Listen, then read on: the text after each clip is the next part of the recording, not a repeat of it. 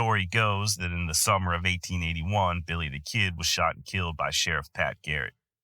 The lawman had been on the hunt ever since Billy broke out of jail in the town of Lincoln 78 days prior and finally caught up to the bandit at Old Fort Sumner. It was round about midnight, and Pat was waiting inside Pete Maxwell's darkened bedroom when the Kid stepped in. "Quién es?" he asked, noticing the large shape looming in the shadows. "Who is it?" Pat answered in the form of 2 shots from his .44-40 Colt revolver, and just like that, Billy the Kid was over, at least in his mortal form. His body may have been stuck in the ground the next day, but Can No Pine Box contained a legend that soon emerged. And make no mistake about it, over the decades that followed, Billy the Kid has taken on mythical proportions unrivaled by any other character of the Old West. One thing needs to be established from the get-go, something I'll be repeating throughout this entire series. The irrefutable fact that we have little to no idea who Billy the Kid was. Not really. We don't know where or when he was born, who his father was, or even a clear idea of what he looked like. I mean, sure, we have that one tintype, but let's face it, it ain't the greatest picture in the world. And even Billy's death is shrouded in mystery. There's a lot of stuff we can piece together, sure, and we can oftentimes make educated guesses in lieu of solid historical evidence. But at the end of the day, we're left with a very young man, likely no older than 21 years of age at the time of his death, who has become the most popular figure in all of Old West history. An outlaw to some, a hero to others, but legendary to all. And that legend can be a hard nut to crack. As usual, I will attempt to separate fact from fiction, but as of this recording, despite extensive research by hundreds, if not thousands of people more patient and more intelligent than I, there's just so much we don't know. That said, we're going to give it a try. I mean, why not? After all, there's many a slip twixt cup and lip, right? Hey, you see the size of that chicken? Regulators! My name's Josh, and you're listening to the Wild West Extravaganza.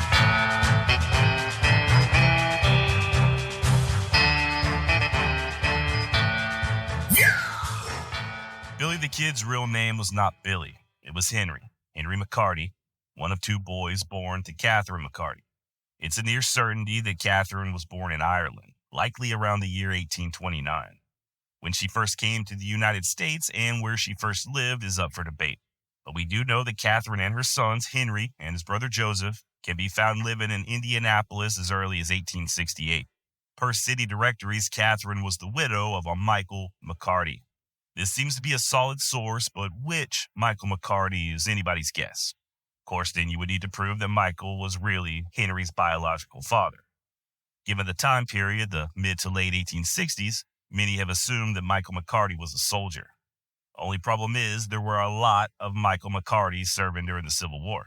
Over 24 who enlisted in New York State alone, not to mention Indiana where Catherine was living. Speaking of New York, the most commonly believed origin story when it comes to Billy the Kid is that he was born in the Big Apple.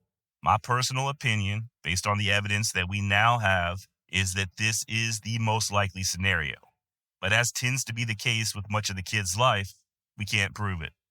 Billy himself allegedly claimed to have been from New York, at least on a couple of occasions. His stepfather, William Antrim, stated that Catherine's first husband, last name McCarty, presumably Billy's real father, died in New York. And Billy's brother Joseph said he was born in New York as well, per one census. On another census, he claimed Indiana, but you know how it goes with census records. Diligent research has even uncovered a baptismal certificate indicating that a Patrick Henry McCarty was born in New York City on September 17, 1859, to parents Patrick McCarty and Catherine, maiden name Devine. Records show that the event took place at St. Peter's Church, which is still in operation to this day. But is this our Henry McCarty, aka Billy the Kid? Once again, who knows? I don't know if you're aware of this, but there were more than a few Irish immigrants living in New York City in 1860. And quite a few of them had the last names McCarty and even Bonney, one of the many aliases the Kid would take later in life. Hell, someone was even able to find a Catherine McCarty living next door to a William Bonney on New York's East 12th Street in 1862. Of course, other evidence shows that she was not the mother of Billy the Kid, but you're starting to get the picture, right? This is like trying to find a potato in a stack of Irishmen. There's theories that Catherine lived in New Orleans and upstate New York, and there's claims that she was born in Missouri. To further complicate matters, some even assert that Billy's mother was a prostitute in the slums of Manhattan's Five Points district. that McCarty was her maiden name and Billy's daddy was just a random customer. When it comes to Billy's birth year, we likewise run into several roadblocks. For a long time, it was assumed that Billy was brought into the world on November 23rd, 1859, which would have made him like 4 months shy of his 22nd birthday when he got killed. However, that date comes from Pat Garrett's book, The Authentic Life of Billy the Kid. Pat's ghostwriter, Ash Upson, was also born on November 23rd. For what it's worth, most historians do doubt that November 23rd date and just assume that Upson substituted his own birthday for whatever reason. By the way, there are aspects of The Authentic Life of Billy the Kid that are accurate, and there are parts that we know for sure are wrong. It's a source that always needs to be questioned and taken with a grain of salt, but it cannot be totally discounted. There's a lot of evidence that shows Billy being younger than claimed in Pat Garrett's book, though. Newspaper articles, the words of fellow regulators Frank and George Coe, and even Sheriff Harvey Whitehill, the first lawman to ever arrest the kid. They all claimed he was born in 1860 as opposed to 1859. I know we're splitting hairs here, but hey, you also have the words of Billy, who claimed to have been 25 years of age in 1880, which would have meant he was born in 1855. You see what I mean, right? The information's all over the place, and there's just not that much we can nail down as solid, irrefutable proof. To quote the great Bob Bose Bell of True West magazine, everything about this young man is open to question, including his date of birth. From birth to death, almost every aspect of his life is completely undocumented. Historian and Billy the Kid expert Nora Hinn furthers this sentiment by saying, quote, "There are no absolutes. He may just have been born in Indiana." End of quote. Now, me personally, if I had to place a bet right now, I'd say Billy was probably born in New York, probably in the year 1860, and that his father was more than likely named Michael McCarty. Don't worry, this entire series is not going to be this hazy. Things clear up a bit once we pick up the trail in Indiana. That's where Catherine met her future husband, Billy's stepdaddy, William Antrim. About 12 years Catherine's junior, Cougar alert, William was a veteran of the Civil War, albeit just for 3 months, who was working as a driver and clerk for an Indianapolis Merchants Union Express company, just a few blocks from where Catherine and her boys lived. Evidently, the pair hit it off as, by the summer of 1870, William and Catherine, with Henry and Joseph in tow, had moved to the frontier town of Wichita, Kansas. They did remain unmarried, however. Catherine and the boys lived on North Main Street, where she ran a laundry service, as Joseph settled on some acreage he purchased just outside of town. And they seemed to do well enough there in Wichita. Both Antrim and Catherine began buying up various properties and empty lots, and even Catherine's laundry business was praised in the pages of the Wichita Tribune. As for young Henry McCarty, who would have been around 9-10 years of age by 1870, he would later be remembered by one resident as a quote-unquote street gamin, sort of another term for a street urchin indicating that the youngster roamed the town with little to no supervision. Worth noting that Wichita in 1870 was 100% the wild and woolly West. Buffalo hunters, gamblers, dancing gals, and wild-eyed Texas cowboys were a common sight, as were shootings and hangings, all of which our Henry would have been soaking in. Sadly, Catherine McCarty would fall ill with tuberculosis. She may or may not have had it before embarking for Kansas, but this sickness would cause the family to move yet again for an even drier climate. As I'm sure you know, the family would ultimately land in New Mexico, but not for another year and a half. Once again, we can't say for sure, but many legitimate researchers believe that the Antrims spent these mystery months in Denver, Colorado. The kid would allegedly tell a few of his pals that he lived in Denver for a spell, as would his brother Joseph. The family would arrive in New Mexico sometime prior to March 1st, 1873, when William and Catherine finally stopped living in sin and tied the knot. The marriage was officiated in the First Presbyterian Church in Santa Fe, and according to both church and Santa Fe County records, there were 5 witnesses, one of whom was Joseph, or Josie, as his name was recorded, and the other our very own Henry McCarty. Within a couple of months, the family would head southwest a few hundred miles, braving the lands of the Apache, before finally settling down in the bustling metropolis of Silver City, New Mexico. Now, Silver City was, as the name suggests, a mining town. There was a silver strike after ore was discovered in 1870, and by the time Henry and his family showed up, Silver City was home to a little over 1,000 souls, the majority of whom were Hispanic. And it would be this Hispanic culture that young McCarty would wholeheartedly embrace. He quickly learned the lingo, came to enjoy the Mexican dishes, the music, the dances, and, of course, the young ladies. Stepfather William Antrim did a little prospecting, as well as working in a meat market, while Catherine stayed as busy as ever, putting her health to the side as she did laundry, baked and sold various pies and cakes, and even took in the occasional boarder in their tiny home. Just a hard-working gal by all accounts. Meanwhile, Henry, possibly now using the last name Antrim, was already letting his mischievous side show. He was in his early teens when the family settled in Silver City, and whereas he was once remembered as a street gamin in Wichita, he and his little running buddies were now referred to as quote-unquote village Arabs. Just another way of saying they were out there running wild. It's at this time we find the stories emerging of Henry's fondness for singing and music. He and his buddies even formed a music group of sorts that performed at the local opera house. Some of the young man's favorite songs included Silver Threads Among the Gold and Turkey in the Straw, both of which can be heard on YouTube if you're of a mind to give them a listen. It probably goes without saying that Henry was quite the dancer, a trait that he might have inherited from his mama Catherine. Both she and her son would attend the many dances held there in Silver City by the Hispanic community, as well as the other shindigs held by the Norte Americanos. Henry and Joseph did go to school, at least for a little bit, and Henry soon gained a reputation as a voracious reader. Billy got to be quite the reader, said Silver City citizen Anthony Connor when remembering young Henry McCarty. He would scarcely have the dishes washed until he would be sprawled out somewhere reading a book. It was the same down at the butcher shop if he was helping around there. First thing you know, he would be reading. Apparently, the kid's reading material of choice was a magazine called the Police Gazette, sort of a trashy collection of pulp and crime stories, as well as just your run-of-the-mill dime novels. Not exactly heavy reading, but hey, you take what you can get in Silver City. I've been saying that my whole life. Besides, I'm willing to bet there weren't a book written or a song sung that could stop the future Billy the Kid from getting into trouble. Hence his very first known brush with the law at around 14 years of age. I say the law, but really it was just the stern admonishment of a couple of adult men. Some a few of my listeners could use a bit of.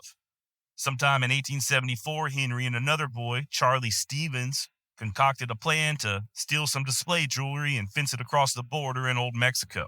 The day before the caper could come to fruition, however, Charlie got cold feet and spilt the beans to his daddy.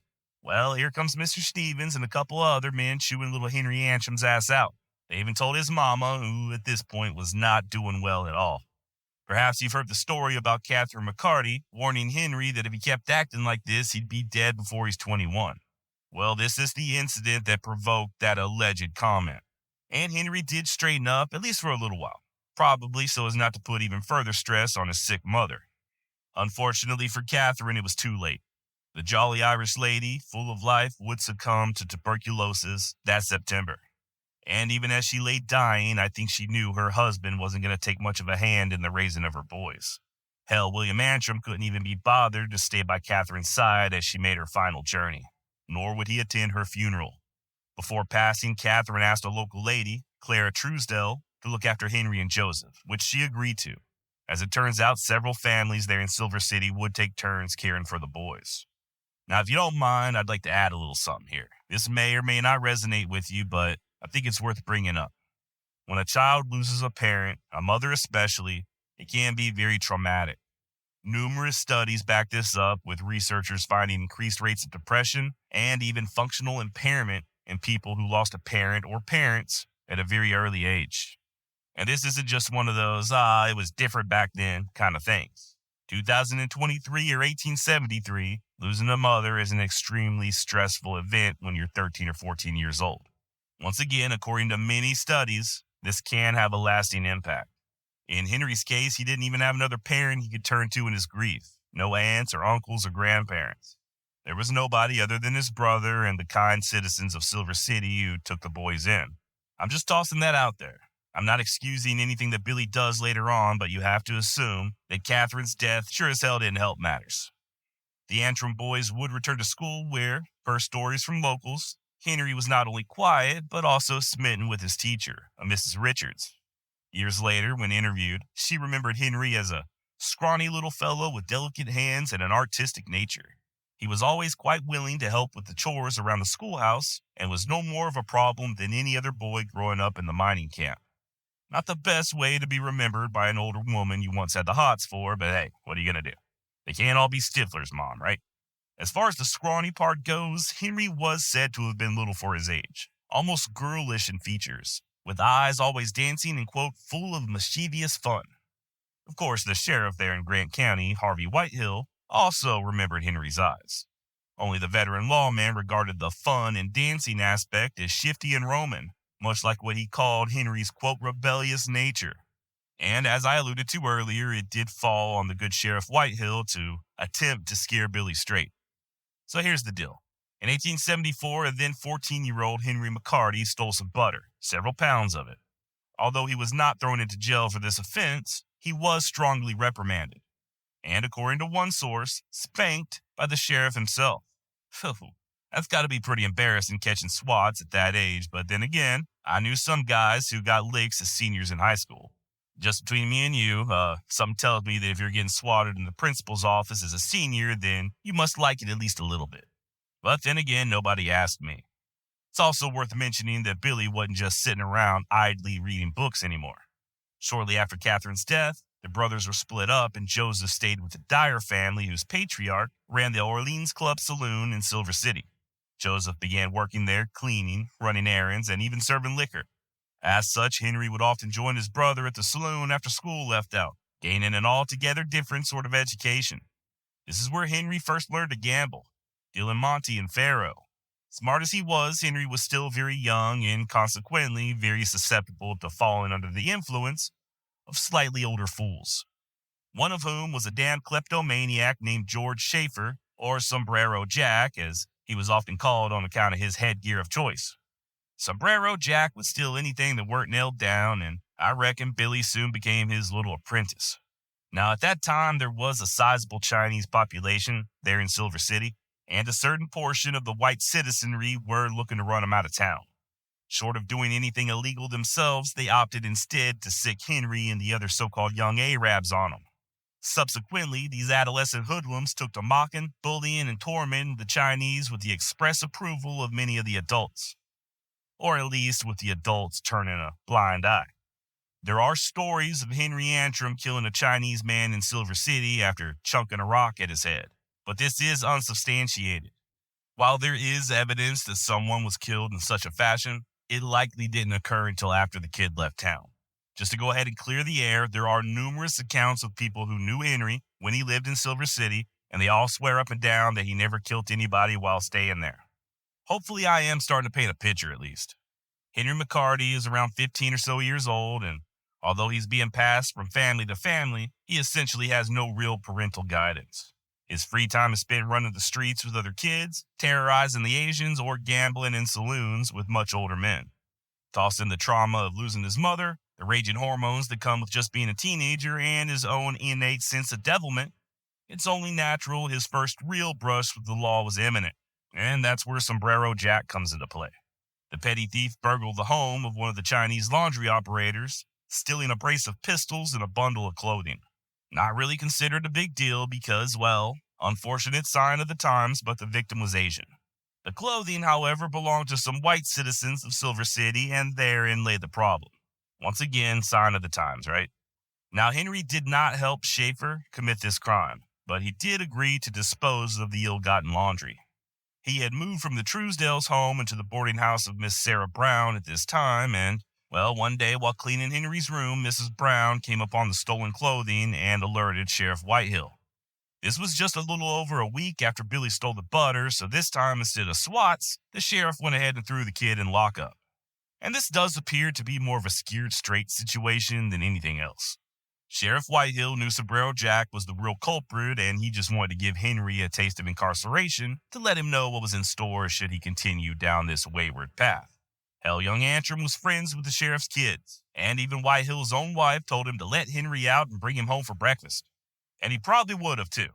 Only thing that stopped him was the kid escaping from jail. They let him alone in the corridor for just half an hour, and Henry shimmed up the damn fireplace and made a run for it, a lair of soot traveling behind him. What happened next is a little unclear, at least the details. Some claim that Henry went back to Sarah Brown's place, and I guess she felt kind of guilty, so she put him on a stage bound for Arizona. Others say that he stayed with the Knight family on their ranch, hiding up in the barn while they tried to convince him to return to Silver City and take his punishment. Henry agreed, and they lent him a horse, and instead of returning to Sheriff Whitehill, he went to Arizona. Author Michael Wallace, however, contends that the most plausible theory is that Billy sought refuge with his surrogate mother, Clara Truesdell. Her son Chauncey later said that Clara washed Henry's sooty clothes, gave him some money and food, and then put him on a stage bound for Globe, Arizona. Whichever way it shook out, Henry McCarty, aka Henry Antrim, did indeed flee to Arizona. And it's there that he would spend the next 2 years. His first stop was likely the mining town of Clifton, where he found and had a falling out with his prodigal stepfather. After Henry explained his situation, Antrim turned him out, saying, "If that's the kind of boy you are, you can just get out." We don't know precisely what Henry was up to every step along the way. Obviously, he would take odd jobs, even work cattle on various ranches. He may have worked on the Slaughter and Chisholm ranches during this time, but we just can't prove it. He did for sure run cows at Henry Hooker's Sierra Bonita spread, though. That much we do know. And we also know he started stealing horses. That time spent at the Orleans Club in Silver City was paying off as Henry began turning cards in the mining camps. Hearing that there were easy pickings down at Camp Grant, Henry stole a soldier's horse and lit out. Now, Camp Grant, located about 40 or so miles south of Globe, originally served to provide security from roving Apache to the many settlers and miners streaming into the area. For Henry and quite a few others, however, the camp would be regarded as a source of easy money. It's a scene that repeated itself all over the West. If there's a fort or military outpost, you can be sure that whatever town is closest will invariably end up as a place for the soldiers to blow off steam along with their paychecks. Such a town would also draw the types who earned a living off of the soldiers. You know the sort, right? Gamblers, con artists, pimps, and thieves. For your more frontier outposts where a town wasn't handy, as was the case with Camp Grant, the military men would have to make do with what were often referred to as hog ranches. Now, these so-called ranches may or may not have had swine on hand, but they all had whiskey and women, making them a popular destination for their intended clientele, the painfully bored, eternally titillated, and always thirsty fighting man of the United States Army. This particular settlement where Henry found himself, just on the outskirts of Camp Grant, included George Atkins Saloon, a general store ran by an old boy named Milton McDowell, the austere Hotel de Luna, and of course the quote-unquote hog ranch or red light district, the type of place one Army officer described as, quote, tenanted by a hardened and depraved set of wretches as could be found on the face of the globe. Each of these establishments was equipped with a raw mill of the worst kind, and each contained from 3 to half a dozen Cyprians, virgins whose lamps were always burning brightly in expectancy of the upcoming bridegroom, and who lured to destruction the soldiers of the garrison. In all of my experience, I have never seen a lower, more beastly set of people of both sexes. End of quote, and Henry McCarty was having a blast. He was now going by the name Kid Antrim, or just the Kid for short. He was around 15 years old, and I think it's safe to say he didn't exactly have his life figured out. Who does at that age? Henry was young, dumb, and living life the only way he knew how. I doubt there were many thoughts given to putting down roots or planning for his future. Henry was having a good old time and letting the chips fall where they may. Now, it is important to point out that the Kid did not drink, nor would he ever develop that particular habit, which makes me question the whole Irish heritage thing, but hey. He did enjoy hanging out in saloons for the gambling, and of course the ladies, and while he was known to buy drinks for others, he himself rarely, if ever, imbibed. Antrim worked as a cook at the Hotel de Luna for a few days, but just like in Silver City, he soon found himself under the influence of an older ne'er-do-well.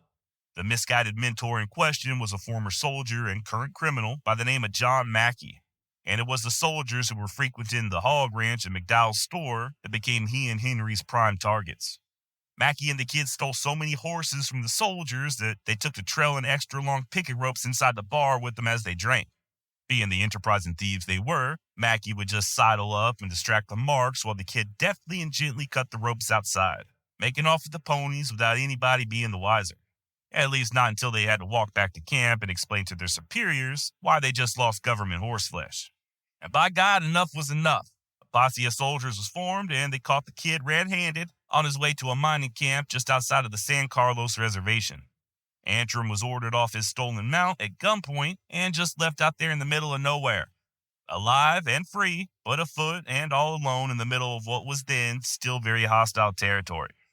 In March of 77, both the kid and Mackey were arrested and handed over to the commander of Camp Grant, but within an hour, Antrim threw salt in the eyes of one of his guards and escaped.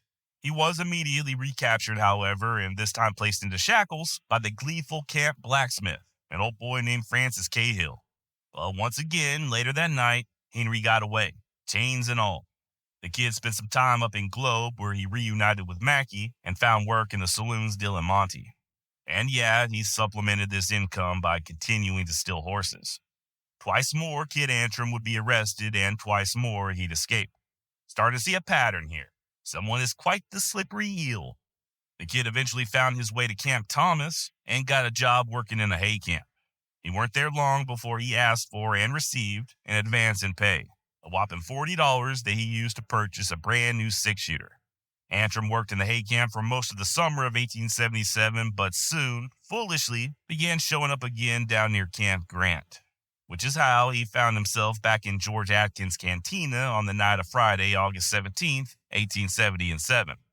Remember that blacksmith who put the kid in shackles, Francis Cahill? Well, it turns out he and the kid had a history. The older Irishman, a 3-year veteran of the U.S. Army, was nicknamed Windy on account of him always telling stories and more or less being full of hot air. And although military records show that Cahill was only 5 foot 4 inches tall, he was a big man torso-wise. Barrel-chested and with powerful arms of the sort blacksmiths are prone to sprout after swinging a hammer all day. And apparently Windy was a bully to boot. Even before he helped secure the kid back at Fort Grant, he was always hacking on him, giving him a hard time, ruffling his hair, doling out little light slaps on the kid's face, and even throwing him on the ground. All for a laugh. Ha, ha, ha. You know the type, right?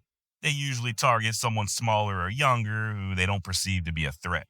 Lord only knows what sort of verbal abuses Windy was tossing the kid's way as well. It all came to a head that night in Atkins' cantina, though, when Henry Antrim decided he had had enough. Of course, it probably didn't help matters that the kid showed up dressed as a quote-unquote County Jake, that brand new revolver stuck in his fancy pants and clad in shoes rather than boots, making him stand out like a sore thumb among the soldiers, laborers, and cattlemen all crowded at the bar looking to quench their thirst. As usual, old Windy started laying into Antrim, mocking him and poking fun. And on this night in particular, Henry began giving it right back. Cahill called Antrim a pimp, likely due to his outfit, and the kid called Cahill a son of a bitch, prompting the older, stronger man to pounce. They wrestled their way out of the cantina and into the street, with Cahill easily dominating Henry on account of his experience and size.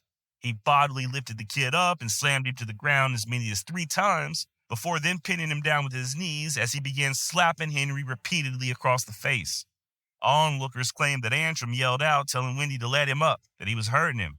Cahill replied, "I want to hurt you. That's why I have you pinned down."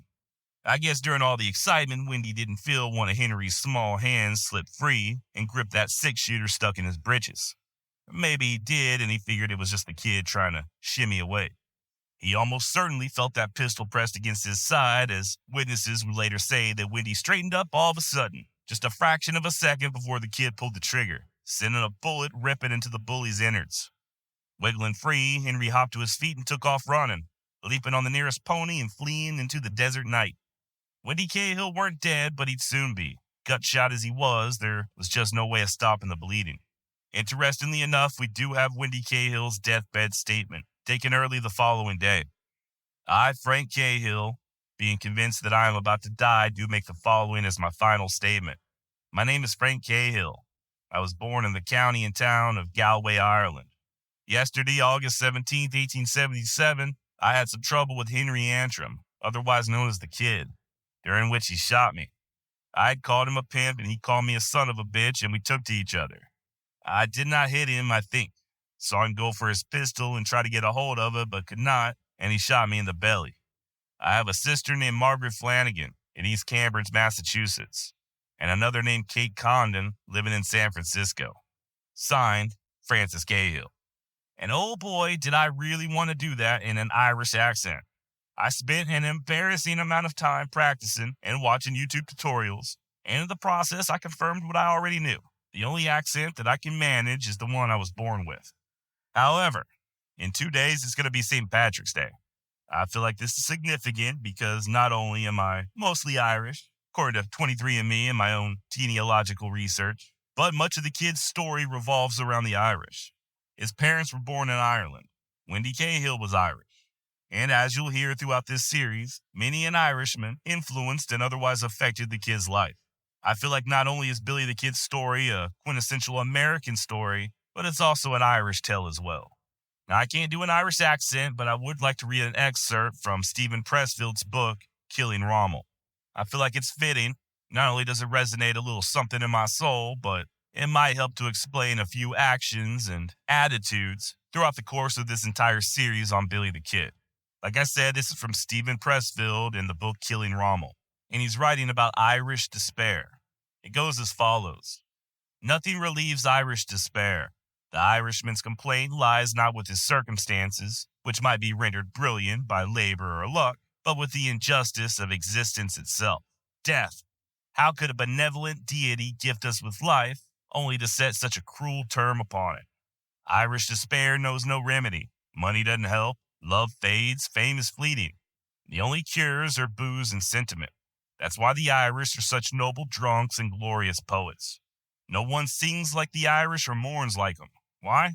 Because they're angels, imprisoned in vessels of flesh. End of quote. And thank you for indulging me. Now, after Cahill's death, a coroner's inquest was held and the 6 men on the panel declared, quote, the shooting was criminal and unjustifiable, and Henry Antrim, alias Kid, is guilty thereof, end quote. Had the kid stayed instead of running, there's a good chance he'd have been strung up or killed by some of Wendy's pals. Then again, how many times have we described similar killings on this podcast, killings way more blatantly unjustifiable, that saw the shooter get off scot-free? Even nowadays, I think the kid would have a fighting chance in court, especially if he could prove that he was in fear of his life. A week after the shooting, the horse the kid fled on was returned to McDowell's store. A traveler explained that Antrim had given it to him to return to its owner.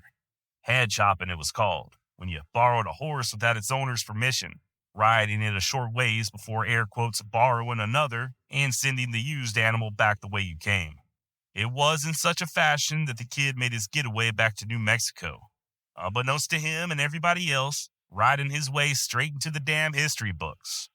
The first legal hanging in Lincoln County, New Mexico, saw the condemned man executed twice in the course of just a few short minutes. The accursed in question, guy with the unfortunate name of William Wilson, had recently gunned down local rancher Robert Casey over a mere $8 wage dispute. The two met on the streets of Lincoln in August of 1875, and Casey denied Owen Wilson a damn thing. Shortly thereafter, William retrieved his lever gun and put a round squarely in Casey's left ass cheek, sending the wounded man limping for cover. Wilson pursued his prey, this time getting up close and taking careful aim, and finishing what he started with a second bullet straight into Casey's face. Miraculously, Robert Casey would linger, albeit unconscious, for the next 30 hours before passing, leaving behind a wife and 3 children. William Wilson was promptly arrested, tried, found guilty, and sentenced to hang. The day of the execution, December 15th, 1875, the citizens of Lincoln awoke to the sound of carpenters fast at work at the gallows as spectators began arriving from far and wide to witness the event. At exactly 11 a.m., Wilson was delivered to the scaffold where he shook hands with a few friends before stepping up and having the death warrant read, both in English and Spanish. This was followed by a prayer led by a local priest and, oddly enough, a very brief stay of execution. For some curious reason, the sheriff wanted to hold off, but the onlookers put up such a protest that after just a few minutes, the event unfolded as planned. Wilson's hands were tied behind him, a black sack placed over his head, and finally a noose was fixed around his neck. At the sheriff's command, the trapdoor fell, and Mr. William Wilson went a-dangling. After 9.5 minutes, his body was cut down and placed in a casket where, surprise, surprise, he was discovered to still be alive. Once more, a noose was placed around William's neck as several citizens of Lincoln heaved and pulled and unceremoniously jerked the man out of his coffin and back up into the air. And this time they left him there hanging till he was dead, which turned out to be about 20 minutes. While this story in and of itself is plenty interesting, it's indicative of the powder keg that was Lincoln County, New Mexico in the mid-1870s. Like I said, Robert Casey denied owing any amount of money to William Wilson.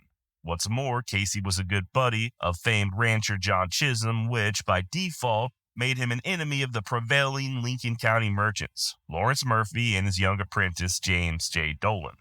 Matter of fact, Casey was in Lincoln on the day of his death, helping to organize a group of candidates that, if successful, would have possibly put an end to the Murphy-Dolan monopoly. According to author Maurice Fulton, in his book History of the Lincoln County War, almost no one took seriously Wilson's claim that he killed Casey because the latter owed him $8 or $9 in wages. Casey had consistently opposed the Murphy machine, and Casey's friends imputed his killing to the antagonism he had aroused by his verbal attack on the Murphy organization at the convention earlier that day. End quote. And what's more, many think the initial hanging of Wilson was a ruse, that it was set up by the Murphy-Dolan faction with plans of faking the condemned man's death and sneaking him out of town in a casket. Just their way of saying thanks for a killing well done. And 2 years later, when Kid Antrim rode into Lincoln, things weren't much better. The teenager was rudderless and looking for any port in the storm. Upon the kid's return to New Mexico, he stopped at the Night Ranch just outside of Silver City. This is one of the families that took both he and his brother Joseph in for a spell after Catherine's death. And it was in the night butcher shop where Henry worked for a short period before fleeing to Arizona. Antrim laid low at the night spread for a few weeks, securing some new duds and a fresh mount, and thus provision pressed on. Aimlessly, it would seem, but soon finding himself at a place called Apache Tejo, and thus into the welcoming arms of Jesse Evans and his gang, often referred to simply as the Boys. More of an organized crime syndicate than a simple gang of bandits, the Boys ran rampant over the Southwest, robbing and murdering and committing all manner of crimes, large and small. Mostly, though, they trafficked in stolen livestock. A lot of stolen livestock. We'll get to that soon enough. Just a quick word on the kid's recent choices. There was nobody chasing him from Arizona. As long as he stayed away, there was a very good chance he'd never face justice in the killing of Wendy Cahill. Same goes for Silver City. Sheriff Whitehill would never even hear about the Arizona shooting and would almost certainly have satisfied himself with giving Antrim a stern talking to for escaping jail back in September of '75. At just 16 or 17 years of age, the kid could have started again, put his past behind him, and live a long, productive life. Probably, though, he figured he was now a branded man wherever he went and thus had no other choice but to fall in with a band of outlaws. Or maybe Henry truly loved the excitement of that life. I don't know. There was a mischief in young Antrim, though, and I'm not sure much of anything could have made him go straight. All right, enough about what I think, huh? Let's get back to the story, Josh. Now, Jesse Evans was about 5 or 6 years older than Henry and got his start cowboying for John Chisholm before falling in with former soldier and fellow banditti John Kinney. Together, they would form a gang and take to robbing and rustling, using Kinney's ranch outside of Las Cruces as a headquarters. Both Kinney and Evans were killers. One drunken New Year's Eve found the pair, along with several of their outlaw buddies, brawling with some soldiers. Kinney got the worst of the fight, so he and the boys stood outside of the dance hall and unloaded their guns. Sort of an Old West version of a drive-by that resulted in the death of 3 and the wounding of 2. One of whom was just an unlucky civilian standing at the wrong bar at the wrong time. A few days later in Las Cruces, Jesse Evans would kill again, gunning down a man right there on Main Street in front of God and everybody. Now, by the time Henry Antrim fell in with this bunch sometime in late December of 1877, Jesse had branched off from Kinney and formed his own gang, although the two would still work together on occasion. And for what it's worth, the kid would only ride with Jesse Evans for a very short period of time. Henry was almost certainly with the gang on October 1st when they robbed 3 horses from a coal camp south of Silver City. They were encountered the following day by a civilian who claimed to have recognized the kid. It was even written up in the paper. Sometime on Tuesday, the party of thieves, among whom was Henry Antrim, were met in Cook's Canyon by Mr. Carpenter. From there, they headed east towards Mesilla, stealing horses as they went. Just outside of the old Fort Cummins, the boys held up a stagecoach. The driver assured the gang that he had no gold, so they let him be, after forcing him to drink some of their whiskey. Upon sobering up, the driver would tell reporters that there were 9 men in the gang, each armed with 2 revolvers and a rifle, and wearing a couple of cartridge belts apiece. Now, that number 9 would increase as they traveled. More of the boys showed up, most of them with stolen horses, and it weren't long before Evans' crew numbered over 26. more than enough to hold off the six-man posse that caught up with him. The outnumbered deputies didn't have anything but pistols, and I reckon they was all good men who loved their families because they soon forgot all about Evans and took refuge in a nearby canyon. By the way, back in Arizona, the kid had been occasionally going by his stepfather's name, William Antrim or Billy Antrim. But somewhere around the time he started riding with Evans is when he took to calling himself William H. Bonney, or Billy Bonney for short. And of course, he still answered to the kid. Now that H in William H. Bonney more than likely stood for Henry. And Bonney, well, that's a riddle that has stumped researchers for going on 140 plus years now, with many suspecting that the kid's entire mysterious past could just be solved if we could only connect the dots to the Bonney surname. There's a very strong case to be made that the kid's mother, Catherine, that her maiden name was Bonney. Some even claim that the kid descends from Plymouth Pilgrim Thomas Bonney, or even the female pirate Anne Bonney. Equally unproven, yet worth mentioning, is the theory of historian Herman Wisner, who asserted that Catherine was not born in Ireland, as most believe, but rather in Missouri. Her father, according to Wisner, was a James Bonney who ran a freighting business along the Santa Fe Trail. He abandoned his Missouri family and married him a senorita in New Mexico, whose father was a Mora land grant claimant. Now, this James Bonney was a real dude and very well documented. He opened up a trading post in northern New Mexico, had several children, and was doing well for himself. At least he was until 1846 when he went after some horse thieves and his corpse was discovered sometime later studded with arrows. The historian Wisner met with these New Mexico Bonney descendants in the 1990s and believes he found a connection alluding to Catherine Antrim having a sister that lived in Lincoln County. And of course, here you have the kid in 1877 headed straight for Lincoln. Finally, in the 1880 census, the kid can be found listed as a resident of Fort Sumner, and it was recorded that he and his parents were from Missouri.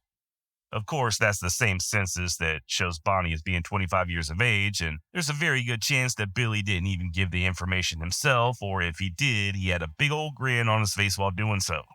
This is all speculation. In my opinion, the simplest explanation is most often the correct one.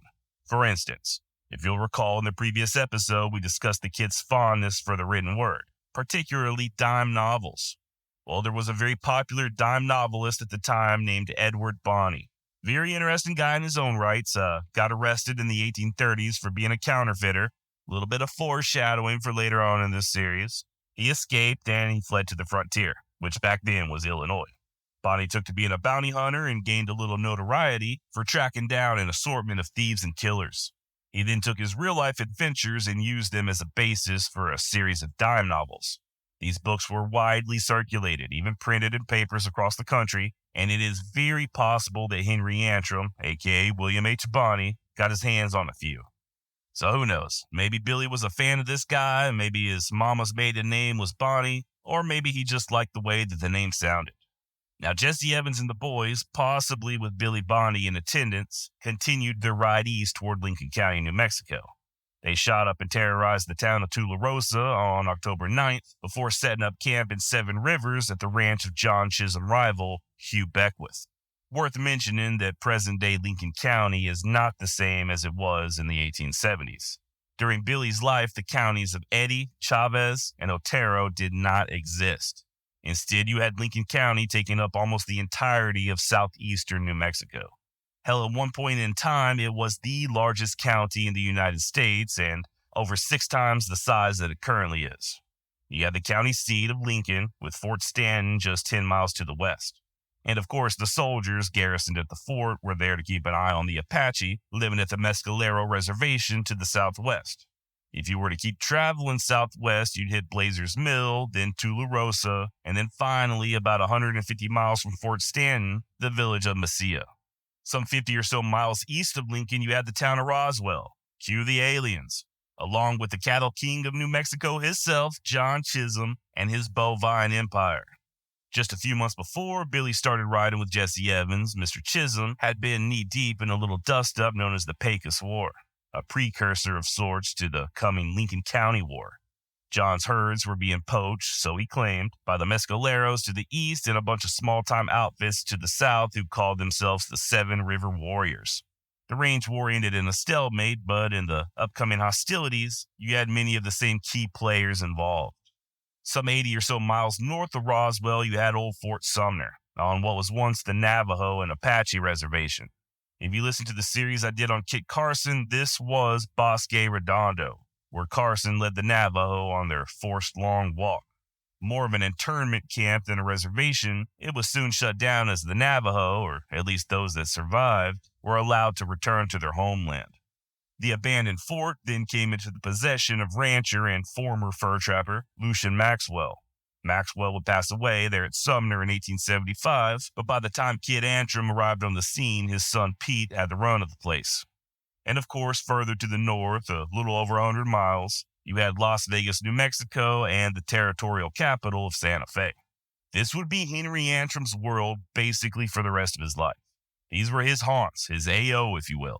Aside from a couple of short trips into Texas, these locales would be where he plied his trade. Now, at some point in October of 1877, Billy parted ways with Jesse Evans, at least on a full-time basis. Per Mesilla Valley rancher Eugene Van Patten, the kid stopped at his spread that fall looking for work, and then made his way to the ranch of High School Jones some 200 miles to the east over in Seven Rivers. Now, you may have heard the story of Billy having his horse stolen by the Apache and being forced to walk many a mile to the nearest vestige of civilization. Well, that vestige was the Jones Ranch. High school was away at the time, but his wife Barbara, known to all as Ma'am Jones, discovered Billy and nursed him back to health. Allegedly. Story goes that Billy and his buddy Tom O'Keefe had left Mesilla and headed east. They were advised to travel through the reservation, but they, quote, wanted to see the country, so they deviated to the south. And as luck would have it, somewhere around the Guadalupe Mountains, the Apache struck.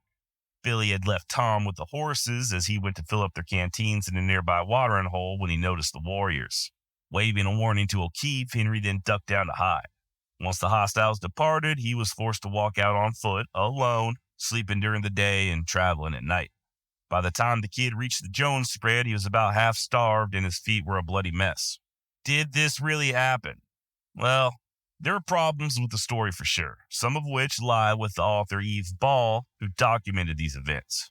She clearly added in some romance and what some describe as contrived conversation. Furthermore, expert Robert Utley thinks the entire affair smacks of the sensational and points out there is no other historical record of this Tom O'Keefe even existing. The Apache story is likewise told in Pat Garrett's The Authentic Life of Billy the Kid, but with no mention of the Jones family, which is interesting because the only part of this story that's not up for debate is that Billy certainly did spend time on the ranch of High School Jones. For whatever reason, he chose not to stay with Jesse Evans and their crew on the neighboring ranch of Hugh Beckwith, but as you'll soon hear, and as I alluded to earlier, the kid would still work with the boys on occasion. Bonney was definitely at the Jones Ranch in mid-October when the widow Ellen Casey passed through, the wife of the late Robert Casey we mentioned at the beginning of this episode. According to Ellen's then 14-year-old daughter Lily, quote, the kid was active and graceful as a cat. At Seven Rivers, he practiced continually with pistol and rifle, riding at a run and dodging behind the side of his horse to fire, as the Apache did. He was very proud of his ability to pick up a handkerchief or any other object off the ground while riding at a run, end quote. Lily's older brother didn't remember Bonney quite so fondly, however. Quote, he was nothing but a kid and a bum when I knowed him back then, end quote. Now, the widow Casey and her family were on their way to Texas, and Billy asked her more than once if he could join them, and each time she said no. It was also while staying at the Jones place that Billy had a little dust-up with Buck Morton, a foreman for what folks had taken to calling the Murphy-Dolan faction. Apparently, young Billy had been hanging around one of Morton's cow camps and made the mistake of trying to cut in on Buck's girlfriend, a cute little thing everybody called the Belle of the Pecos Valley. Buck Morton didn't much appreciate this, so he put Bonney out. What exactly was said, I don't know, but Billy would make comments about wanting to get even.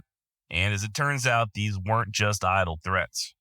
Now, I've already mentioned the Murphy-Dolan faction a couple of times, and we will dive into who this pair was in more detail in just a moment, but let me just go ahead and state that the coming troubles there in Lincoln County were complex, to say the least. You had many different groups and factions and shifting alliances. There's a lot of key players involved. The history has been heavily influenced by legend, And to be totally honest, it can be a little hard to keep track of everything. We are going to discuss the Lincoln County War in full, but the idea that it was just a simple cut and dry case of the corrupt bad guys versus the honest underdog is not exactly true. Okay, so let's take a look at Murphy first. The Irish-born Lawrence Gustav Murphy spent most of his adult life as a military man, enlisting with the U.S. Army straight off the boat in 1851 and serving pretty much continuously until the end of the Civil War. It appears Murphy saw action in the Seminole Wars down in Florida as well as the Utah expedition before transferring to New Mexico, where he served during the entirety of the war between the states. Murphy was a quartermaster and climbed rank quickly, according to one source, gaining the rank of brevet major and even serving as commander of Fort Stanton for a few months before finally mustering out for good in September of 1866. Lawrence would then join the Grand Army of the Republic, sort of a fraternal organization of fellow Union veterans, and become heavily involved with the Republican Party, as well as going into business with a fellow freshly mustered out officer, a German by the name of Emil Fritz. LG, as he was often called, and Fritz then set about securing military contracts to supply beef and other foodstuffs to the nearby Apache reservation. Always a lucrative, if not shady prospect, as well as speculating in and selling bogus land grants. They also provided cattle and goods to the soldiers of Fort Stanton, along with payday loans, and even became sort of unofficial advisors to the post officers. As time went on, Murphy was shown to be more and more corrupt. The cattle he was supplying to the Army was often stolen by Jesse Evans and his gang, bought by Murphy at $5 a head, and then resold to the Army for 3 times that amount. Enter in James Joseph Dolan. 17 years Murphy's junior, Dolan was likewise an Irish immigrant and former soldier who went to work for Murphy as a clerk shortly after being discharged. And apparently both Dolan and Murphy were cut from the same cloth, as far as business practices go. Dolan would rapidly work himself up in the organization, becoming a trusted protege and eventually partner in the whole damn enterprise. He was hot-headed, though. He and Murphy would be booted from doing business at Fort Stanton in 1873, partly for their shady business practices, but also due to J.J. Dolan taking a pot shot at an officer. Now, by this point, Dolan had made partner, replacing Emil Fritz. The German had fallen ill and traveled back home to Deutschland, where he passed from dropsy in the summer of 1874. And although Murphy and Dolan were ousted from the fort, they did still retain many of the government contracts, and, what's more, they had a contingency plan. The two set up shop in the town of Lincoln and soon came to control nearly all of the business in the area. The house, as Murphy and company were referred to, operated a big 2-story mercantile store there in Lincoln, as well as a brewery, boarding house, and saloon. And yeah, they were still dealing in stolen cattle. This is where Jesse Evans and the boys come into play. They were effectively on Murphy and Dolan's payroll. They'd rustle cattle from the other outfits like John Chisholm's, funnel them through Murphy's cow camps like the one run by Buck Morton, and sell them either to the Army or the reservation. Even the items they sold in their store in Lincoln, groceries and supplies and such, were marked up extremely high because they simply had no competition. The pair would claim that this was to counter the exorbitant price of shipping said goods all the way to Lincoln, but really, with the prices they were charging, a lot of folks considered it just flat-out highway robbery. Oh, and by the way, they also had the sheriff of Lincoln County, a feller by the name of William Brady, in their pocket as well. Just like Murphy and Dolan, Brady was born in Ireland and a former soldier. Just a couple of years older than Murphy, Brady served from 1851 until his discharge in 1866 with the brevet rank of major. Best I can tell, these guys all served together. Murphy, Brady, Fritz. Brady was even the commander of Fort Stanton for a short period, just like Murphy. So it wasn't just a matter of, oh, here's this corrupt sheriff, let's pay him off and we can do what we want. Granted, Brady did owe Murphy quite a bit of money, but these men were brothers in arms. Immigrants, all of them, and they went back quite a long ways. And of course, I can't bring up the power dynamics of Lincoln County without mentioning the Santa Fe Ring, a group of influential New Mexico politicians, lawyers, and businessmen who were basically doing the same stuff as Murphy in the house, just on a statewide level. Think of the Murphy-Dolan faction as a crew. They're Joe Pesci in Casino, right? You ever see that movie? And the Santa Fe Ring, they're the bosses back home. You feel? Okay, maybe that's not the best analogy. Truth is, the Ring wasn't as organized as a lot of people seem to think. and its members were more motivated by their individual greed than the shadowy organization as a whole. Be that as it may, they controlled government contracts of the sort that Murphy had with the Army and a ton of land grants, along with various other business interests. Their unofficial official leader was a dude named Thomas Catron, a former Confederate and Republican, which was sort of a rarity back in those days. After the war, Catron studied law and then headed to New Mexico, where he worked his way up from district attorney to gaining a presidential appointment as the U.S. attorney over the entire territory. Catron also became the single largest landowner in New Mexico, largely by taking advantage and manipulating old Spanish and Mexican land grants. The corruption of the Santa Fe ring was widespread, going as high as the territorial governor himself, Samuel Axtell. The ring had business interest in Lincoln County, and at least for a little while, Murphy and Dolan had Santa Fe's full backing. Now Murphy, being the damn Irishman he was, enjoyed his whiskey of an evening, a habit that was only exasperated once he was diagnosed with cancer of the bowels. Weren't long before LG began drinking just to keep the pain at bay. According to one Lincoln County resident, old man Murphy was dissipated and got so he couldn't do business, just drink whiskey. Yet another recalled that the former officer spent most of his time in an alcoholic stupor, and still another said that Murphy was so besotted with liquor that he was almost a negative quantity in the trouble being the Lincoln County War, which we're about to get to, don't worry.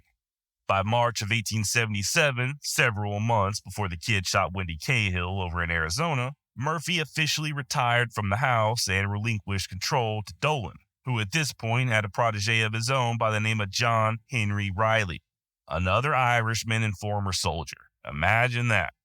At some point, Murphy would leave Lincoln County entirely and head to a ranch in Santa Fe where he would die in October of 1878 at just 47 years of age.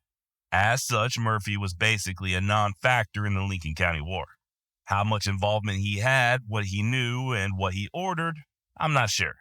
I was unable to determine when he left Lincoln, and although he would still be alive once the war was officially over, I'm not sure how aware he was of the stuff going on 200 miles to the south as he lay dying in Santa Fe. So what L.G. Murphy and old Emil Fritz built, Dolan and Riley had the run of by the fall of 1877 when Billy Bonney came trotting on in. And the kid weren't the only newcomer. In 1875, a Canadian-born lawyer by the name of Alexander McSween arrived and had the distinction of being the very first attorney to open up shop in Lincoln. And you better believe he promptly went to work for L.G. Murphy in the house. Matter of fact, when Emil Fritz passed away, it would be Alex McSween who was tasked with handling his estate, including a $10,000 life insurance policy or $250,000 in today's money. Now this is where things get murky again. Oh boy, do they. Fritz did not have a wife or kids, but he did have brothers and sisters. McSween was supposed to travel to New York and work out all the details. I'm not sure if he did or not, but the entire ordeal was one big, long, drawn-out mess. Months and months passed, and finally Alexander McSween, for some reason, received the proceeds of the policy instead of Fritz's siblings. There are some that say McSween was dragging his feet using shyster lawyer tactics in order to keep the money for himself. Others believe the attorney was protecting it for Fritz's heirs and making sure Murphy and Dolan weren't screwing anybody over. McSween even refused to release the money until he was allowed to examine Murphy and Dolan's books, at which point they had enough and told him to kick rocks, nerd. Of course, by this time Murphy was sick and not really involved so much as J.J. Dolan. In December of 1877, the House brought embezzlement charges against Alexander McSween, and both he and rancher John Chisholm were tossed in jail. Why Chisholm? Well, he was one of the few prominent men in New Mexico not aligned with the Santa Fe ring. And seeing as how far too many of his beeves turned up in Dolan cow camps and got sold to Fort Stanton, with the money ending up in Dolan's pockets, Chisholm wasn't exactly a fan of the House either. For what it's worth, John Chisholm was quickly released from jail as there was no evidence he was involved in the embezzlement. And once McSween got bailed out, he started getting real vocal about Dolan in the House. Oh, and by the way, as far as I know, nobody has any idea what happened to that $10,000. And to further confuse matters, just to show that this is way more complicated than usually presented, Dolan and the House were on the verge of bankruptcy. Yeah, I know. They were such a big bad monopoly, and if they controlled all the business in Lincoln, then how the hell were they going broke? Like I said, this entire issue is not the cut and dry good versus bad scenario it's often made out to be.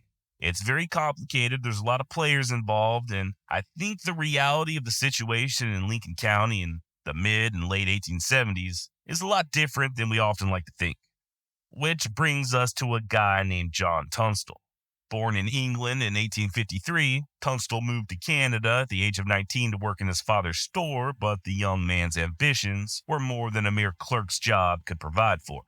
In early 1876, John traveled to California with the thoughts of starting a sheep ranch, but somehow found himself in Santa Fe, New Mexico instead, where the aforementioned Alexander McSween befriended the young Englishman and began extolling the virtues of Lincoln County.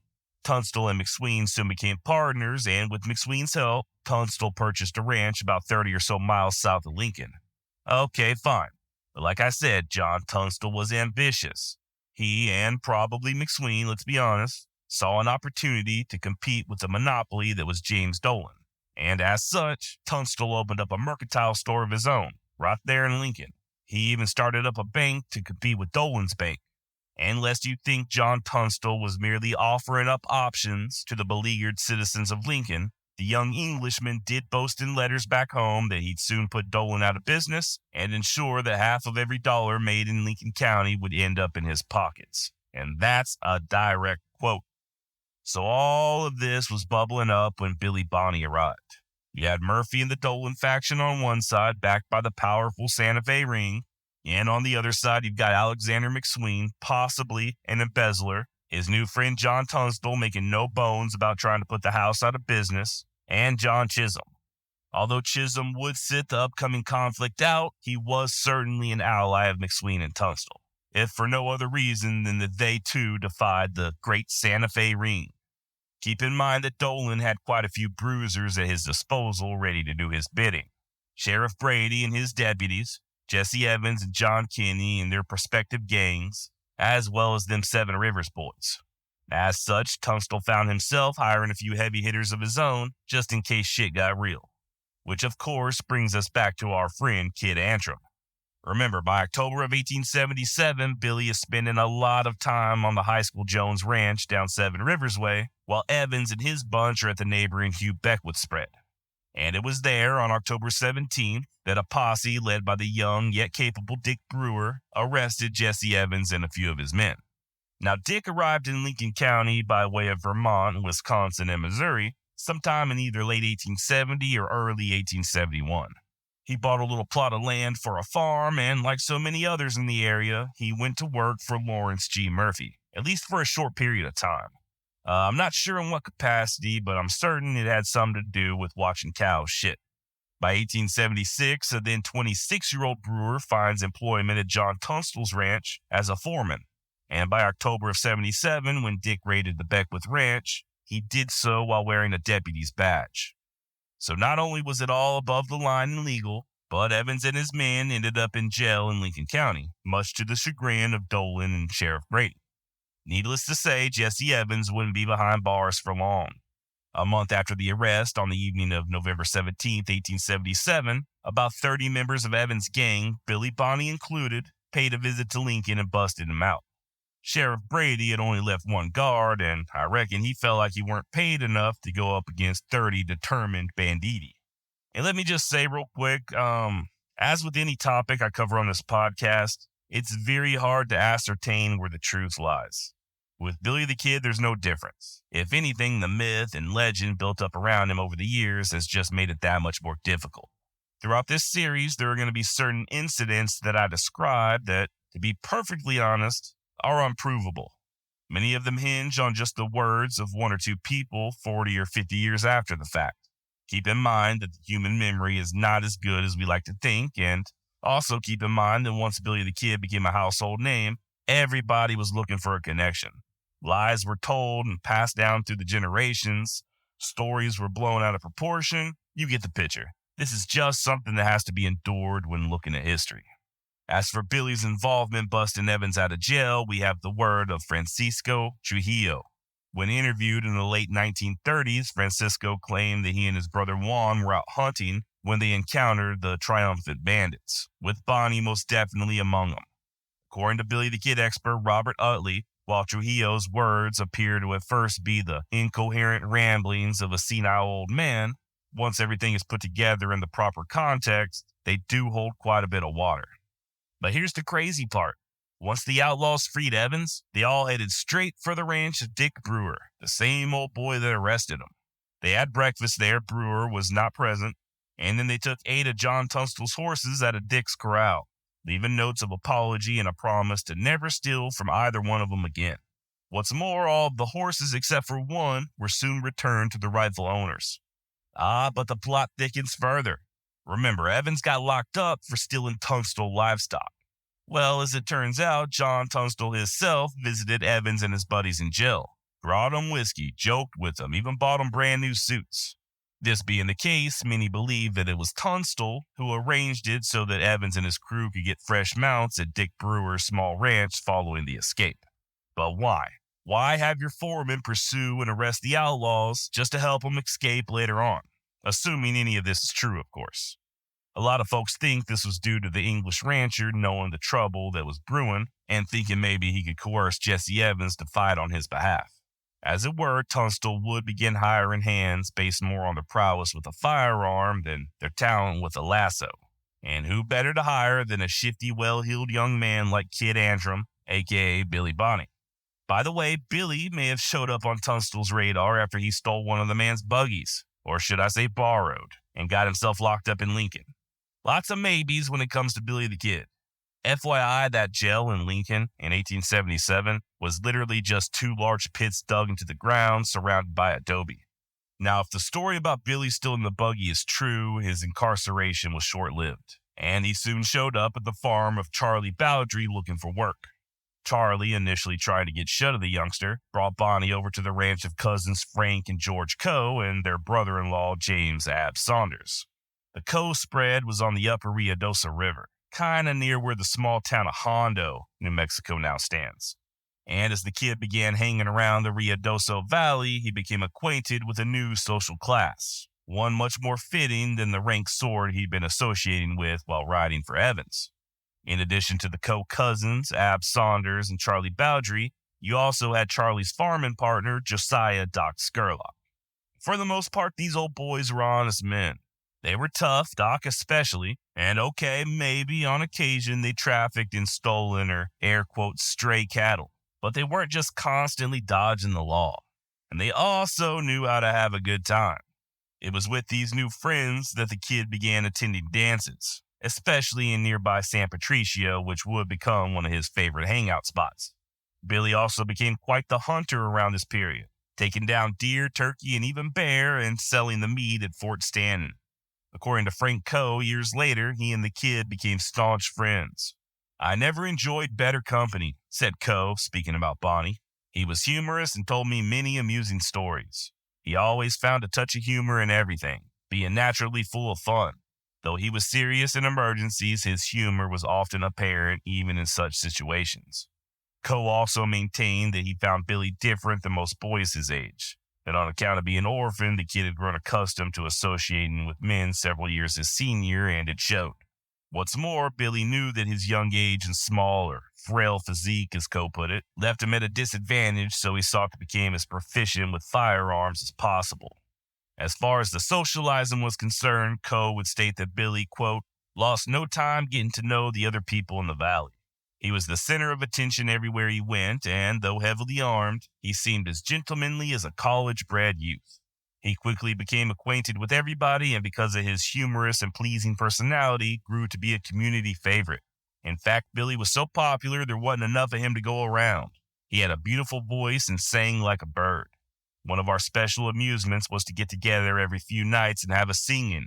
The thrill of those happy nights still lingers. Pleasant memory, and tonight I would give a lot to live through one again. Frank Coe and I played fiddles, and all of us danced, and here too, Billy was in demand.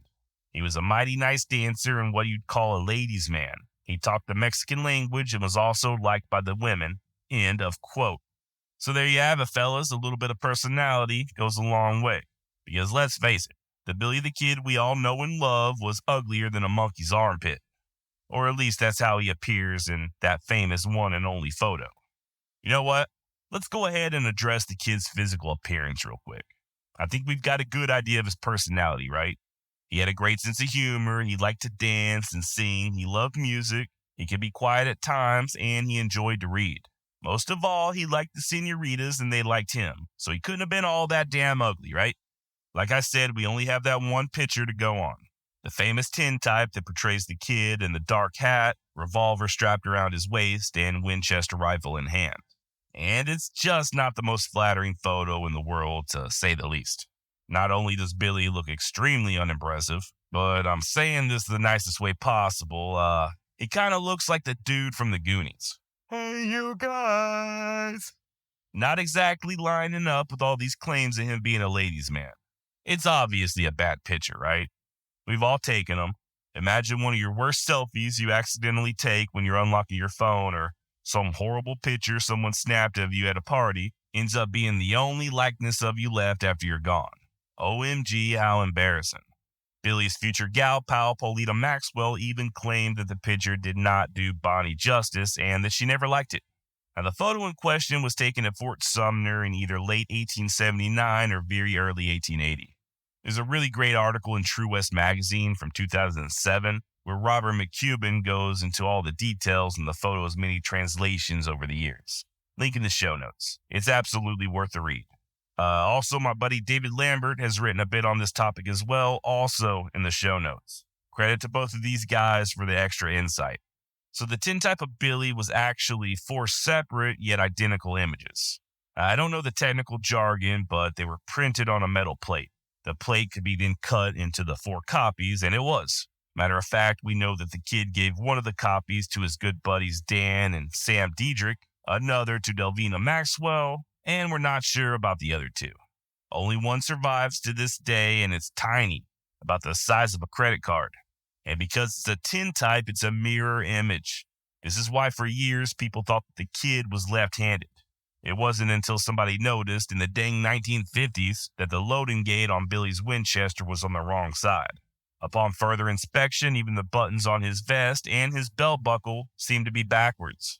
If you reverse the photo, it's all good, with the kid's pistol on his right hip. That pistol, by the way, was possibly a Colt Thunderer. It's hard to make out in the picture, at least to me, but the kid was said to have favored a double-action Colt Thunderer, chambered in .41 long Colt. If you're not familiar, in total layman's terms, double action means that you did not have to manually cock back the hammer between every shot, thus allowing you to somewhat rapid fire your revolver. The Colt Thunderer had a distinctive bird's head grip, sort of like the gun that Doc Holliday lays on the table in Tombstone when he tells Ed Bailey they can be friends. Now technically that's a Colt Lightning, but the grip would have been the same. I believe Emilio Estevez also uses one in Young Guns too. The real-life Doc Holliday was said to have been a fan of the Thunderer, as was John Wesley Hardin, so there you go. All right, so let's address what Bonney is wearing in the famous photo. That's not a top hat on his head. I'm not sure what it's called, but it does appear to just be a narrow-brimmed cowboy hat with the top sort of punched in.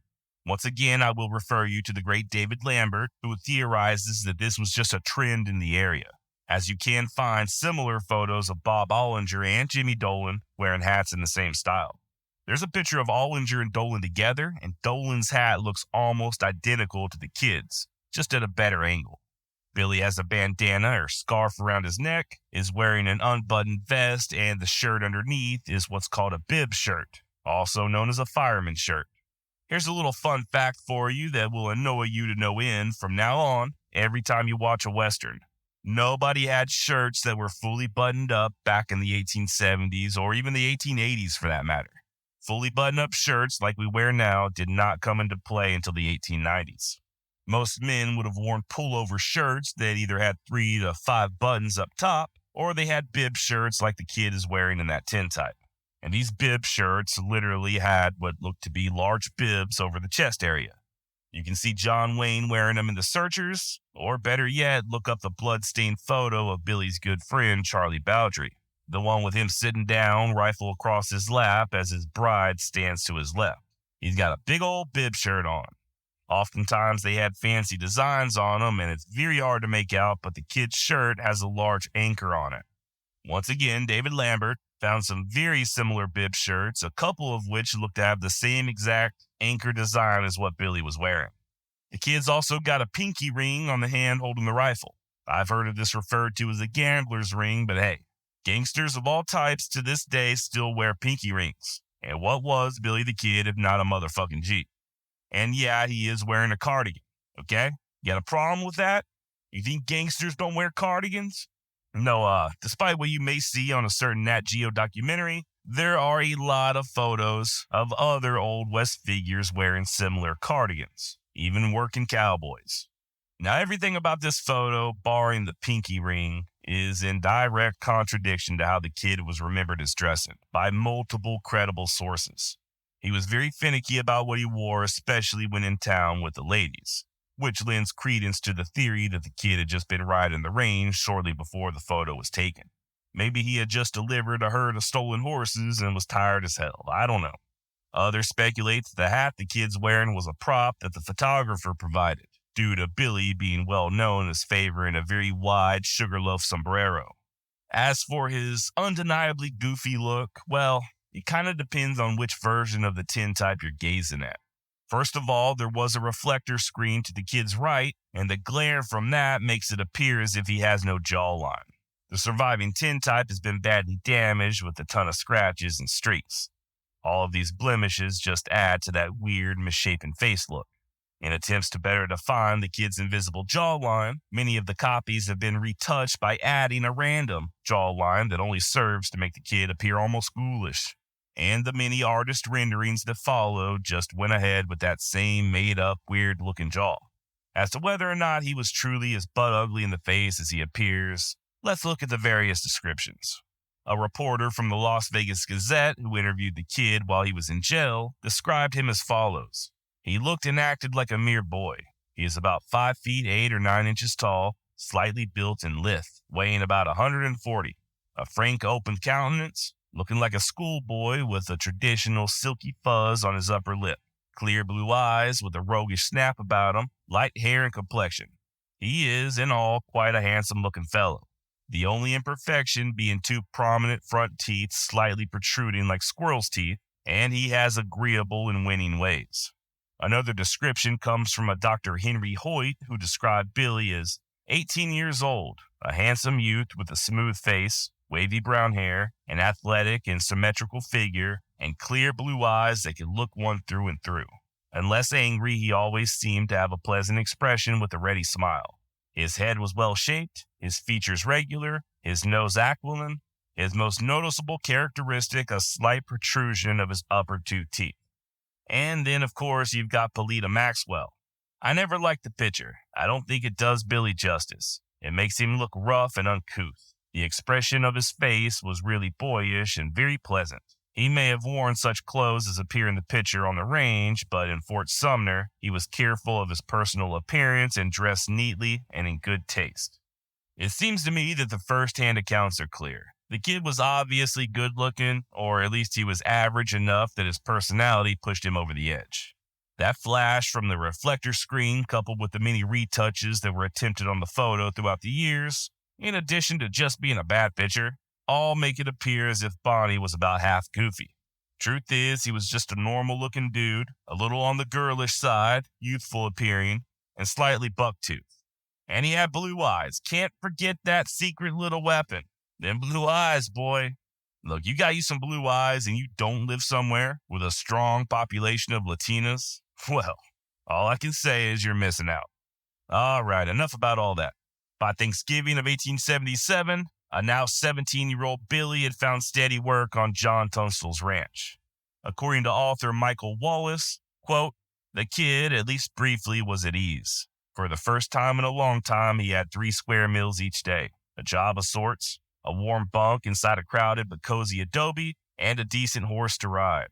The wages he drew allowed him to procure a dime novel or 2, a tin of pomade for slicking back his hair before a dance, and maybe even a slim grub steak for a game of 3-card monte, end quote.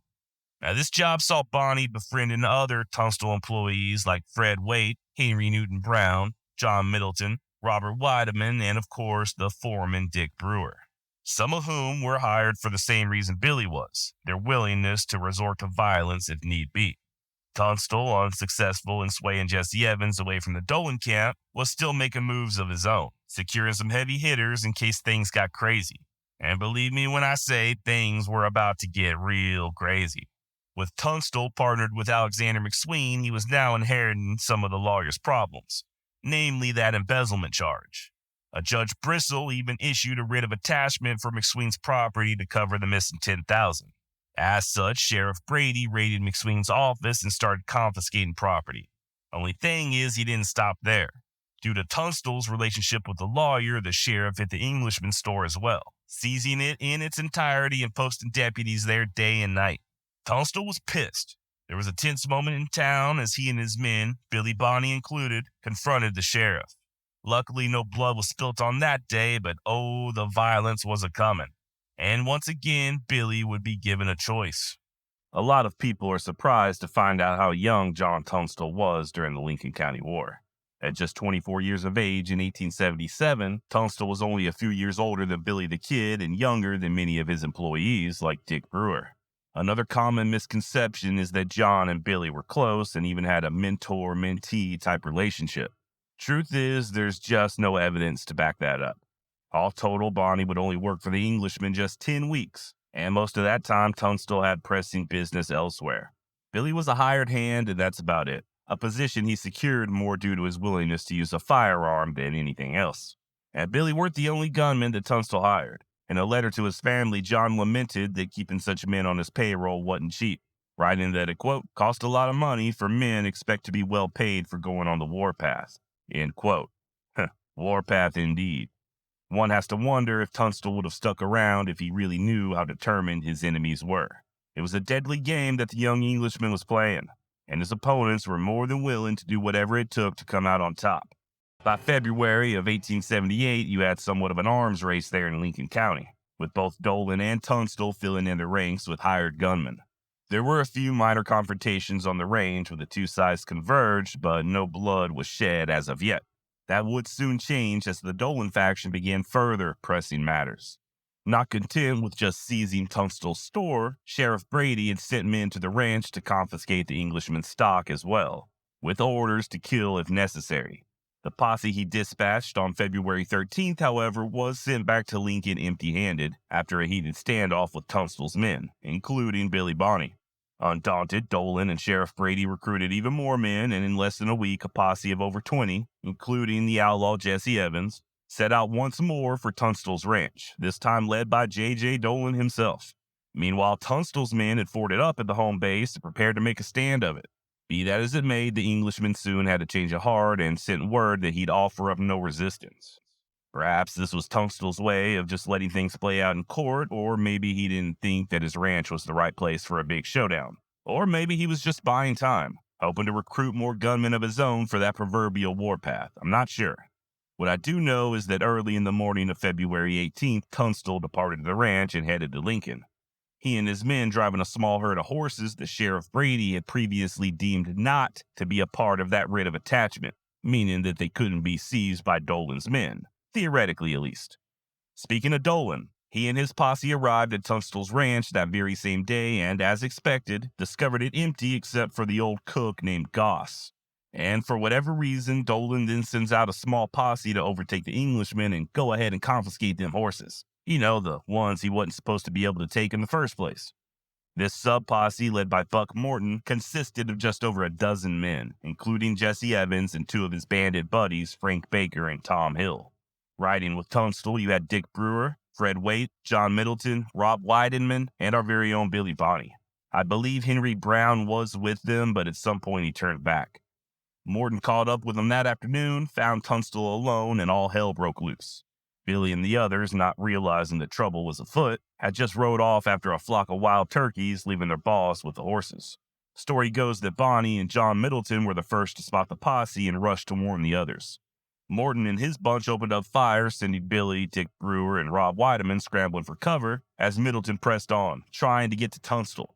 According to Middleton, he, meaning Tunstall, was on a good horse. He appeared to be very much excited and confused. I kept singing out to him, "For God's sake, follow me." Middleton then spurred his horse and headed for cover, joining the kid and the others. Tunstall, however, does not follow. And what happened next just depends on whose version you believe, but at the end of the day, the results were the same. John Tunstall lay dead on the ground, shot to death, just 2 weeks shy of his 25th birthday. Now, the official narrative, as told by Buck Morton, goes that Tunstall pulled out his gun and snapped off 2 shots, leaving Buck and the posse no other choice but to return fire. If such is the case, then Tunstall was killed while resisting arrest and attempting to shoot lawfully deputized men. In other words, his killing was justifiable in the eyes of the law. Most people don't buy this version. A more likely scenario, one backed up by a sworn affidavit by a fellow Dolan posse member, is that Buck Morton, Jesse Evans, Tom Hill, and possibly Frank Baker caught up to the fleeing Tunstall and assured him that they just wanted to talk. As the Englishman approached, Morton drilled him through the chest with his rifle, knocking Tunstall out of the saddle, followed by Tom Hill finishing off the job with a pistol.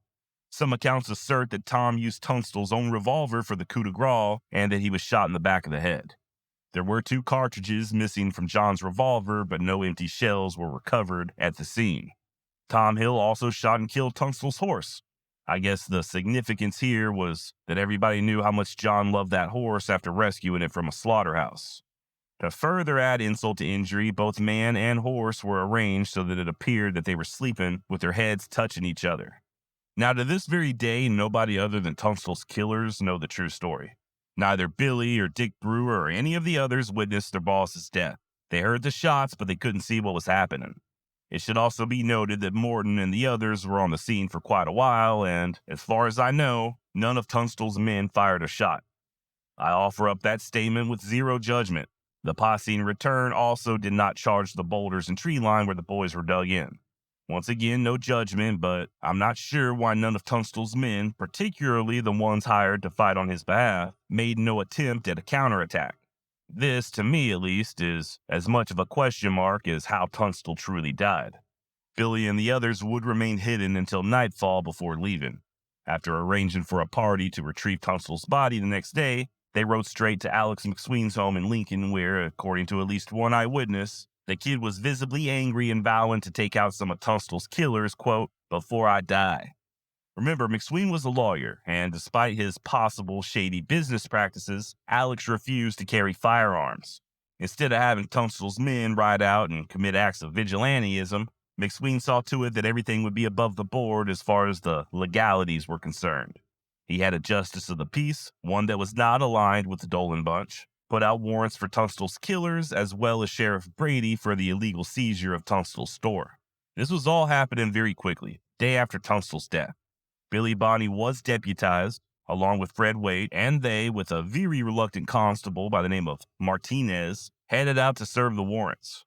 Only problem was Sheriff Brady was awaiting guns at the ready, and promptly threw their asses in jail. Hell, Billy was still behind bars on the 21st when Tunstall was finally buried. At this point, McSween flees town with his wife, and Dick Brewer got himself appointed as a special constable by that same justice of the peace that deputized Billy. This was when the infamous regulators were formed. You had that core group and they were all sworn in. Billy and Fred Waite, Charlie Bowdry, the co-cousins Frank and George, Doc Scurlock, Henry Newton Brown, John Middleton, Jim French, Frank McNabb, Dermot Mulroney, Lou Diamond Phillips, Charlie Sheen, Kiefer Sutherland, and Casey Samasco. Runaways, derelicts, vagrant types. You couldn't just be any geek off the street if you wanted to join this bunch. You had to be handy with the steel, earn your keep. Yeah, okay. Maybe a few of those names were the actors from Young Guns. And contrary to that movie, as much as I love it, the regulators were not formed to protect Tunstall's property, but rather after his death to avenge their boss's murder. And the term regulators was one used before on the frontier in previous conflicts. As far as their numbers go, it would vary. As few as just a dozen to as many as 60 or so men, many of whom were local Hispanics opposed to the Murphy-Dolan machine. That core group of guys, however, like Billy, all took an oath that they referred to as the Ironclad, swearing to never bear witness against each other or tell anyone about their activities. And just in case you're curious as to why I keep bringing up Young Guns, as opposed to the many other movies portraying Billy the Kid, It's because I'm trying to get myself cast as an extra in Young Guns 3. John Fusco. Come on, man. Bro, I'm right here. I'm waiting. I don't have to say a word. You don't even have to pay me. Just slap a cowboy hat on my head and have somebody not named Alec Baldwin shoot me with a fake gun. It'll be fun. No, really, the reason I keep bringing up Young Guns is mostly due to nostalgia. There's a lot of great movies out there featuring Billy the Kid. Pat Garrett and Billy the Kid. Gore Vidal's Billy the Kid. I haven't even seen half the movies that portray the kid, and I don't necessarily consider Young Guns 1 and 2 to be the best of all time, but they will forever hold a place in my heart. If you've been listening to the Wild West extravaganza for any length of time, then you know I played Young Guns at recess when I was a kid. I had the Bon Jovi soundtrack, and at one point in time, little 10-year-old Josh had both movies damn near memorized. Judging by some of the feedback I've gotten over the years, I'm not the only one. Alright, let's get back to the story. A week following Tunstall's funeral, the regulators tracked down a couple of his alleged killers. Buck Morton, along with Frank Baker, who, while he may not have pulled the trigger, was certainly an accomplice. And just real quick, if you'll remember, not only is Buck Morton the guy who allegedly killed Tunstall, but he was also the foreman at that cow camp several months prior who Billy swore to get revenge on. And it looks like he's about to make good on his promise. Shortly after these two were taken into custody, here comes former Tunstall Ranch employee William McCloskey, who, as it turns out, nobody much trusted. And what exactly happened next, much like the death of Tunstall, is unknown, but the results were that Buck Morton, Frank Baker, and McCloskey were all three shot deader in hell. The regulators claimed that Morton and Baker somehow killed McCloskey in a botched escape attempt, leaving them with no other recourse but to gun the two prisoners down. McCloskey was one of Buck Morton's buddies, so this more than likely did not happen. More plausible is that the regulators simply executed these men with the idea that if they did indeed bring them to Lincoln and turn them over to Sheriff Brady, he'd just let them go. As far as McCloskey is concerned, I think they did have suspicion that he was secretly giving information to Dolan and his men.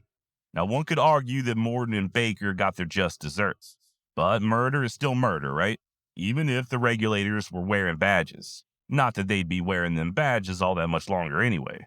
Matter of fact, the day after the triple execution, Territory Governor Axtell himself arrived in Lincoln and promptly revoked the deputization of all regulators. And just like that, they went from being the law to being wanted by the law. The ironclads laid low for a bit, but then came out swinging for the fences by targeting Sheriff Brady. Guess they figured it was time to go big or go home. Sneaking into Lincoln on the night of March 31st, Billy, Fred Waite, Frank McNabb, Jim French, Henry Brown, and John Middleton all took up positions behind a tall adobe wall near the late Tunstall store. And they waited, patient as Job, until finally Sheriff Brady comes strolling by at around 9 o'clock that morning. He was joined by four of his deputies, George Hindman, John Long, George Pepin, and Billy Matthews.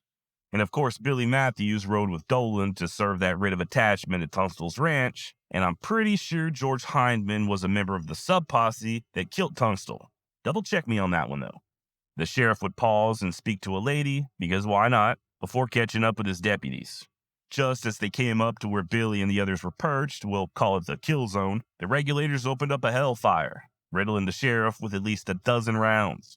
Deputy Hindman was also cut down in this volley as the others ran for cover. He lay lying in the street screaming until a man named Ike Stockton ran from a saloon and dragged the wounded man to safety. His heroics were all for naught, however, as one of the regulators, thought to be Fred Waite, squeezed out another round, putting Hindman out of his misery. And just further proof that gunfights are messy, across the street, a guy named Wilson, who had just been working in his garden, minding his own business, suddenly caught a bullet through his ass cheeks. A lot of people getting shot in the ass in Lincoln. Kinda makes me question the accuracy of your average New Mexican. Both Billy and Jim French then hopped the wall and approached the bodies. Some claim that the kid was attempting to retrieve his rifle from Brady, which was confiscated back when he was previously arrested.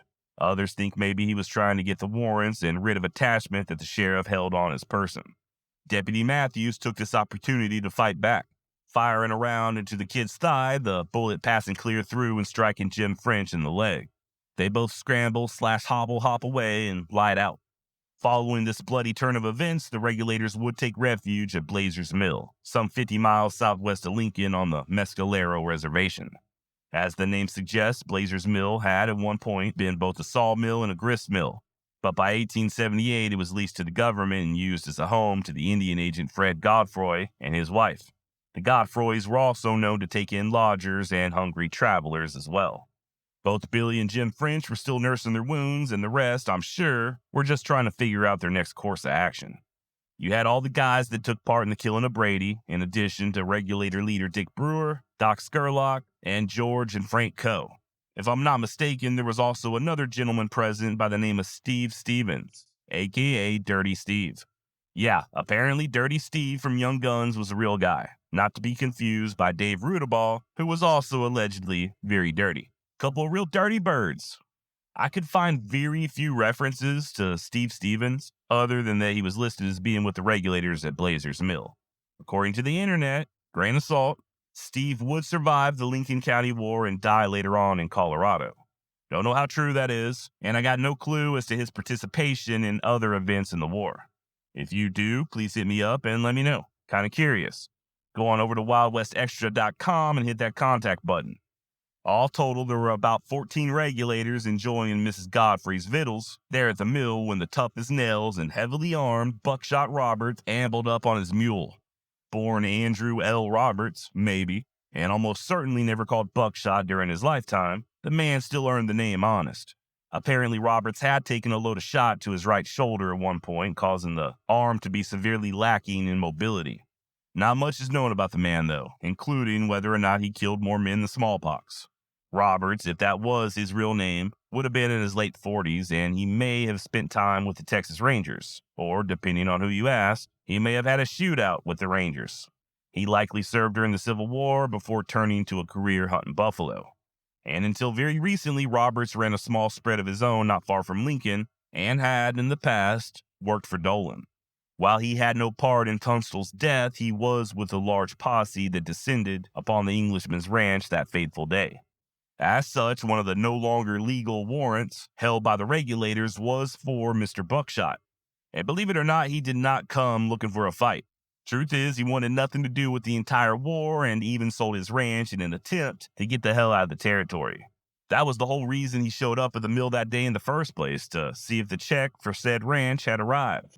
Now, Buckshot had been warned that the regulators were in the area, and thus had taken precautions. When he saw the mail stage headed towards Blazer's Mill, he followed, and, not noticing regulator horses, he came on ahead. By the time Roberts realized he had company, it was too late, and I reckon he figured he'd just stick around and see how things shook out. Now, he and Frank Coe knew each other, so Frank stepped outside, thinking maybe he could persuade Roberts into surrender into he and his ironclads. They spoke for the better part of an hour, with Buckshot refusing to hand over his firearms. According to Frank Coe, quote, "I think he was the bravest man I ever met.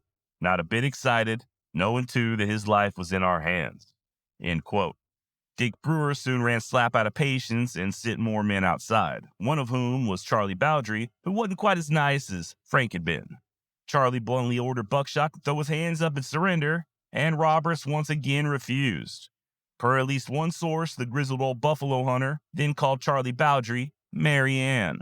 And with that, both men opened up fire almost simultaneously. Roberts' first round glanced off Charlie's belt buckle, ricocheting and tearing a path across Doc Scurlock's leg, while Bowdry's bullet hit Buckshot center of the belly. Undaunted, the tough old bastard kept to his feet and laid down a withering fire in the regulator's direction, working the lever on his Winchester quick as lightning. He blew off a couple of George Coe's fingers, sent a round grazing Billy Bonney's arm, and yet another bullet of his plugged John Middleton in the chest. Frank Coe would later recall, quote, "I never saw a man that could handle a Winchester as fast as he could." Now, by this time, Buckshot had made his way into an adobe building and grabbed a big Springfield rifle off the wall, quickly located a box of shells and positioned himself to make a stand of it, despite being all gut shot to hell. The regulators, in turn, took up positions about 100 yards away, firing into the adobe but not doing any damage. Dick Brewer snuck around back, where as luck would have it, he had a much better view of Robert's position. Concealed behind a pile of logs, Dick took careful aim, squeezed the trigger, and missed. There's that famous New Mexico marksmanship. Moments later, Brewer stuck his head up a little too far in hopes of getting off another shot, but Roberts, who obviously spent a lot of time in Texas, was awaiting. A round from that powerful buffalo gun hit Dick square in the eye, blowing out the back of the regulator's head. Now, well after this fight had occurred, Billy Bonney would claim that he charged the adobe at one point, thinking that Roberts was out of bullets, only to have the old man slam his empty rifle into the kid's stomach, knocking his wind out and spiraling him backwards. Much of what we know about the battle seems to come from Frank Coe, and he does not mention this, only saying that one of Buckshot's rounds grazed the kid in the arm and, quote, the kid backed out as it was too hot in there for him. And once Brewer was killed, the battle was over. The regulators had enough and skinned on out, leaving both Dick and Buckshot Roberts behind. Now, Roberts was still alive, but he would pass away the following day, and he and Brewer were buried together. Legend has it that they were placed in the same casket. So at this point, public sentiment is changing. A good portion of the regular rank-and-file populace of Lincoln County had been sympathetic to the cause of the regulators following Tunstall's murder. Everybody knew that the Dolan faction was crookeder than hell. And okay, maybe Buck Morton and them others really had tried to escape, leaving the boys no other option but to open up fire. But the murder of Brady from ambush, and especially the lopsided killing of Roberts, really began to sway the opinion of the people. While Dick Brewer had been a respected man, folks couldn't help but admire Buckshot's pluck against such an overwhelming and what many considered unfair force. And besides, why the hell were they even trying to arrest Roberts? It ain't like they still had legal authority. Couple all this with the false rumors that the regulators were hunting down a judge by the name of Warren Bristle with plans of murdering him as well, and yeah, things ain't looking too good. The regulators, instead of being seen as a force of good, were now viewed as just another band of killers in an already far too chaotic Lincoln County. Then again, things weren't looking all that sunny and bright for the Dolan bunch either. One fact that's often left out of the Lincoln County narrative is that Dolan and the house were going broke at a very rapid pace. But how is that possible? Especially considering that they controlled virtually all business in Lincoln County. Or so the story goes, and they were supplying beef to Fort Stanton. Stolen beef, so it was nearly all profit.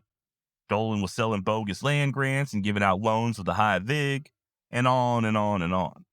Oh, and Dolan had zero competition before Tunstall arrived, along with the full backing of the powerful Santa Fe ring. So how the hell was he going broke? I know the man was Irish, but one can only drink so much whiskey in any given day. I'm just speculating here, but maybe Dolan was just not very good at running a business. Also, I don't know to what extent Murphy ran the house into the ground before stepping off the pedestal.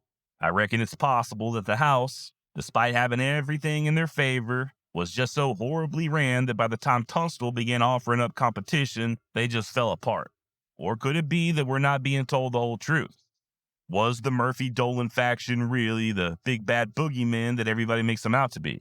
Did they really control everything in Lincoln County? Honestly, I don't know. I do feel like I'm missing a crucial piece of the story, and I think that's partly due to most accounts of the conflict being biased. And don't get me wrong here, I don't think Dolan was the good guy or that he was even falsely maligned. But then again, I don't think McSween was no angel either. Once again, I just feel like there's something either I'm not picking up or that we don't know. Nevertheless, in March of 1878, before the gunfight at Blazer's Mill, Dolan and his partner Riley filed for bankruptcy. What's more, Tom Catron, aka Mr. Santa Fe Ring, seized all of Dolan's assets and closed down his store in Lincoln, much in the same way that Sheriff Brady had done to Tunstall's store. Speaking of Brady, Billy, John Middleton, and Henry Brown were all indicted for the sheriff's murder, while Charlie Baldry and a few others caught charges for the death of Buckshot Roberts. Dolan and his men weren't immune to the long arm of the law either. Jesse Evans and a few others were wanted for Tunstall's murder, with J.J. Dolan and Deputy Billy Matthews being named as accessories. And of course, a new sheriff was appointed to take Brady's place. Big old boy named John Copeland, who history has not remembered as the sharpest knife in the drawer. Now this was sort of a W for the regulators. Sheriff Copeland was easily swayed and soon fell under the influence of Alex McSween, who had now moved back to his home in Lincoln. While the new sheriff did indeed hold warrants on many of the regulators, he would not serve them. As such, Billy and the other ironclads took up a headquarters right there in McSween's house. With Dick Brewer gone on to his eternal reward, Frank McNabb, who, as far as I can tell, was not under indictment, took over as the new regulator leader and acquired a commission as a deputy from the Justice of the Peace over in San Patricio. With this new development and the ineffectual Sheriff Copeland, the regulators were just openly roaming the town of Lincoln, having a good old time. Hell, often as not, the sheriff would join in on their festivities. Not so much Billy, though. Remember, he avoided alcohol, and he did love to sing, so he spent a good deal of the evenings there in Lincoln at McSween's house, participating in sing-alongs as the ladies took turns at the piano. All the while, Dolan was across the street choking down his rage, plotting a comeback. He was all stoved up, walking with crutches after breaking his leg in an accident with a horse. And his chief enforcer, Jesse Evans, was likewise out of commission. He had decided to rob the wrong sheep herder over Tularosa way and got himself shot in the hand. When he rode into Fort Stanton to receive medical treatment, they locked the damn criminal behind bars where he belonged. Towards the end of April 1878, former Lincoln County deputies George Pepin and Billy Matthews rode on over to Seven Rivers and raised a posse of around 20 or so men. On their way back to Lincoln, Pepin and his recruits stopped at the Fritz Ranch just to rest their horses when they gathered a little intel that they just couldn't pass up. Seems that three of their enemies, Frank McNabb, Ab Saunders, and Frank Coe, were due to stop by on their way to Coe's ranch. Oh boy, that's just what these guys wanted to hear. Time to even up the score some. The Seven Rivers bunch took up concealed positions and waited with bated breath, guns at the ready. Sure enough, here they come, Frank Coe riding about 100 yards ahead of McNabb and Saunders, which more than likely saved his life. He passed by first as the assassins waited. Finally, when McNabb and Saunders came within range, the posse opened up. At the sound of gunfire, McNabb's horse threw him, and he attempted to flee on foot, but was pursued and shot dead. Saunders also lost his seat and went flying, taking a bullet in the hip while doing so. Frank Coe remained unharmed, although I can't say the same about his pony. The horse took a bullet in the head, and Frank, just like McNabb and Saunders, went spilling to the ground. Now, both he and Saunders were taken prisoner, although separately. At the time, Frank thought Ab was dead. Pepin and his posse then headed for Lincoln, where they posted up that night in a little stand of trees at the edge of town. A few of them, with Frank Coe still as their captive, entered Lincoln in the cover of dark and set up in Dolan's store, the one that had just been closed down. I guess the idea here was to try and force Sheriff Copeland's hand and finally doling out them warrants that he held on the regulators. Now that he had a large force of men at his disposal, he would have no excuse. This was not to be, though, as when the good sheriff received word the next morning, he was already at McSween's place. I don't know if he had just slept over after a long night of sing-alongs or what, but he had no intention whatsoever of serving any warrants. The regulators, upon hearing this new turn of events, immediately fanned out, some of them hitting the streets while others took up position on the rooftops, one of whom was Frank Coe's brother, George. Matter of fact, old George spied a Dolan man several hundred yards away and drilled him through the legs with that Sharps rifle of his. And with that, those posse members who were still in Dolan's store all spill out and gunfire erupts from both sides. In all the confusion, Frank Coe escapes and rejoins the kid and the others. Bonney, by the way, did not stand out one way or another in this fight, so I can't tell you exactly what he was doing, but one could assume he was likely up on a roof with Coe, firing at the Dolan and Pepin men. At this point, the stalwart Sheriff Copeland came down with a case of nervous and sent word for the army to come help. A lieutenant from Fort Stanton led a detachment of 20 Buffalo soldiers with orders to arrest anyone on either side who was causing trouble. All total, about 30 men were taken into custody, including Alexander McSween. These prisoners were taken back to the fort, but after a few days they were released to Sheriff Copeland, who promptly just let everybody go with promises not to cause no more trouble. And believe it or not, they all held true to their word. From that day forward, Lincoln County, New Mexico remained a neutral area of peace. While there would continue to be difficulties outside county limits, criminals and law-abiding taxpayers alike would willingly disarm themselves when they crossed over into Lincoln. Dolan and McSween both called a truce, sealed over a song at Mrs. McSween's piano, and they ended up becoming good friends, even started a church together, the only Presbyterian Catholic church in the continental United States. To this day, Lincoln County, New Mexico is regularly ranked as one of the safest places to live in all of the Southwest, and all because way back in 1878, Sheriff Copeland made all them old boys pinky promise to be good. And absolutely none of what I just said was true. The prisoners were taken back to the fort, and they were released to Sheriff Copeland, and he did let everybody go. But there sure as hell weren't going to be no truces, and the violence was far from over. Billy and his ironclad had just lost 2 leaders in under a month, Dick Brewer and Frank McNabb, and they weren't about to take that line down. Next up to the plate as regulator top dog was Josiah Doc Scurlock, who was promptly given a deputy's commission by Sheriff Copeland. Now, Doc Scurlock was hell on wheels as a younger man. Born in Alabama and said to have studied medicine for a short time in New Orleans, Doc headed down to Old Mexico where he killed a man during a card game. Skurlock then went to work punching cattle for John Chisholm, where he had at least 2 very close calls with Native American war parties. It was after one such fight that Doc decided to call it quits on Chisholm and depart with a few of the old man's horses in lieu of his final wages. He met up with Charlie Bowdry over in Arizona. They became good friends and opened up a cheese factory. And while I can't prove this, I would assume that they would both break out into fits of giggles whenever they decided who was going to cut the cheese.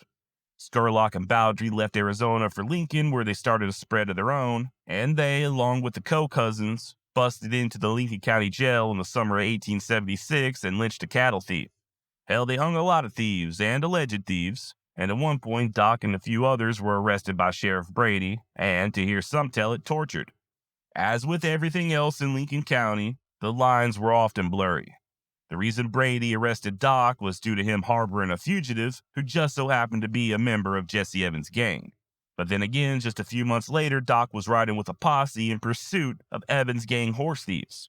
I suppose you could say that, as was the case with Billy Bonney, these men's paths were all intertwined, and you could be friends with certain Jesse Evans' allies and enemies with others.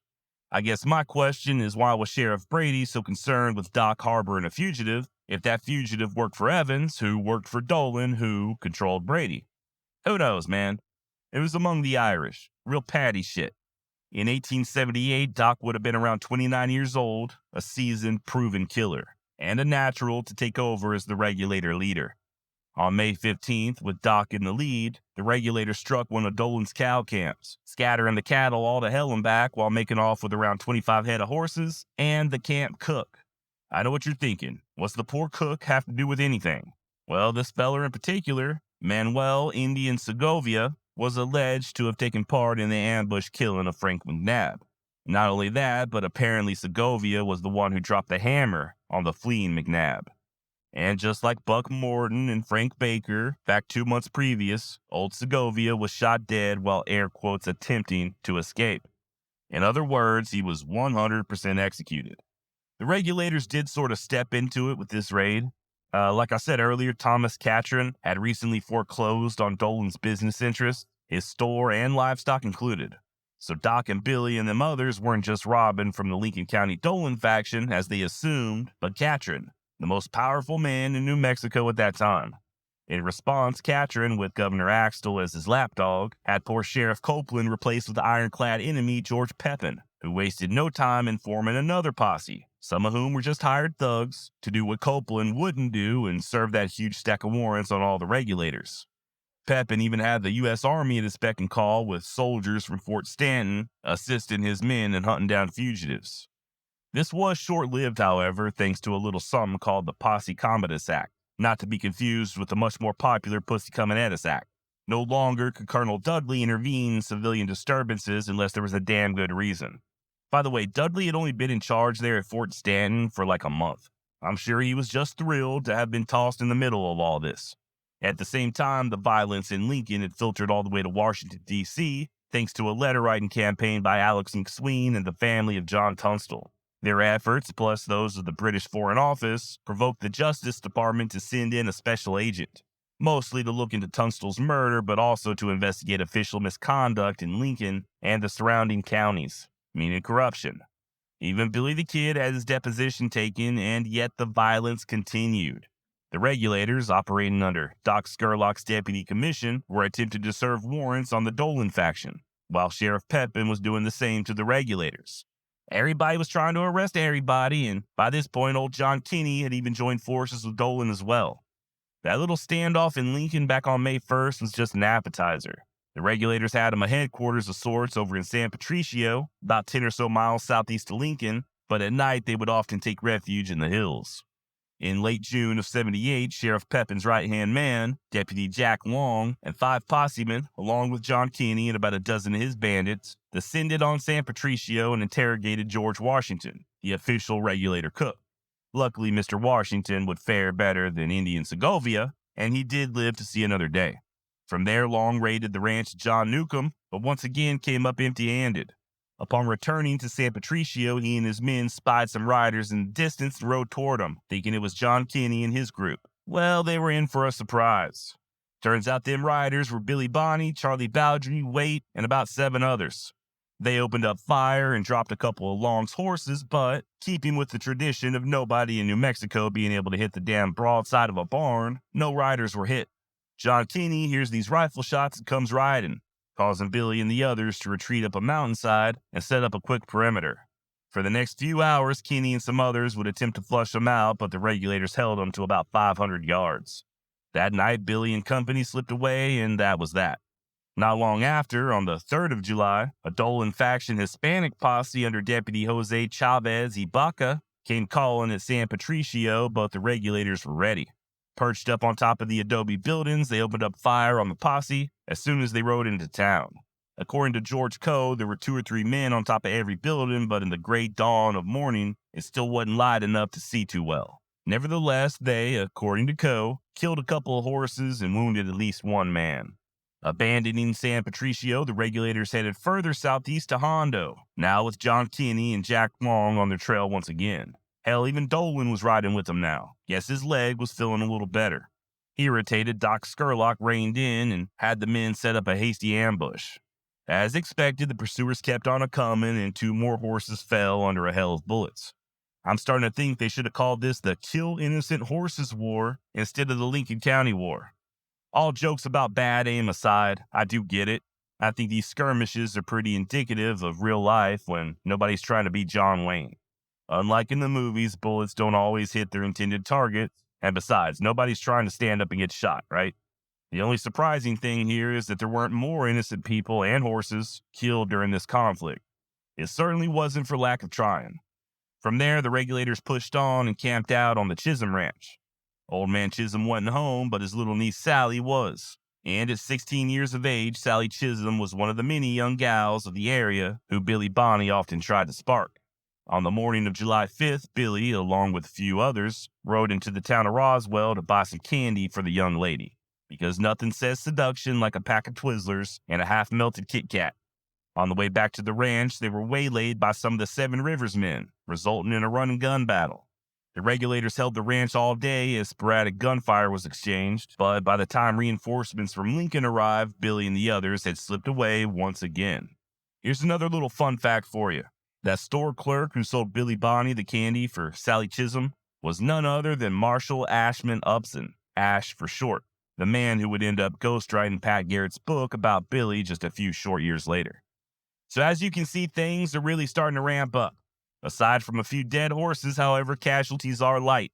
That would change come mid-July when the 2 factions would face off once again, and once again the fight would take place within the town of Lincoln. In the preceding months, Billy Bonney, young though he was, had proven himself a capable hand in a fight. Bold, confident, and willing to kill even when the target was a sheriff. And he would soon get his chance to further prove his mettle. On the night of July 14th, Alex McSween returned to his home in Lincoln, yet again. He was tired of hiding out in the hills with the boys and wished to see things through, even if it meant his death. Be that as it may, he brought some insurance with him in the form of the kid and 60 or so regulators. They spread out and set up positions all over town. Billy, along with several other men, posted themselves over at Jose Montano's store/boarding house, while Skurlock, Frank Coe, Charlie Bowdry, John Middleton, and about 15 others manned the business place of Isaac Ellis. Still more took up positions at the home of Juan Patron, while the rest would man McSween's house. And just like during that first battle of Lincoln, as well as San Patricio, gunmen also took to rooftops. As fate would have it, most of Sheriff Pepin's men were out of town at the time, searching for the regulators. Only Sheriff Pepin, Dolan, and a handful of guys remained, and they wisely took cover in the Wortley Hotel, just across the street from the old Dolan store, while Long and 5 of his deputies manned the Torreon. Torreon. Sorry, I can't roll my R's. Now, you can still visit the Torreon to this day if you go to Lincoln. I believe it's been at least partially reconstructed, but it is pretty cool looking. It's this circular adobe building that was once literally used as a fortress by early Lincoln citizens when it was built back in 1850. And if I'm not mistaken, several of these buildings still stand, including Jose Montano's place where Billy the Kid was staked out at, and John Tunstall's store. Man, I gotta make a trip to Lincoln one of these days. Just New Mexico in general. I'd love to visit some of the places already mentioned in this series. Fort Sumner, Lincoln, Blazers Mill, San Patricio. I'd also really like to make my way up to Taos too. Really beautiful state, and besides, not like there's any danger of me getting shot or anything, right? Much to Dolan's relief, his reinforcements soon arrived. Late that afternoon, nearly 40 of Pepin's men rode into town, not quite evening up the odds, but certainly giving the sheriff and Dolan a fighting chance. Now, that newly arrived posse, I don't even think they dismounted from their horses before they all spun around and began firing on McSween's house, causing the kid and several other regulators to leave the Montano store and head to McSween's aid. Deputy Long, from his position on the Torreon, yelled out for Billy to halt and was answered with a volley of shots. As far as the men that were already posted at McSween's house, they too opened up fire, peppering the Wortley and sending some of the freshly arrived fighters diving for cover.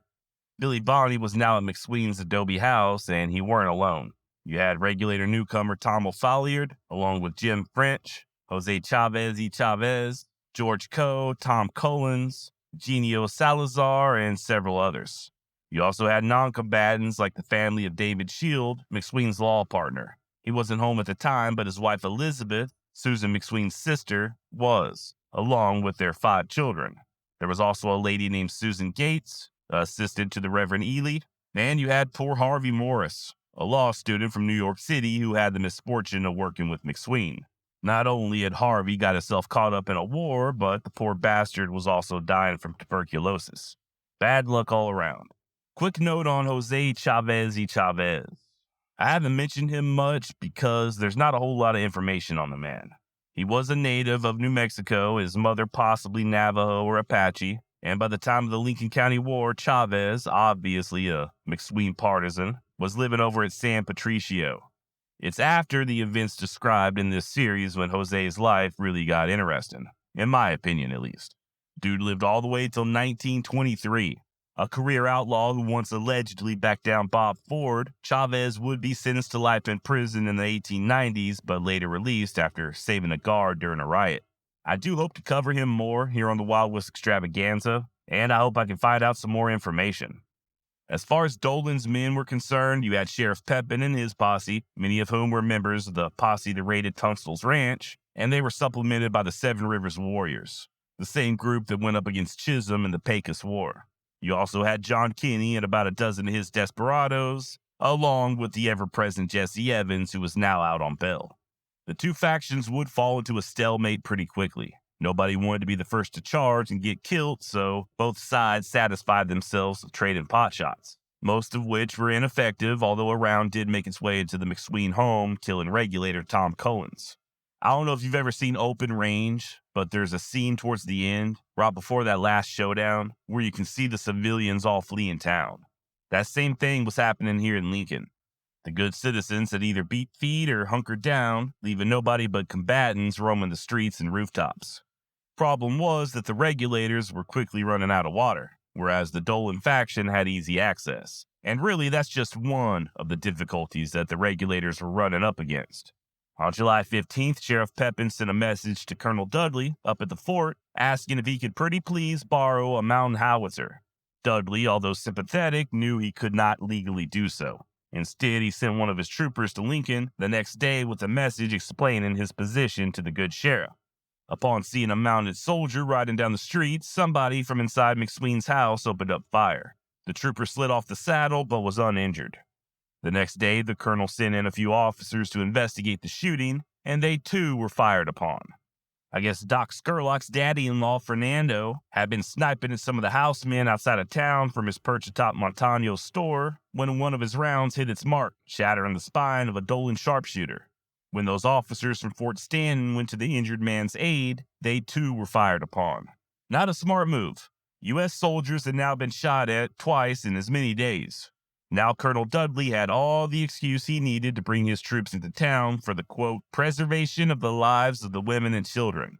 They arrived on the morning of July 19th, a company of both cavalry and infantry, led by Colonel Dudley himself. And in addition to the mountain howitzer, they also brought along a Gatling gun.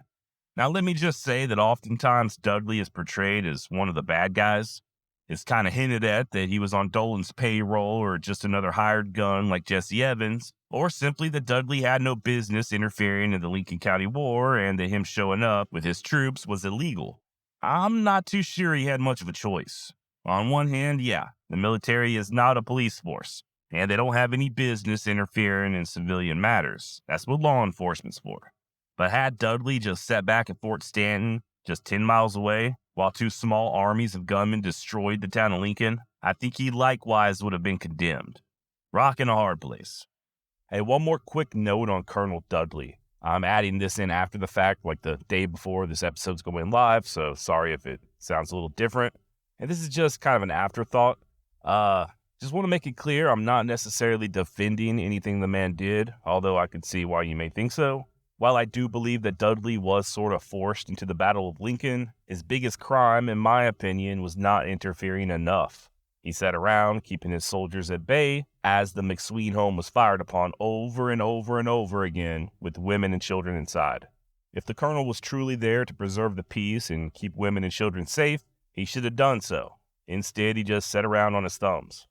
Dudley would ultimately be removed from his command of Fort Stanton, like 4 months after the battle, but he was never found guilty of anything, and he would spend the rest of his life in the military. On a slightly related note, I was recently accused of quote-unquote having something against Billy the Kid, but I'm not sure that's fair. I will concede I might have a little of a contrarian streak to me. I won't deny that, but I say this again at some point in this series. Of all the people I cover on this podcast, the Kid is easily one of the most likable. I don't look up to him. I don't consider him a hero. I don't consider the vast majority of the people I cover on this podcast heroes, but I don't have anything against the man. Hell, I'm just doing a history podcast and trying to tell the history as it actually occurred. This means oftentimes that what I'm discussing goes into direct conflict with what we've been told in movies and legends and stuff like that. Like I've said before, when it comes to history, something either happened or it didn't happen. I can't will something to be true if it didn't happen. All that said, I am very open and willing to discuss any of these topics with anybody listening. Just hit me up at josh@wildwestextra.com. But please, if there's something that you think I got wrong, give me some specifics rather than just a general, hey, you're not being nice to Billy.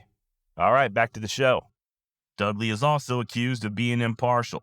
Although he did keep his soldiers in check, he did announce that he was simply there to see to it that no women or children were harmed, and he even threatened to blow Pepin, quote, above the clouds if any of the sheriff's men fired upon the soldiers. However, this impartiality is often questioned due to the howitzer being almost immediately aimed right at that Montano store where more than a few regulators were holed up. Not one to be blown all to hell, they spilt out the store and joined the others who were stationed at the Ellis building. And the cannon, along with that Gatling gun, followed. Not firing, mind you, but I gotta assume having a damn cannon pointed directly at you is enough to make your butthole pucker. The fighters, freshly assembled over at the Ellis store, now numbering around 3/4 of the regulator fighting strength, once again fled, this time completely out of town. To their credit, they did make half-hearted attempts to re-enter, but they were held back by Dolan's men and the threat of those big guns. This left just 13 fighters holed up at McSween's house, Billy Bonney among them. And by now it's July 19th, so 4 days after Billy and the regulators had first arrived. Later that morning, a Deputy Turner, along with several others, worked their way close to the McSween house and yelled out for everyone to surrender, and that he had a warrant for McSween's arrest. Alex replied that no, he would not surrender, and furthermore, he held warrants for the arrest of many of those posse members who were now trying to arrest him. So nanny boo-boo, stick your head in doo-doo. And these warrants, I assume, if they existed, were either being held by Scurlock or one of the Hispanic deputies. I don't know. When Turner demanded to see the warrants, Regulator Jim French yelled out, quote, "Our warrants are in our guns, you cocksucking sons of bitches." End of quote, and yeah, that's a direct quote. Don't get mad at me because you decided to let your precious little grandbaby listen to a podcast about a killer and then somehow find yourself having to explain what a cocksucking son of a bitch is. If you don't want to hear naughty bad words, go watch Coco Melon. A few hours later, Susan McSween would emerge to both confront Sheriff Pepin and speak with Colonel Dudley, and it just disintegrated into a shouting match. Typical woman, right? Getting emotional. No, completely understandable that she was upset. Susan wanted to ensure her husband's safety, but was also angry at the colonel's perceived partiality to Lincoln's official lawmen. The Fort Stanton officer would not interfere with the legal discharge of the sheriff's duty, and Susan feared that Pepin would simply execute Alex if he got a chance. And just to further highlight why it was very justified that Susan McSween was upset, the posse then attempted to set the house on fire with her and all those children inside. Not an easy task considering it was made of adobe. The attackers got close enough to splash oil on the outside and hit it with a match, but it was quickly extinguished. Finally, on the third try, around 2 p.m., the posse was able to set the adobe smoldering. A slow, smoky fire that began spreading from room to room. Worth mentioning that the McSween home was not tiny. From sketches I've seen, it appeared to be on the big side, sort of U-shaped, with Susan's sister Elizabeth and her family living on one side. Now, Elizabeth and her brood of children, along with Mrs. Gates, were finally allowed to leave. Susan would stay behind for the time being, but she also abandoned the smoldering domicile around 5 p.m. at Billy's urgence. According to Susan, quote, "The boys decided I should leave. The kid was lively and McSween was sad. McSween sat with his head down, and the kid shook him and told him to get up, that they were going to make a break." End quote. Kind of weird that she refers to her husband as McSween, but all right. This tantalizing detail shows how Billy had begun taking on an air of leadership there in the smoky house. Which begs the question, where was Doc Scurlock, the official regulator leader? Apparently, he was among those stationed at the Ellis store. When that cannon swiveled their way, he left with the others to the outskirts of town.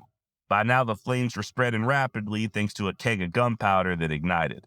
And into all of this chaos, men continued to fire shots back and forth at an ever-increasing rate. Weren't too long before all of the men left at McSween's place were crowded into the same room, nearly surrounded by flames and working themselves up to make a daring escape. Billy's plan was simple. The idea was to break out the back door and head for the river, just a few hundred yards away. Some of them were sure to get hit, but if they could just get out of the damn burning adobe and across that river, they'd at least have a chance. They even removed their boots, thinking maybe they could sneak away without being seen or heard, but this would not be the case. At 9 p.m., it was go time. Billy, Tom O'Follier, Jim French, Chavez, and poor Harvey Morris were the first to go. If need be, they'd serve as a distraction for the others. And although it was nighttime, the burning adobe illuminated the dark sky, and they were almost immediately drawing heavy fire and giving back what they could. Morris, the law clerk who had no business playing in such games in the first place, was cut down almost instantly. Billy, Chavez, Tom, and French made it beyond the gate and into the darkness, firing as they ran, miraculously not even getting so much as a scratch. During the melee, the kid was even able to get off a shot that creased John Kinney's upper lip, singeing off parts of the outlaw's mustache hairs. Meanwhile, McSween and the others tried to follow, but they were soon driven back. Alex into the house and some of the others diving into a chicken coop for cover. McSween yelled out that he'd surrender. The firing stopped. He stepped out, but quickly stepped back inside. Guess he saw something he didn't like and changed his tune, now allegedly saying, "I shall never surrender," and thus commenced what some referred to as the big killing, as both sides opened up fire. Bob Beckwith, a deputy down from Seven Rivers, caught a bullet in his left eye, while regulators Vicente Romero and Francisco Zamora, both standing on either side of McSween, were cut down. Another regulator, Genio Salazar, just 15 years old at the time, took 2 bullets, one in the back and one in the shoulder, as he wisely feigned death and crumpled to the ground. And of course, there was McSween, riddled by at least 5 rounds. McSween's store was then looted as the posse celebrated. Whiskey was passed around and fiddles were played over Alex McSween's dead body as it lay in the blood-soaked dirt, at least until Colonel Dudley had the decency to throw a blanket over him. Dolan and his men may have been victorious, but there were no winners, and the killing was far from over. After shooting their way out of the burning McSween house and to the river, Billy Bonney and his bunch linked up with George Coe. And believe it or not, they all crept back into town, making their way to the Ellis store.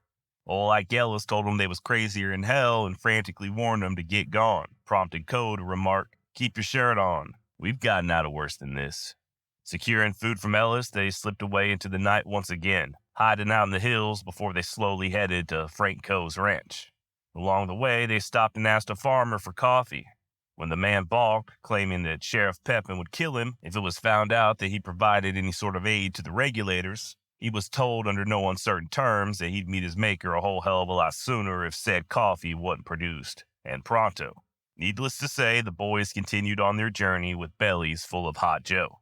Although the Dolan faction technically won the war, it was not a pretty victory. If you'll indulge me, I'd like to share the words of noted historian Robert Utley, who I believe sums it up all nicely. Speaking of the Battle of Lincoln, Mr. Utley writes, quote, "The escape from McSween's blazing home gave Billy Bonney a modest notoriety in New Mexico. Territorial papers named him as one of the defenders of the McSween house and at first reported him among the dead. So far, however, neither the public nor the press perceived him in any larger dimensions than warranted by strict fact. He was simply one of about a dozen faceless regulators who got their names in the papers whenever they fought a skirmish or shot one of the opposition. He had done nothing to give him any more prominence in the public eye than the men with whom he rode and fought. Even the daring breakout, which he probably engineered, was successfully shared with 3 other men. However highly regarded by his comrades, Billy had yet to gain a public reputation. Yet the 5-day battle gave Billy a baptism of fire far more searing than any in his earlier experience. Trapped in a predicament that seemed hopelessly fatal, he had kept his head, risen in a position of leadership, plotted an escape, and for himself and 3 others at least, carried it out with all the boldness and bravery for which he had come to be admired by his fellow regulators." End quote. I think that's a great analysis, and I love how Utley highlights the fact that Billy was still relatively unknown. Modest notoriety, he said, just one of a dozen. A popular narrative I often read makes the argument that the Santa Fe ring, feeling pressured by the mounting violence and the federal investigations into their corruption, needed a target, a fall guy, someone who they could cast all the blame on. I don't doubt that Billy, throughout his short life, was blamed for crimes he did not commit. And I don't doubt that he was made out to be far worse than he was. Still, though, following the Battle of Lincoln, he was, relatively speaking, a nobody. Even at this junction, the kid could have simply left New Mexico and started over fresh somewhere else. The army would not pursue him, and neither would the New Mexican authorities. More of my thinking here in a bit, but for now, Billy and the others scrambled to procure some fresh mounts, most of which were taken or air quotes borrowed. They also began threatening men they considered loyal to the Dolan faction. So much for being an innocent fall guy, right? The threats were taken seriously enough that Colonel Dudley had to send out troops to once again protect the civilian targets. Hell, even Dudley himself was threatened. And then there was the Indian agent at the Mescalero Reservation, Frederick Godfroy. You may remember him from the previous episode as being the guy who also ran that little inn there at Blazer's Mill. Well, what I didn't mention previously is that there were past difficulties between Godfroy and McSween, and even between Godfroy and Chisholm going all the way back to the Pecos War. Following McSween's death, Godfroy requested that Dudley provide him with an army escort, saying that Billy Bonney specifically intended to kill him. And his worst fears nearly came true on August 5th, 1878. According to Frank Coe, he and the boys were in the area just to pay their respects at the grave of Dick Brewer. Truth is, they were there to steal horses from the Mescaleros. You had Billy, of course, Doc Skurlock still as the leader, John Middleton, Henry Brown, French, Bowdry, young Salazar still nursing his wounds, Fernando Herrera, and a few others, a significant amount of whom were the Hispanic faction of the regulators. As the desperados approached the agency, they split up into 2 groups. The gringos veered off the trail and stopped at a spring to water themselves and their mounts as the vaqueros kept on a-riding. And right about the time that Billy was hopping out of the saddle to quench his thirst, gunfire erupted nearby. I guess them bandits had run smack dab into some Apache who didn't feel like having their horses stolen that day. Agent Godfroy, along with a handful of soldiers and a clerk named Morris Bernstein, came to investigate. In the melee that followed, Mr. Bernstein was shot dead, allegedly from a bullet fired by regulator Atanasio Martinez. New Mexico in the 1870s was just not the place to be for tenderfoots named Morris. Billy and the others scrambled for their horses. The kid actually hopped on the back of George Coe as his pony panicked and ran off, and they made a quick getaway, getting fired on both by the Apache and soldiers.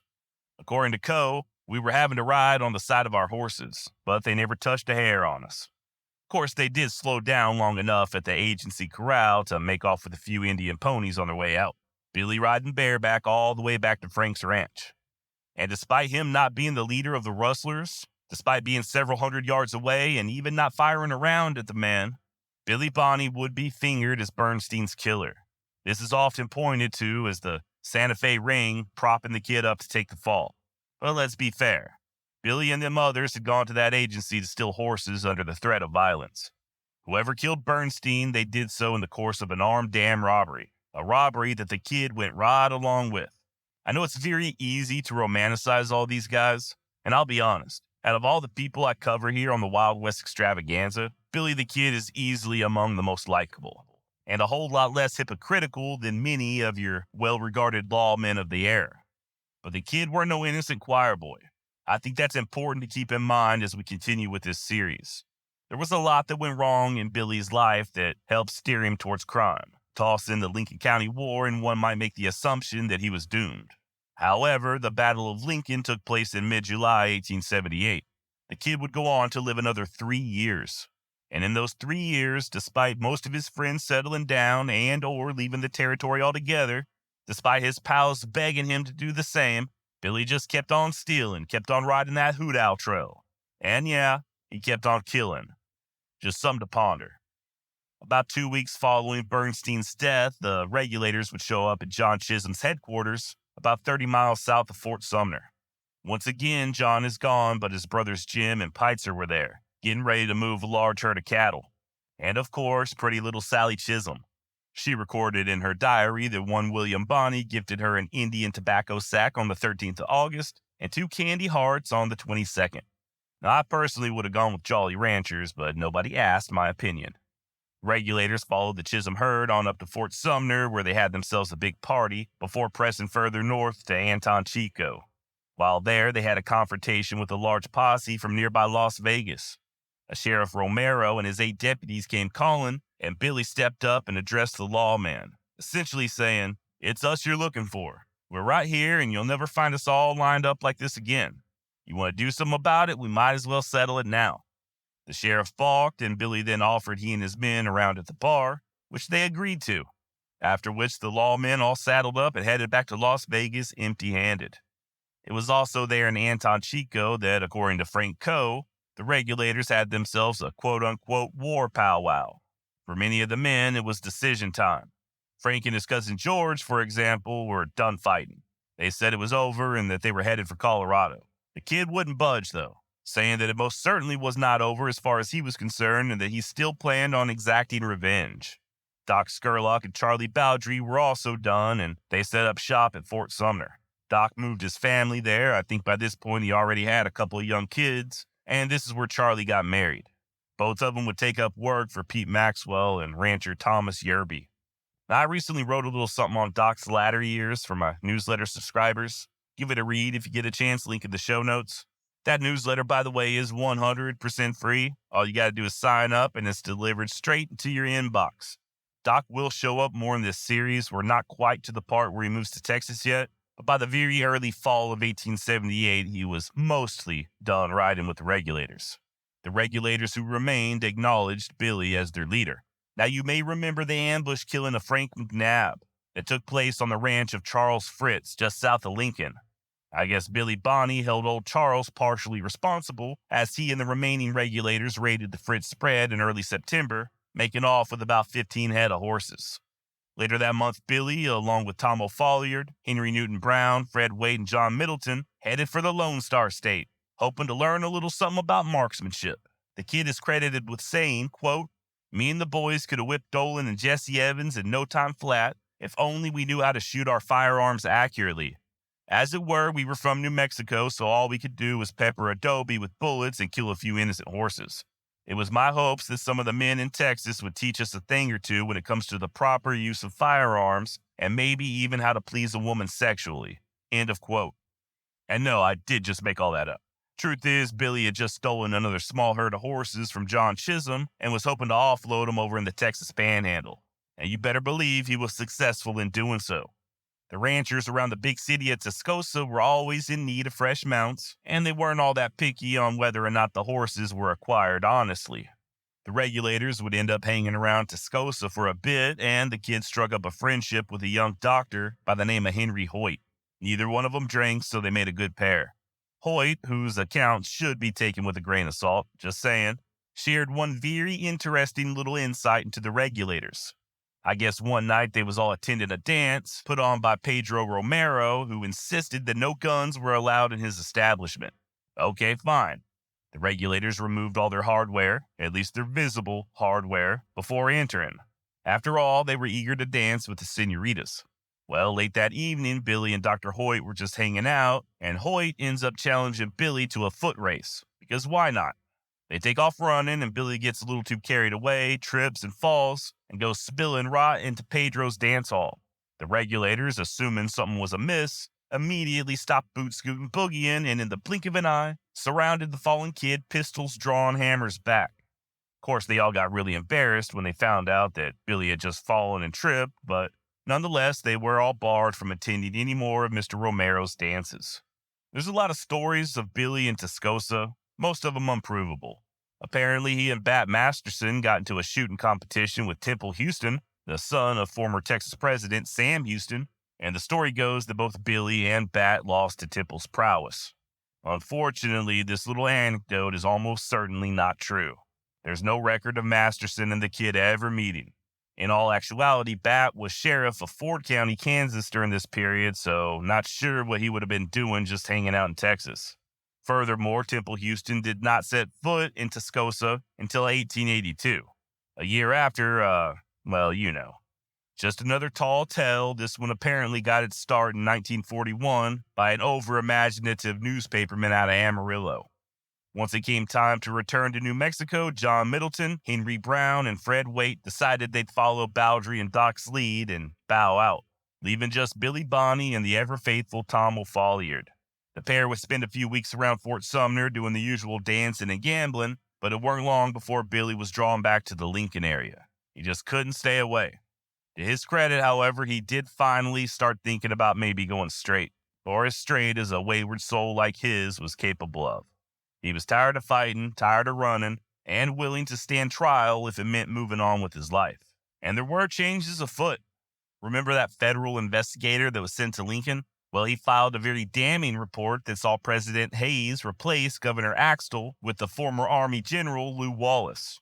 And one of the first things that Wallace did was declare a proclamation of insurrection, allowing Colonel Dudley and his Buffalo soldiers to once more work with civilian authorities, i.e. participate in helping the local posses like they did before the Posse Comitatus Act.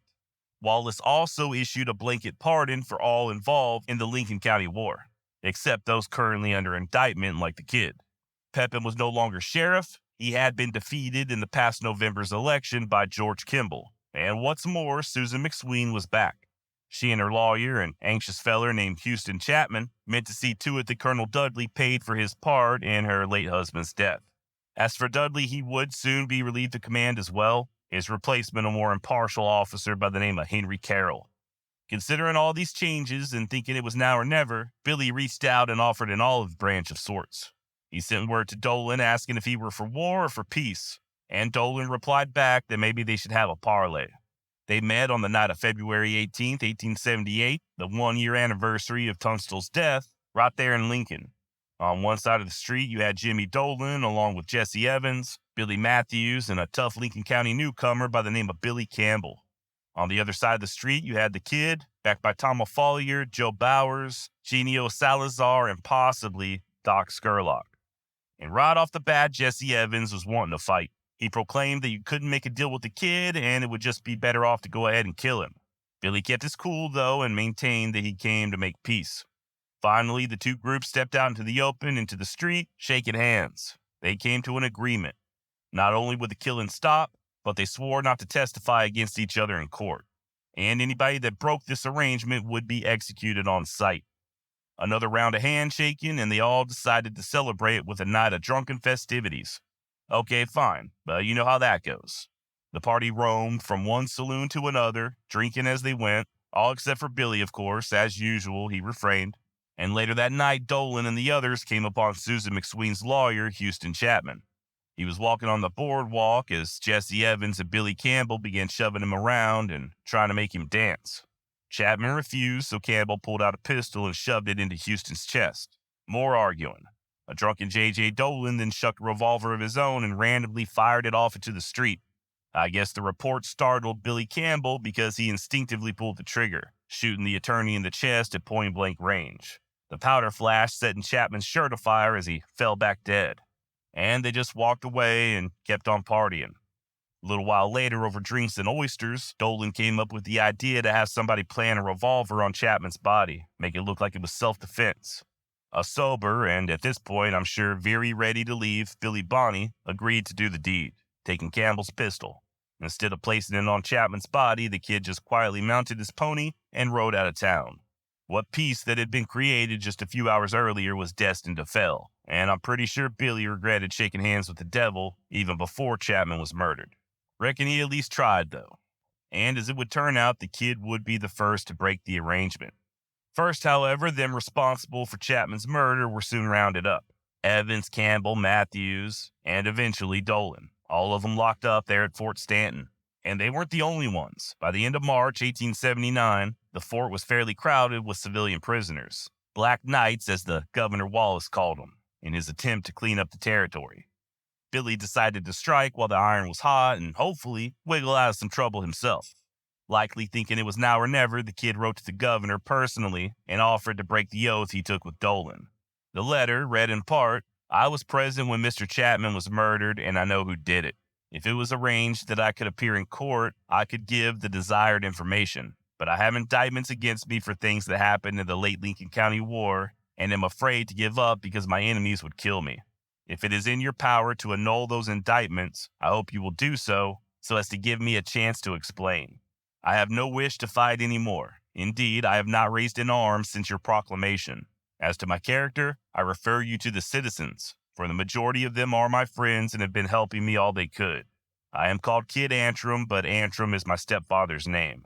Signed, William H. Bonney." And the governor, hoping to get a handle on all the violence and corruption, agreed. He sent word to Billy to meet him in secret in Lincoln about a week later in the dead of the night. And at the predetermined time, the kid arrived. Winchester in one hand and revolver in the other, not taking any chances. Once he figured things were safe, he sat down with the governor and they hashed out the details. If Billy would testify before a grand jury and a trial, helping to convict Chapman's killers and maybe a few other villains from the Lincoln County War, the governor would let the kid go scot-free, pardon in pocket, for all of his misdeeds. Billy made sure that Wallace included his pal O'Folliard in the deal and then said he'd give his answer in a few days, slipping out into the dark the same way he came in. And yeah, of course Billy agreed. Like I said, he was ready to get on with his life, without fear of a hangman's noose. The plan was that the governor would stage a fake arrest, so it didn't look like Bonney came in willingly. The kid would then be put into protective custody until trial. Billy's main concern here was being able to trust the men who arrested him, telling Wallace to be sure it was people he could depend on, saying, quote, "I am not afraid to die fighting like a man, but I would not like to be killed like a dog unarmed." Now, part of the reason he was so concerned was Jesse Evans. The two guys hated each other, and even though Jesse was recently arrested and stuck in Fort Stanton, he escaped.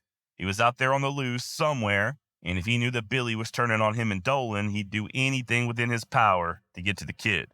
Nevertheless, on Friday, March 21st, 1879, Sheriff Kimball, along with a posse, rode on down to San Patricio and took both the kid and O'Folliard into custody. Unlike the others who were locked up at the fort, Billy and Tom were brought to Lincoln and placed over in Juan Patron's house, right next to where the governor himself was staying.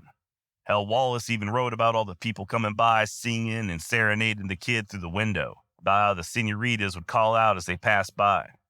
And of course, Billy testified before the grand jury just a few weeks later, saying that it was Dolan and Campbell, with a little help from Jesse Evans, who killed Houston Chapman. O'Folliard backed up these claims under oath as well, and both Dolan and Billy Campbell were indicted for murder with Evans as accessory. And the grand jury wasn't just focused on Dolan. All around 200 indictments were handed out to 50 men for everything from burning McSween's house to the murder of Frank McNabb. Even Colonel Dudley and the former Sheriff Pepin were indicted.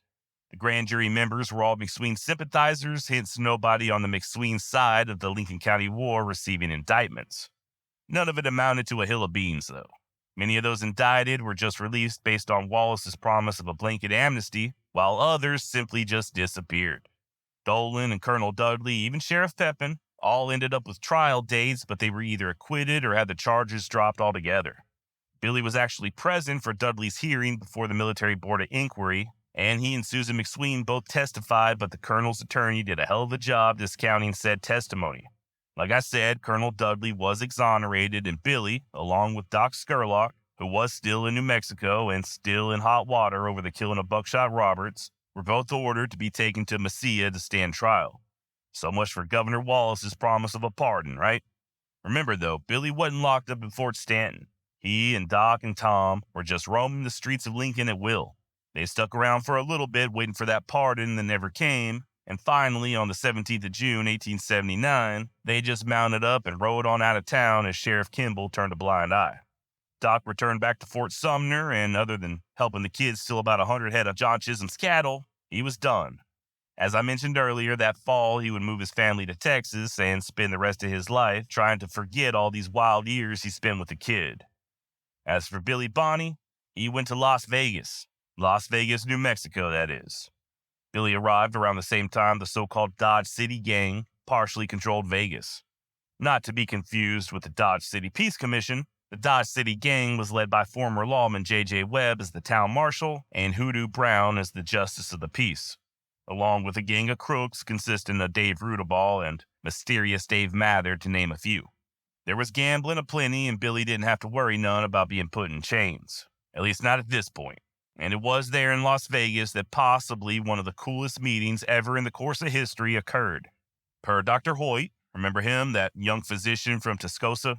Well, by this time he had migrated to Vegas. According to Hoyt, he was surprised to walk into a hotel one evening and spy his old buddy, Billy Bonney. The kid was sitting there with an older gentleman, whom he introduced as his friend, Mr. Howard.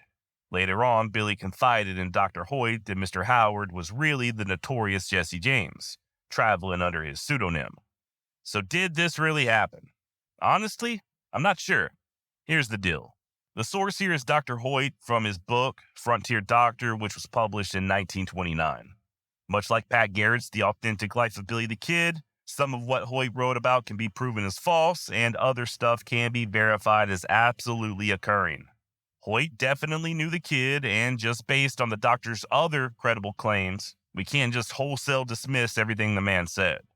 We know that in 1879, when the meeting between James and the kid allegedly occurred, Jesse was living in Tennessee under the name Howard. Of course, by 1929, when Hoyt wrote the book, this was common knowledge. It's also known that Jesse did travel extensively while living in Tennessee. While there's no hard proof that he visited New Mexico, it would have certainly been possible, especially considering that Las Vegas was accessible by rail. The most compelling evidence, however, comes from sources other than Hoyt. A paper out of Las Vegas printed in their December 6, 1879 edition, quote, Jesse James was a guest at Las Vegas Hot Springs July 26 to the 29th. Of course, this is not generally known, end quote. Furthermore, Miguel Otero, future governor of New Mexico, also claimed to have seen Jesse and Billy together there in Las Vegas. And if that's not enough, the owner of the hotel where they were eating, according to at least one account, was originally from Clay County, Missouri, and a childhood friend of James. So yeah, I am still very skeptical that Billy the Kid and Jesse James ever met. It just sounds too Hollywood, but I can't prove that this never happened. So in this case, myth not busted. You're welcome. Now, the kid would not stay in Las Vegas forever. He would soon return to Lincoln, and it appears he was spoiling for a fight. Not sure if the pressure was getting to him, but Billy did appear to be on the prowl.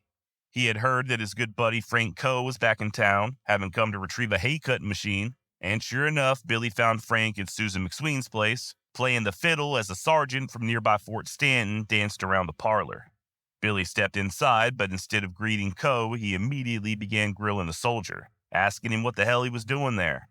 The sergeant sheepishly replied, I guess you should know, to which the kid countered with a, well, why don't you do something? A moment of awkward silence followed with the sergeant explaining, we're sent out, but we don't have to do anything. Okay, cool. But the kid wouldn't let it go.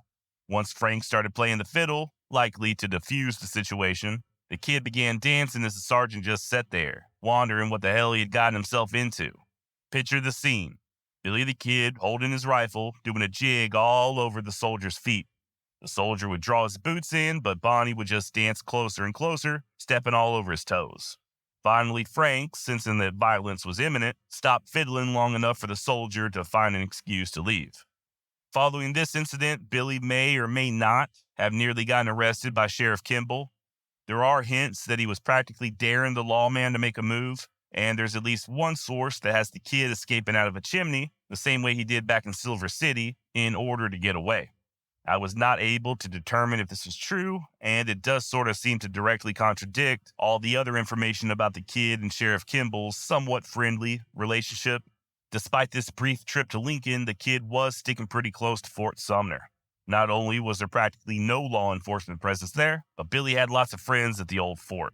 Guys like Charlie Bowdry, O'Folliard, a relative newcomer named Billy Wilson, and Tom Pickett, a sometimes outlaw, sometimes lawman, and associate of the Dodge City gang out of Vegas.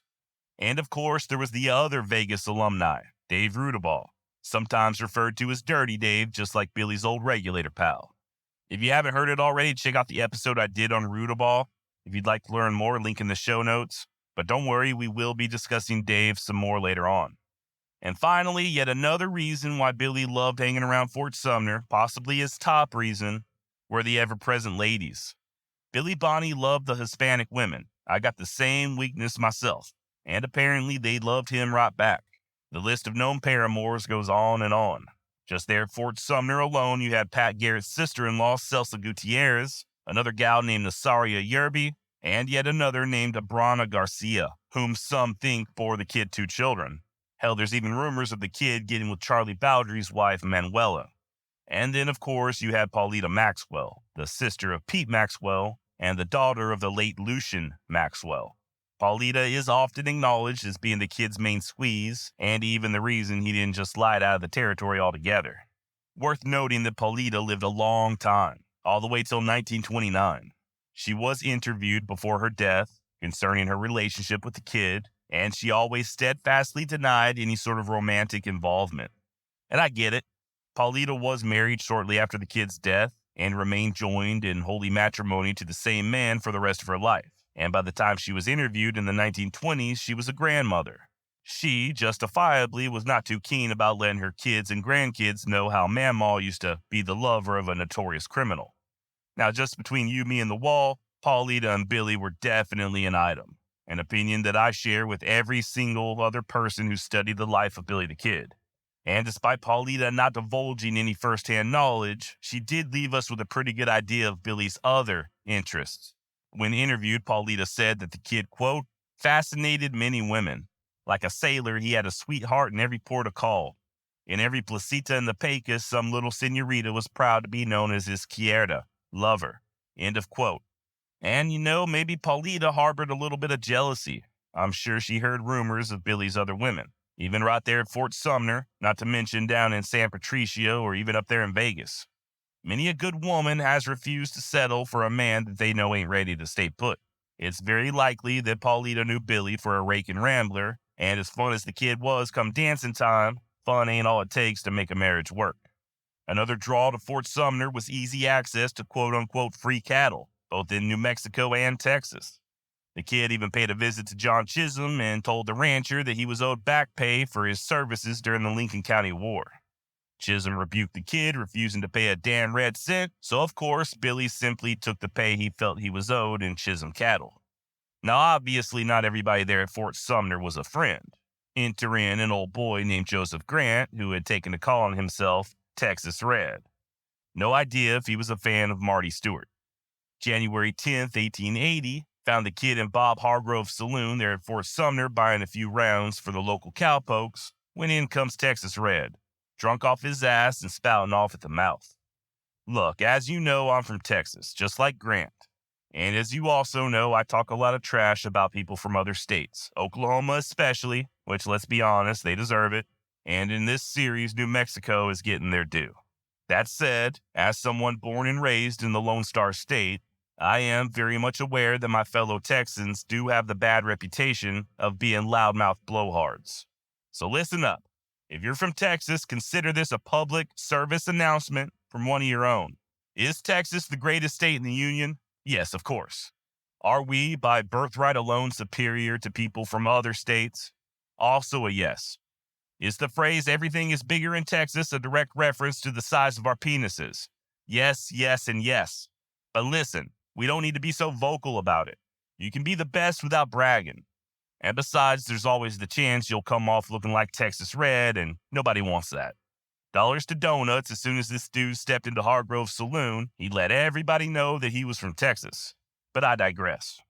As I was saying, Texas Red, aka Joe Grant, was a real asshole and drunk, which is never a good combination. And I think that was Joseph Grant's real undoing on the night of January 10th. We all know that Billy didn't care for bullies, and I don't know, maybe Grant reminded the kid of Wendy Cahill. Nevertheless, Grant was determined to pick a fight. He removed one cowboy's fancy pearl-handled pistol and placed it in his own holster. The cowpoke, not one to rile Grant further, just ignored the slight. Not Billy Bonney, though. That was just his game. Kid stepped up and pulled that fancy pistol out of Grant's holster as he pretended to admire it. Chatting up Grant and noticing that there were only 3 bullets in the chambers, Billy just sort of casually made sure the cylinder stopped so that the hammer would strike an empty chamber and handed it on back. Skip ahead a little while later and the two began quarreling. Keep in mind that Texas Red had already been bragging about how he was going to kill someone that very night. As he and the kid began arguing, Red called him a liar, so Billy turned just to walk away. Sure enough, as soon as his back was turned, Billy heard the telltale click of that hammer hitting an empty chamber. In the blink of an eye, the kid spun, and that cold thunderer of his barked 3 times as he perforated the face of Texas Red. Eyewitnesses claimed that the pattern was so tight you could cover all 3 holes with a $50. When later asked, Billy said it was a game of 2 and I got there first. Now, other than Fort Sumner, the kid also began spending more and more time in the town of White Oaks, about 150 miles to the southwest. Instead of trailing stolen horses to the Texas Panhandle, Bonney was now stealing Texas cattle and herding them to a feller in White Oaks named Pat Coughlin, yet another crooked Irishman who had a beef contract with Fort Stanton. I'm kind of starting to wonder if the U.S. Army ever bought one single cow in New Mexico that wasn't stolen. More about White Oaks very shortly, but one thing to keep in mind is that its populace, unlike many of the kid's other haunts, was predominantly white. The Hispanic population that Billy heavily relied on just did not really exist there. As such, he would not be as protected or as welcome in White Oaks as he was in other places. This may seem trivial, but as it turns out, it would have dire consequences. Now, Billy didn't really have a gang, at least not one that was very organized. That bunch that he hung out with at Fort Sumner, O'Fallard, Rudaball, Wilson, and Pickett, they were just a few of the many criminals who stuck around the Bosque Redondo for the same exact reasons that Billy did. That said, the kid was emerging as a leader among this criminal element. Not necessarily a gang, but the criminals in general, especially after killing Joe Grant, which only served to increase his notoriety. This newfound status, or infamy, would only bring even more heat onto Billy and his associates. For instance, all them cattlemen over in Texas were getting plumb fed up with having their cows stolen. They formed the Panhandle Stock Association and sent men over to Fort Sumner to investigate, an investigation that pegged Billy as being the chief rustler of Texas cattle. Whether or not this was true, he was certainly one of the most popular guys around and thus singled out as the #1 target. Speaking of cattlemen, John Chisholm was also tired of Billy's shit. He and another prominent citizen, Joseph Leah, began shopping around for somebody to replace George Kimball as Lincoln County Sheriff. And their man turned out to be Patrick Floyd Garrett. About 10 years older than the kid, the Alabama-born and Louisiana-reared Garrett headed west at a young age, working at various times as a farmer and cowboy, before he eventually took to hunting buffalo on the southern plains. It was in such a capacity that Garrett killed his first man, a fellow hide hunter named Joe Briscoe. The circumstances are considered to be very shady, but according to Pat, the two began quarreling, and Briscoe came at him with an axe, leaving Garrett no option but to shoot him. Pat turned himself into authorities there at Fort Griffin, but no charges were filed. After a few close calls with the Comanche, Garrett decided to call it quits on the hide business altogether and migrate west to New Mexico, taking on a variety of jobs, one of which was tending bar in Beaver Smith's saloon over at Fort Sumner. In such a capacity, he and the kid got to know each other. Hell, one of Billy's favorite places to hang out was Beaver's Saloon. Furthermore, Billy was very friendly with Garrett's in-laws, the Gutierrez family, even to the point of possibly sparking Pat's sister-in-law. As to whether or not Pat and Billy were the best of friends, as depicted in nearly every movie, there's zero evidence of this. I know I've heard the stories of how folks called Garrett Big Casino and Billy Little Casino, but the truth is there's just no indication that the relationship went any further than Beaver Saloon. Pat never rode with the kid, and he wasn't any closer to him than anybody else who hung out at Fort Sumner.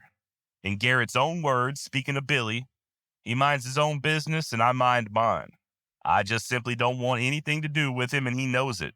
And he knows that he has nothing to fear from me as long as he does not interfere with me or my affairs. Furthermore, once John Chisholm persuaded Garrett to run for sheriff, Billy began campaigning for Pat's opponent, the incumbent Sheriff Kimball. And hell, why not? Kimball turned a half a blind eye to the kid and his activities and even set in on poker games with Bonney when he came to Lincoln. Nevertheless, Pat Garrett would win the election in November of 1880, garnering 320 votes to Kimball's 179.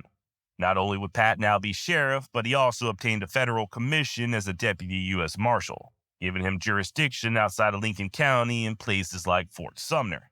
There was quite literally a new sheriff in town, one who not only knew the kid but had no qualms about ending his reign of terror. The year was 1915, and a crime reporter from Chicago stepped into an El Paso beer joint to quench his thirst. The parched newspaperman in the area covering Pancho Villa's various exploits happened to notice an old revolver hanging behind the bar. Being the curious sort, he inquired as to its provenance, only to have the bartender reveal that it was the pistol that was used to kill Billy the Kid. Billy the who? Asked the journalist, drawing a blank. The Kid. Used to be a famous outlaw around hereabouts.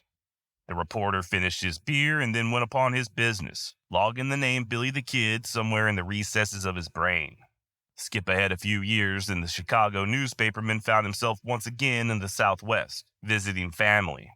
He still hadn't forgotten about this Billy the Kid character, so he decided to make a drive and ask around. He ends up interviewing several people who knew the kid, including Billy's old flame, Paulita Maxwell. And he wrote a book, a bestseller, titled The Saga of Billy the Kid. Not the most historically accurate work, The Saga of Billy the Kid was nonetheless a hit and picked up by the Book of the Month Club. 4 years later, the first of many movies was released, Billy the Kid, starring Johnny Mac Brown, and just like that, the young bandit from New Mexico became a household name. As we all know, many an author and movie director have since taken their turn at the Kid over the years. And all because Walter Noble Burns stopped at the Coney Island Saloon one day to have a cold beer. Now that's only part of the story. Equally as interesting is how the pistol ended up in the bar in the first place. It seems that Pat Garrett had a bit of a drinking problem, which as you know can be expensive. As such, he borrowed money from the proprietor of the Coney Island, one Tom Powers, who hung on to that sacred revolver as collateral. Unfortunately, Garrett would be assassinated in 1908 and thus never square up with old Tom. So I reckon had it not been for the perfect storm of Pat Garrett's bad decisions, Pancho Villa's invasion of the United States, and a curious crime reporter, there's a good chance many of us would have absolutely no idea who Billy the Kid was. He'd have been relegated to the footnotes of history as opposed to one of the most famous figures to emerge from the Old West.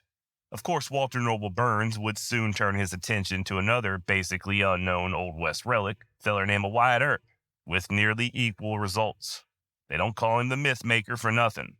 Over 2 decades after Pat Garrett's death, a cancer-riddled Tom Powers would commit suicide, not with the famous pistol, and Garrett's widow, Apollinaria, successfully sued to get her late husband's gun back. And then 2 weeks later, Apollinaria died, which makes me start to think that the damn pistol might be haunted. The gun would stay in the family until the 1980s before being sold to a succession of collectors. Billy Bonney was really starting to feel the heat come the fall of 1880. Not only was the Cattlemen's Association coming at him, but so was his old acquaintance from Fort Sumner, Pat Garrett. And on top of all that, even the feds were on his case. The Treasury Department had been getting complaints about fake bills being passed around Lincoln County, and they sent the Secret Service in to investigate. That's one thing the government does not like, just FYI. Only they can print money, and if you start trying to cut in on some of the action, brother, they will rain down an ungodly firestorm on you quicker than you can say Emilio Estevez. The guy sent in by the Treasury Department, investigator Azaria Wild, was able to quickly link Billy to the counterfeit money. But the kid wasn't the only one. Hell, everybody was in on it. Even J.J. Dolan got busted with some funny money. and many to this day suspect him of being the mastermind behind the whole damn ring, at least in his part of New Mexico. As far as Billy goes, truth be told, we don't even know that he did much of anything other than pass off a few fake bills. However, due to the kid's growing fame, his close association with other counterfeiters, and his other, shall we say, extracurricular activities, he would become a chief target of Investigator Wild, who suspected Bonney of heading up a huge criminal organization, especially after the kid allegedly held up a mail coach, which was also a federal crime. By the way, for all you conspiratorial sorts that are just chomping at the bit for yet another Jesse James and Billy the Kid connection, if you search long enough on the bowels of the internet, you'll find rumors that James was also involved in this counterfeit operation. Is this true? I don't know. And to be honest with you, I don't have the energy to try to get to the bottom of it. The main thing to know is that Billy was at least partially involved in passing along the counterfeit money, and while he was not the ringleader, he was still being hunted down by the federal authorities as if he was. Investigator Wild began recruiting a little posse of his own, ramrodded by Robert Ollinger and John Hurley, both Dolan men who had been knee-deep in the Lincoln County War. Azaria had them both deputized as federal marshals with the chief mission of tracking down the counterfeiters. So not only do you have the Secret Service agent Wild and his two deputies hunting Billy, but you also got the Stockmen's Association in Texas sending in their killers, and of course, to round out everything, you have the newly elected Sheriff Pat Garrett. All of these groups were working together, by the way, with Wild all over the place, and his deputies, along with some of the Texas Panhandle investigators, riding with Garrett at various times. Through it all, Billy Bonney just kept on doing his thing. Unlike other notable bandits, he wasn't robbing trains or holding up banks or anything like that. Other than sticking up that one mail coach, Billy mostly just stole livestock, a crime that many a respectful man was guilty of back in 1880. And if it seems like the kid was unconcerned about the growing target on his back, I think that's because he was still holding out hope for that pardon. He hadn't forgotten about the governor's promise, and to be fair, neither had Wallace, at least not when his mind wasn't focused on righting Ben-Hur. While a full pardon was absolutely off the table at this point, the governor did have an attorney named Ira Leonard working on Billy's case with instructions to do something for Billy, but none of Wallace's ideas had yet to meet Leonard's standards, possibly because Leonard was also working with the federal investigator Wild. The two concocted a plan to have Billy come in and provide them with information on the counterfeiting ring. In return, they'd help the kid out by dropping the federal charges and give him one more chance to reform. As far as I understand the deal, this would do nothing for Billy's indictment in Sheriff Brady's murder, but it would at least remove some of that federal heat. Leonard and Wild posted a letter requesting that Bonney come in and speak with them, and he did. Only problem was Billy was too late. The kid arrived some 6 weeks after the letter was posted, and in the meantime, Leonard and Wild had a falling out, and the deal was no longer on the table. Okay, fine. Time to steal some more horses. In November of 1880, Billy, along with the usual suspects O'Folliard, Bowdry, Wilson, Pickett, Rudaball, and a few others, all rode on east to Fort Sumner and stole a bunch of ponies belonging to shopkeep Alexander Grezelhofsky, also known as Padre Polacco for obvious reasons. These stolen steeds were then driven to the Great House Ranch outside of White Oaks, followed by the kid and them others headed into town and stocking up on provisions, which they did not pay for. By November 22, 1880, a posse under White Oaks saloon keeper / deputy sheriff William Hudgens found Billy and his pals camped at Coyote Springs. The lawmen approached, but the outlaws managed to quickly mount up and scan out. Both the kid and Billy Wilson's horses were shot out from under them during the escape, but they still evaded capture. The outlaws made their way back to the Great House Ranch, only to have that posse out of White Oaks make yet another appearance just a few days later. Deputy Hudgens sent a note inside letting the bandits know that they were surrounded and to come out with their hands up, a request that, according to one eyewitness, prompted Billy and the others to burst out in laughter. The posse was determined, however, and turned their attention to young Billy Wilson, who faced far less serious charges than the kid. Wilson was hesitant, but asked that the posse send in Jimmy Carlisle to discuss the terms of his possible surrender. Now, this part has always confused me a little. I've read that Carlisle was a deputy, and I've read that he was a blacksmith. The deputy leading the posse out of White Oaks, William Hudgens, operated a saloon. I'm assuming that all these men were just citizens of White Oaks and deputized in much the same way that the regulators were when the Lincoln County War first broke out. I could be wrong, but it doesn't appear any of these guys were full-time dedicated law dogs. As for Jimmy Carlisle, by all accounts, he was well liked, and I guess Billy Wilson felt like he could trust him. And for all you Young Guns fans out there, this is starting to sound familiar, right? In the movie, this little standoff took place in a house of ill repute owned by the sultry and seductive Jane Greathouse. And as much as I loved her appearance, unfortunately, she never existed. In real life, the boys were posted up at the ranch of Jim Greathouse, also known as Whiskey Jim on account of him illegally selling spirits to the indigenous. And when Carlisle agreed to come on inside and negotiate with the holdouts, Whiskey Jim took his place with the posse. It was understood that if anything happened to Carlisle, Jim Greathouse would be the first to pay the piper. So here comes Carlisle stepping inside, only to find everybody drinking liberally from Whiskey Jim's liquor supply. Everyone but Billy, of course. He was abstaining as usual, but he did make sure Deputy Carlisle drank his fill and then some. Indeed, Billy forced so much whiskey down Carlisle's gullet that the man was a stumbling drunk in no time flat. Factor in the kid growing more and more intimidating with each drink, and Carlisle quickly became a very nervous, stumbling drunk. By 2 p.m. that afternoon, the posse was tired of waiting and threatened to kill Greathouse if Carlisle wasn't released in 5 minutes. As the seconds ticked by, someone in the posse got nervous and accidentally discharged a firearm. As soon as the gun went off, Carlisle came exploding through the front window of Greathouse's place, getting shot all to hell in the process. According to one witness, bullets were flying from all directions before silence fell and the crowd discovered that the dead man was their friend Carlisle instead of Billy or one of his crew. Realizing their error, the posse soon disappeared, and the kid and his compadres were able to slip away once again, only on foot. The posse would return the next day and burn Jim Greathouse's place to the ground. So the big question is, who killed Deputy/Blacksmith Carlisle? Did his own posse accidentally fill him full of lead, or did Billy or one of his men shoot Carlisle as he attempted to make a drunken escape? The kid would blame the posse, of course, and the posse would blame him. One would-be vigilante, when speaking to a reporter, would even claim to have seen Billy take deliberate aim at Carlisle. Also, according to a newspaper article printed in 1881, both Billy Wilson and Dave Rudaball as good as admitted to killing Carlisle, implicating Bonney as a shooter in the process. And remember, Carlisle was very well liked. Whether or not the kid pulled the trigger didn't matter. Billy had gotten a good man killed, and even those who once regarded him as just a harmless stock thief now viewed Billy as a cold-blooded murderer. And of course, his reputation only continued to grow. Less than a week later, Bonney would finally, officially, be referred to by his most famous and enduring moniker, Billy the Kid.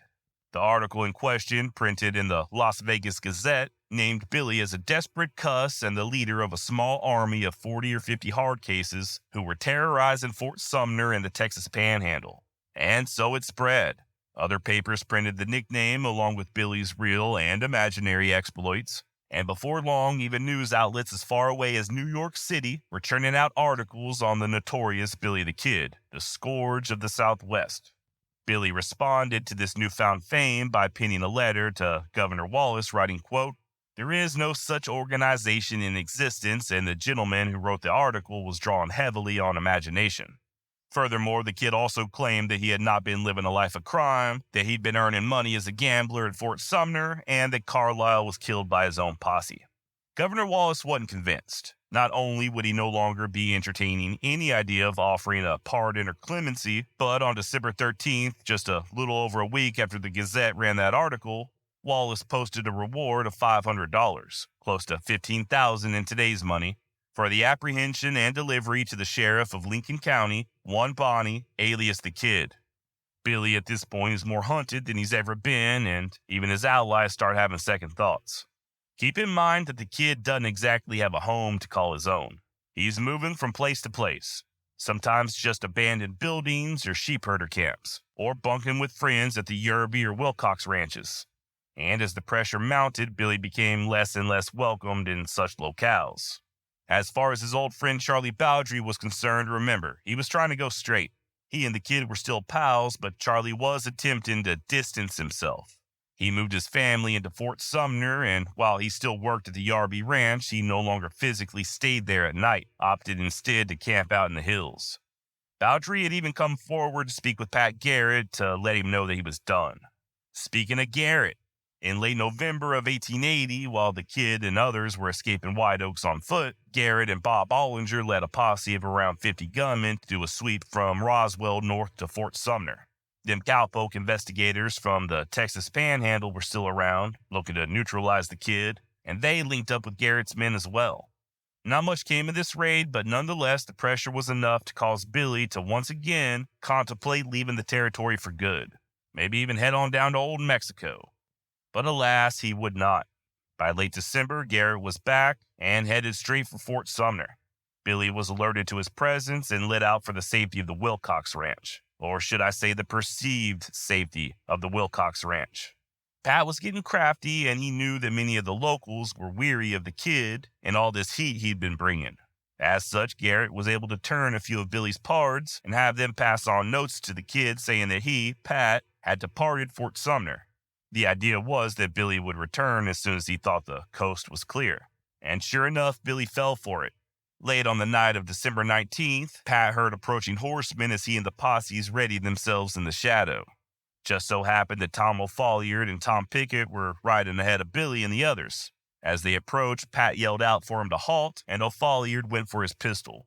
2 rifles barked, and O'Folliard buckled, his horse trotting about 150 yards away with him slumped in the saddle. Tom wouldn't die immediately, though. As Billy and the others spun their mounts and tore hell for leather in the other direction, O'Folliard was taken inside and laid on a blanket.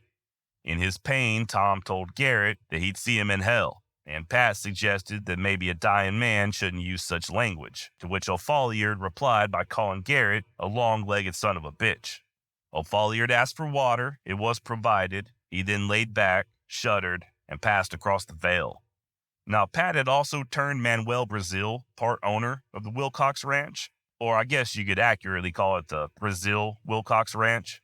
And now, under the sheriff's influence, Brazil was going back and forth between Garrett and the kid, spreading whatever false information that Pat wanted. As such, Brazil told Billy that Garrett was at Fort Sumner with just 1 deputy. And once more, the kid fell for the ruse, hook, line, and sinker, immediately wanting to ride back and deal with Garrett once and for all. Charlie Bowdry talked him out of it, though. Instead, they left the Brazil-Wilcox spread and headed east a few miles to a old abandoned sheepherder's house near a place called Stinking Springs. Of course, Brazil then went scurrying back to Fort Sumner to tell Pat. Soon enough, here he comes with about a dozen or so possemen. Now, at the cabin, you had Billy, Dave Rudaball, Charlie Bowdry, Billy Wilson, and Tom Pickett. There was enough room for them, their bedrolls, and 2 horses. The other 3 ponies were picketed just outside. Garrett and his men could hear the bandits snoring as they approached on foot, coming at the house from 2 different sides. At first, Pat intended just to go right on in there in the dead of the night, but one of his men convinced him it was best to hold off until sunrise. And that's just what they did, hunkered down in the cold, waiting for first light. I reckon patience truly is a virtue because right at the ass crack of dawn, somebody emerged from the building wearing a wide-brimmed sombrero of the type that Billy favored and carrying a sack of grain for the horses. Not wanting his quarry to escape once more, Pat gave the silent order and several rifles barked as the target fell backwards. It wasn't Billy, though. It was Charlie Bowdry, the man who just wanted to go straight but couldn't seem to get shut of Billy the damn kid. Screams were immediately heard from within, with Billy Wilson yelling out to Garrett that he killed Bowdry, followed by Wilson saying that Bowdry wanted to surrender, which Pat agreed to provided that he came out with his hands up. What occurred next is up for debate. Surprise, surprise, right? According to Pat Garrett in The Authentic Life of Billy the Kid, Bonney held Charlie up, told him that it wasn't too late to get revenge, and then shoved him out to meet the posse. I guess the idea that Bowdry would go down in a blaze of glory and maybe take Pat with him in the process. Or at very least serve as a distraction, allowing the kid and the others to escape, just like back in Lincoln. As it turned out, Bowdry just staggered towards Garrett, struggling to get out his final words. I wish. And with that, Charlie collapsed. I took hold of him, Garrett later said. Laid him down gently on my blanket, and he died almost immediately. For what it's worth, Pat's men all remembered slightly different versions. Louis Bozeman claimed that it was he, not Garrett, who laid Bowdry on the blanket, while Charlie East says that Bowdry had his revolver in hand, attempted to put up one last fight, but was too weak to thumb back the hammer. Yet another Garrett posse member, Charles Rudolph, said that Bowdry's gun remained in the holster the entire time. Either way, Bowdry was a dead man. His plans of settling down, living an honest life, and raising a family forever dashed that cold winter day at Stinking Springs. The kid and the gang attempted to pull the other horses inside with them, but Garrett shot one and then possibly shot the ropes of the other two, letting them run off. Billy then invited Pat inside for a cup of coffee, and Garrett in turn invited the kid to surrender. Bonney replied with a resolute go to hell as he and the others began digging at the back wall, either attempted to make a hole to run out of or clear some firing ports. An endeavor soon stopped by a few well-placed rifle rounds from the posse. Thinking he was in for a long siege, Pat had a wagon of supplies brought in, bacon and such. Weren't long before the smell of frying fatback drifted on down to the stone house and a white flag went up. Them boys holed up inside that little house were hungry as hell, and besides, they knew there wasn't no way out. Not with that dead horse blocking the door. The kid said as much, remarking that Garrett would have just starved them out, and besides, I thought it was better to come out and get a good square meal. Rudaball emerged first, then Wilson, Pickett, and finally the kid. At least one member of the posse, Barney Mason, advocated killing the kid right there on the spot, on account of him being such a sneaky snake, but others backed him down. Oddly enough, both the kid and Rudaball were in fine spirits that night, both of them little chatterboxes, while Pickett seemed frightened and young Billy Wilson silent and visibly ashamed. The prisoners arrived at Fort Sumner on Christmas Eve and were paid a visit by Delvinia Maxwell, a Navajo and former captive of the Ute who was ransomed by Lucian Maxwell years before. She came asking permission for Billy to visit his lady friend Paulita one last time and say his goodbyes. Garrett agreed, but the kid was shackled to Rudaball and Pat refused to untether him. Thusly, the kid bid his sweetheart adieu right there in front of everybody. According to posse member Charlie East, the lovers embraced and she gave Billy one of those soul kisses that the novelists tell us about, till it being time to hit the trail for Vegas. We had to pull them apart much against our wishes, for you know all the world loves a lover. Now, while that's a very touching story, one can't forget that Charlie Bowdry's body lay stiffening nearby, and his new widow Manuela wasn't quite as cheerful as everybody else. She attacked Garrett, kicking wildly, and had to be pulled away before smacking East across the head with a branding iron. Charlie Bowdry was 32 years old and buried right there at Fort Sumner, next to the still fresh grave of Tom O'Folliard. Billy and the other prisoners were then taken over 100 miles northwest to Las Vegas, where Bonney's high spirits continued. He was a mini celebrity after all, and folks flocked to see him. He was even interviewed while in jail. The reporter commented that Billy appeared to take it easy, to which Billy replied, "Yep, what's the use of looking on the gloomy side of everything? The laugh's on me this time. Hey, is the jail in Santa Fe any better than this? This is a terrible place to put a fellow in."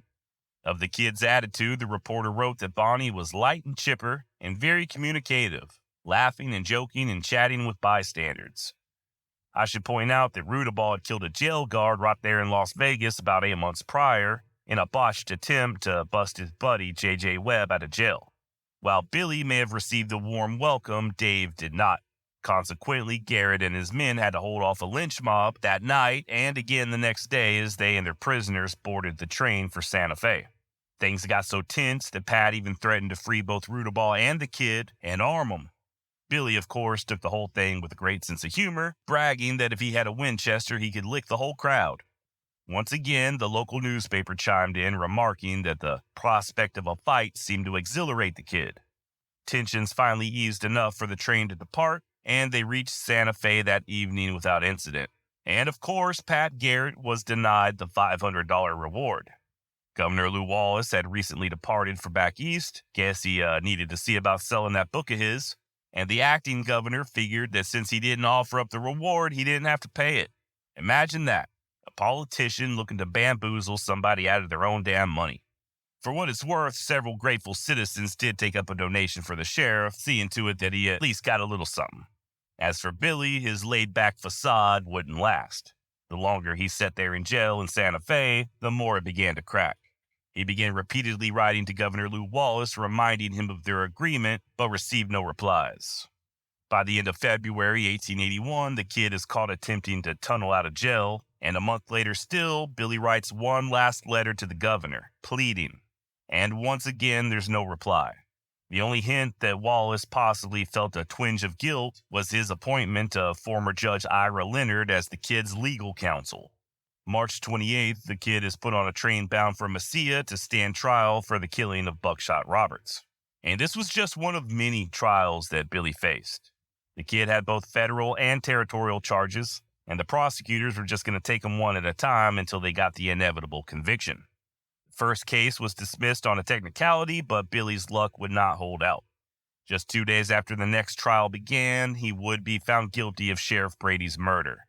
On April 13, 1881, at approximately 5:15 in the afternoon, Judge Warren Bristol formally sentenced Billy to death by hanging. His execution date was set for exactly a month later, May 13th, and to be carried out between the hours of 9 a.m. and 3 p.m. In the meantime, Bonney was to be turned over to Pat Garrett and confined in Lincoln. And no, there's no record of Billy telling the judge to go to hell, hell, hell. When asked if he had anything to say during the sentencing, court records show Billy said, quote, nothing. Later, however, when pressed by a reporter, the kid once again brought up Lew Wallace's broken promise, stating that the last time he was arrested, the governor let him have the freedom of town, and that he found it hard to believe that he should be the only one to suffer the extreme penalty of the law. Wallace responded publicly by saying that, I can't see how a fellow like him should expect any clemency from me. Now, I hate to be that guy, but in all fairness, as recently as October of 1880, Wallace was pressing Ira Leonard to do something for the kid, whatever that means. In the meantime, Billy continued his life of crime. Once Carlisle was killed and Billy was thrust into the limelight, there really wasn't much a politician like Wallace could do without tarnishing his own career. Then there's also the fact that when the kid was writing Wallace repeatedly back in Santa Fe, he even threatened a little bit of blackmail, hoping to get the governor's attention. Truth is, the kid screwed himself. I get the frustration, though. Wallace did initially promise the kid a pardon. He should have made good on that. And out of everybody who participated in the Lincoln County War, only Billy was ever held accountable. There were people in Lincoln County far worse than the kid, but he would be the only one to pay the ultimate price. Hell, 3 of the men tasked with guarding Billy on his way to Lincoln were Billy Matthews, a longtime enemy and Dolan man, John Kinney, who was more of a rank criminal than Bonney ever dreamed of being, and finally Robert Pecos Bob Ollinger, another Dolan man through and through and, according to whispers, a damn back-shooting murderer. Billy and his escorts had a layover at Blazer's Mill on April 20th, where the kid did a pantomime reenactment of the famous fight, and then they arrived at Fort Stanton the next day and from there on to Lincoln. Not trusting that Billy wouldn't be able to escape from the rickety Lincoln County jailhouse, Garrett instead had him put in the second-story room right next to the sheriff's office in what was once the old Murphy Dolan store.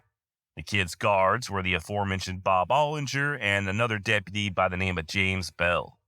Now, Billy got along with Bell just fine, but he and Ollinger just flat-out hated each other. A known bully, Ollinger repeatedly provoked the kid during his incarceration, to the point that even Garrett allegedly asked the deputy to lay off.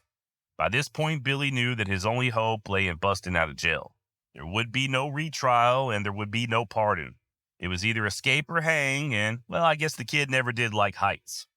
As fate would have it, Billy got his chance on April 28th when Pat was out of town on official duty, possibly to secure the lumber for the kid's gallows. At around 6 p.m., Ollinger escorted 5 prisoners across the street to the Wortley Hotel for supper, leaving the kid alone with Bell. Not long after, Billy told the deputy that he needed to use the outhouse. Bell was hesitant but relented and escorted the kid outside to the shitter. Upon their return, Bonney was walking ahead of Bell, arms and legs shackled, as he began climbing up the flight of stairs. Moments later, Deputy Bell lay on the ground, shot dead by Billy the Kid. Say it with me, class. What exactly happened is up for debate. That's right. and you better believe there are more than a few theories. The most popular story goes that Billy obtained a revolver from the privy, left there by one of his pards. He concealed it on his person until he reached the top of the stairs, and then, after slipping out of his cuffs, quickly turned and shot Bell. In the kid's own words, "I did not want to kill Bell, but I had to do so in order to save my own life. It was a case of having to, not wanting to."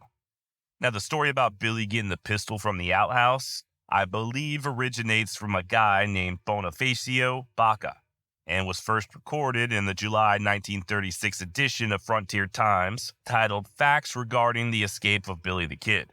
Baca was the brother-in-law of the late Sam Corbett, who just so happens to be the friend credited with placing the pistol in the outhouse.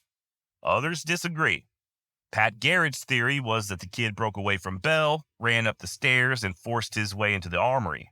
He quickly grabbed a pistol, returned to the top of the stairs, and then he gunned the deputy down. Robert Utley, one of, if not the foremost Billy the Kid expert, believes that the most logical explanation is the kid got free of his shackles, as he was known to do with his small hands, and once he reached the top of the stairs, he swung his arms out at Bell, striking him in the head with the heavy chains. Bell hit the ground, and Billy pounced. There was a fight, and the kid was able to get Bell's pistol from his holster. Getting to his feet, Bell attempted to run up the stairs, but the kid squeezed the trigger, and that was the end of Deputy James Bell. This idea is backed up by reports that Bell had 2 gashes on his head, and allegedly this is the version that Billy admitted to his friend John Meadows. This theory is discredited, however, if Judge Lucius Deals is to be believed. He supposedly proved, several years after the fact, that Bell's pistol never left the holster and that it was still fully loaded when the deputy's body was discovered. And there's yet another version where Bell and the kid were just playing cards when Billy hit him over the head with the handcuffs and grabbed his pistol and shot him. Nobody knows for sure what happened. We don't know that there was even a pistol in the outhouse, and we don't know whose gun Billy used.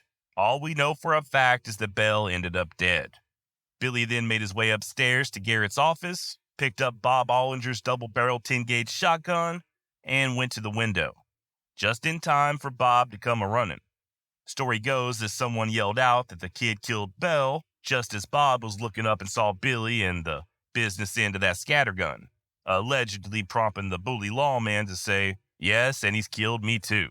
Billy then gave Ollinger both barrels, catching him in the face and chest with at least 36 balls of what I assume was double-aught buck. As far as the rumors that Ollinger had his shotgun loaded with dimes, I'm pretty sure that's just an urban legend.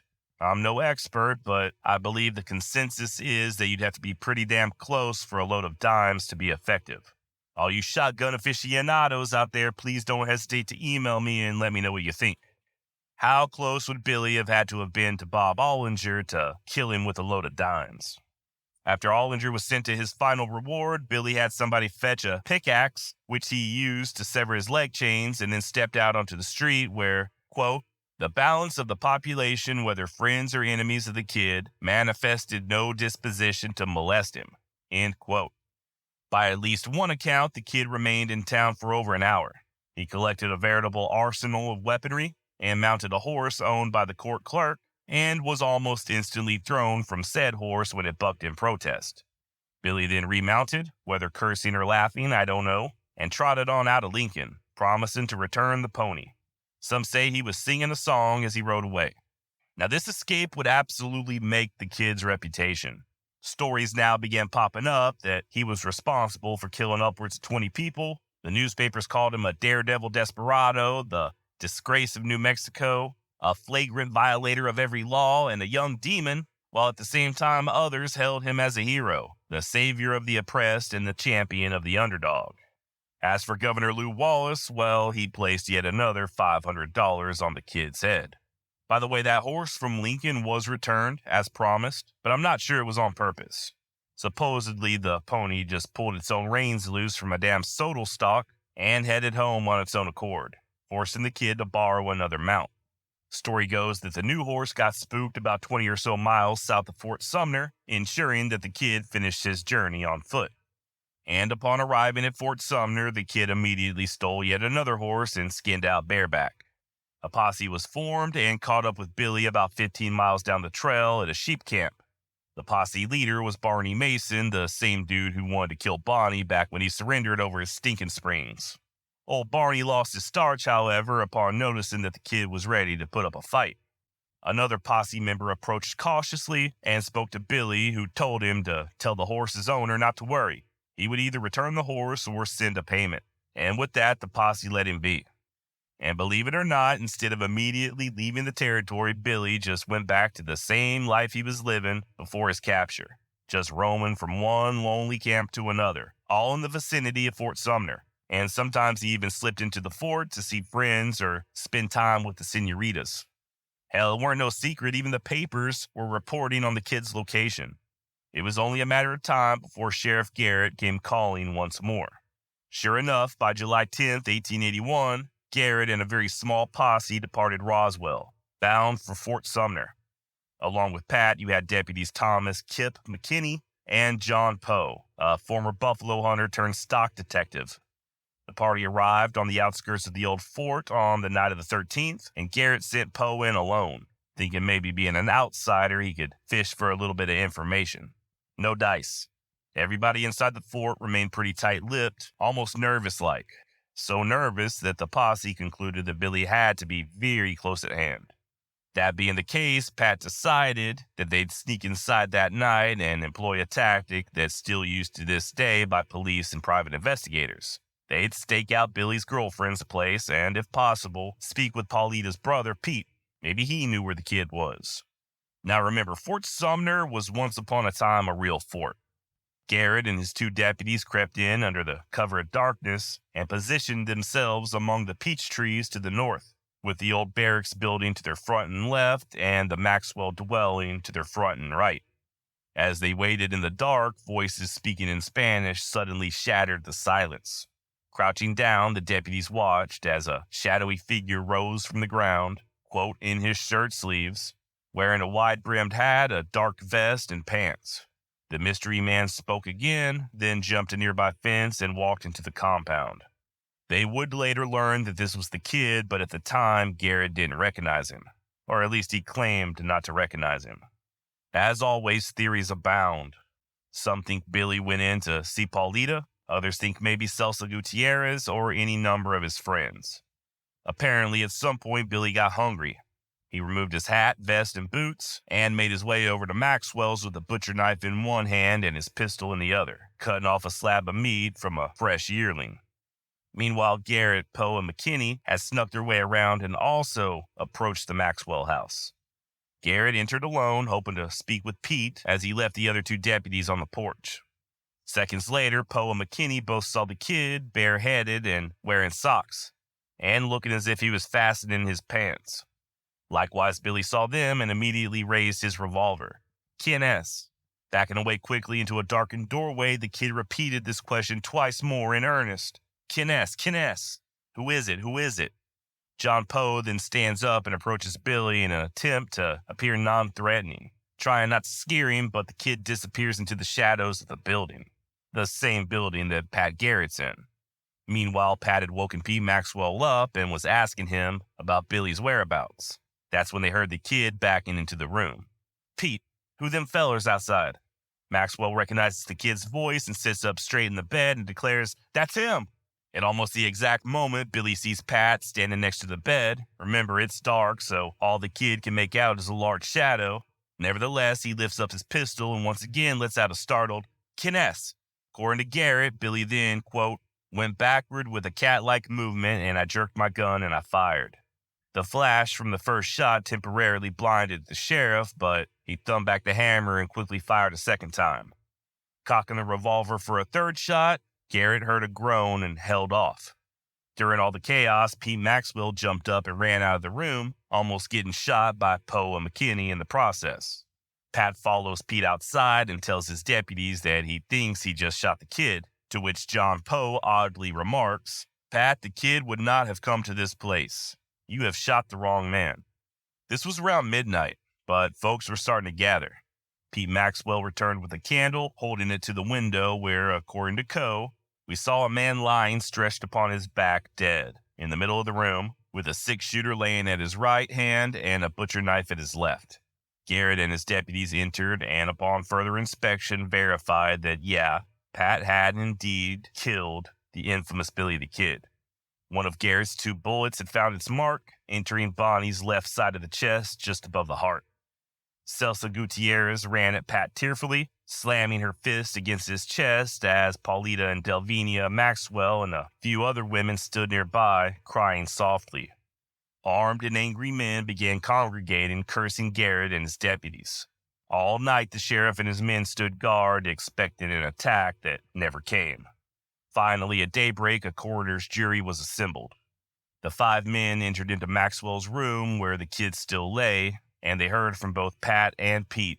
A report was written and signed that stated that the jury concluded that William Bonney had been killed from a bullet wound near his heart, inflicted by one Pat F. Garrett.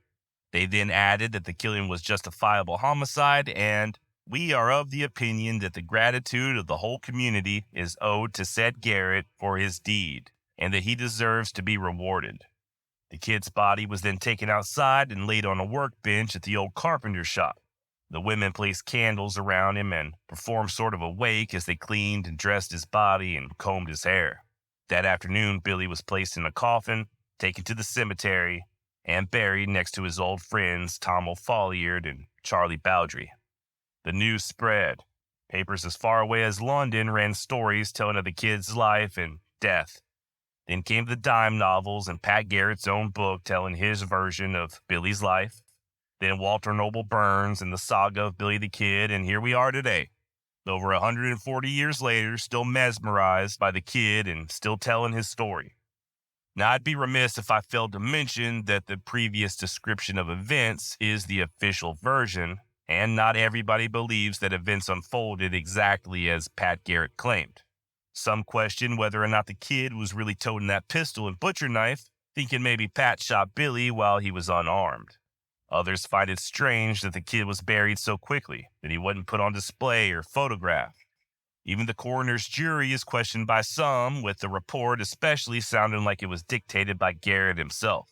Certainly there are problems with Garrett's official account. I won't deny that. But at the end of the day, it's all speculation. While there are some tantalizing theories, taken in context with the entire story and in view of the evidence, they don't hold much water. There was no fake death. Garrett didn't let his old friend from Fort Sumner slip away. The kid was dead. It was finished. And in his place, a legend was born. Somebody asked me a while back if I considered Billy to be ordinary. The question gave me pause. After all, the kid wasn't nearly as prolific as other noted bandits like Jesse James or Butch Cassidy. He never robbed a train or held up a bank or anything like that.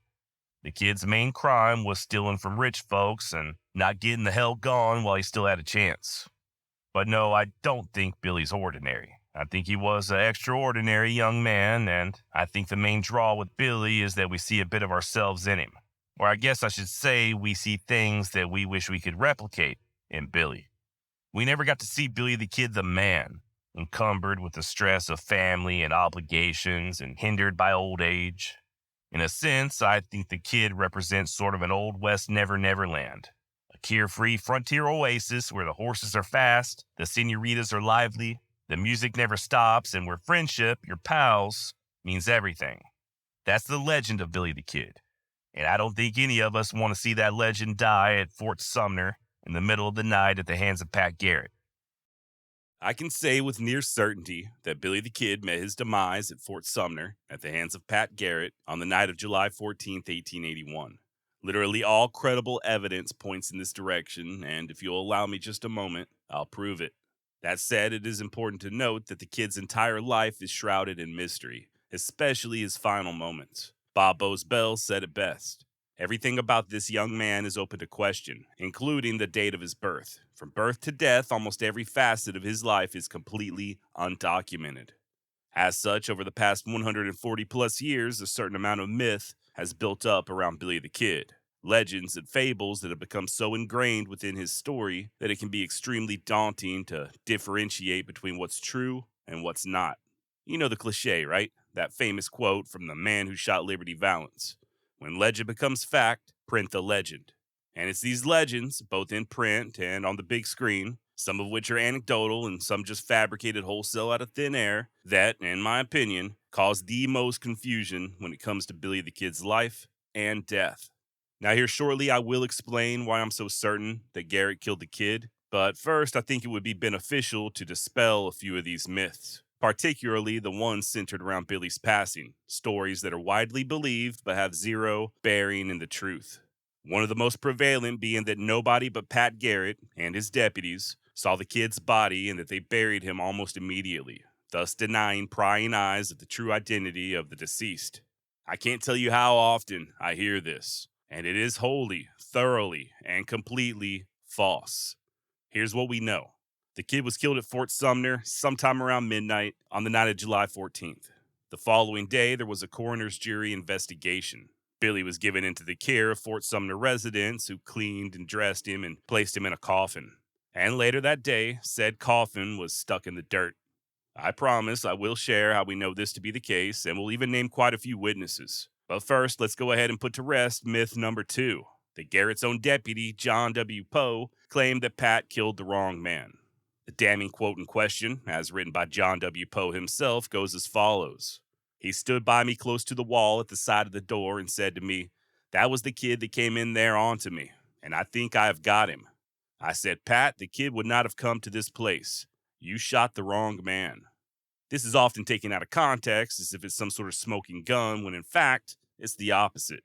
Like you just heard me say, these are Poe's own words that he wrote in his own book, published in 1933, titled The Death of Billy the Kid. The Death of Billy the Kid. You can find it online for free if you'd like to give it a read, archive.org. But just 2 paragraphs later, Poe writes, quote, "The darkness was such that we were unable to see what the conditions were on the inside, or what the result of the shooting had been. After some rather forceful persuasion, indeed, we induced Maxwell to procure a light.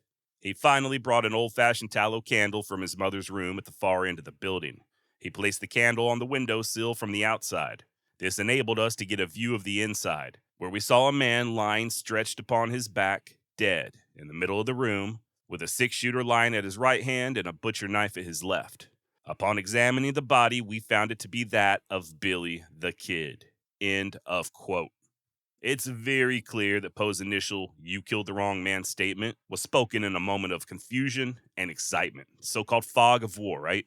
Tense situation, gunshots are fired just mere feet away, and the next thing he knows, Pete Maxwell and Pat Garrett come running out of the house.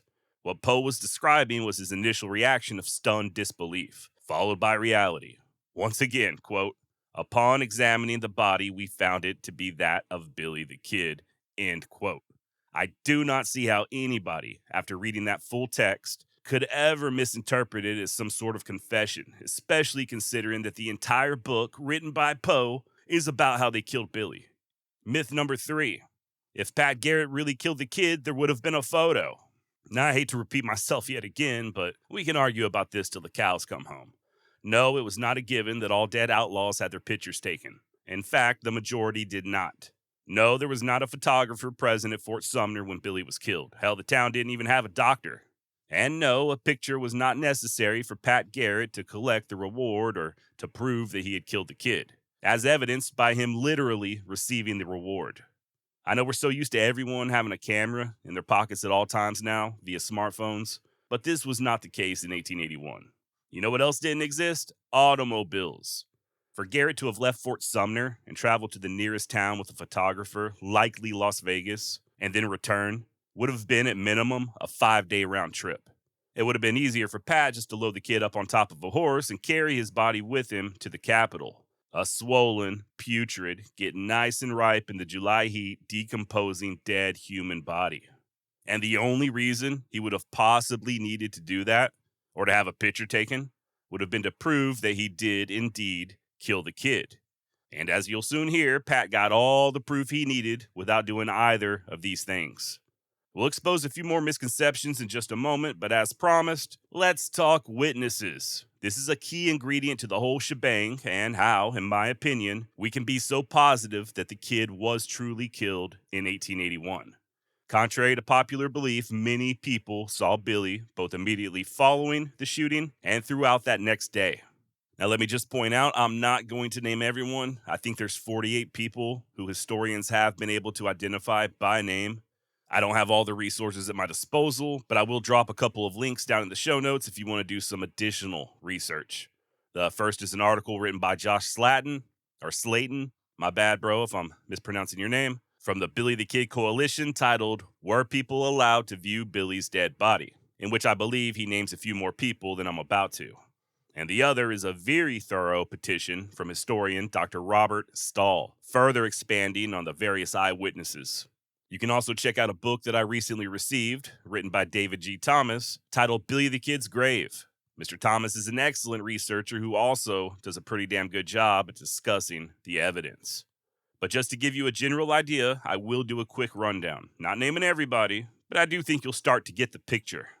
First off, you got Pete Maxwell. Obviously, it was in his bedroom where the kid was shot. Pete's statement was taken by the coroner's jury the following day, and it jived with the official version given by Garrett and Deputy Poe. And Pete did not live alone. His mother, Donna Luz, was allegedly one of the first ones on the scene after Garrett fired that fatal shot, as was Paulita Maxwell, Pete's sister and Billy's alleged girlfriend, along with her little sister, Odia. They all saw Billy splayed out on the ground, dead as a doornail. And this was just minutes after the shooting. And let's not forget Delvenia Maxwell either. She lived at the home too and cursed Garrett up and down for what he had done. Both she and Paulita would give numerous interviews in the decades to come, affirming what happened. Delvenia even signed an affidavit in 1926, just a year before her death. Then there's Milner Rudolph and his son Charles. Neither were present at Fort Sumner at the time of the killing, but they both arrived the next morning from nearby Sunnyside. Milner not only knew the kid, but he was also head of that coroner's jury that examined the body and interviewed Pete Maxwell. His son Charles Rudolph was also very familiar with Billy, having been a member of the posse that helped arrest him back at Stinking Springs. Charles wrote of what he witnessed there at Fort Sumner following the shooting in his journal, which would later be published.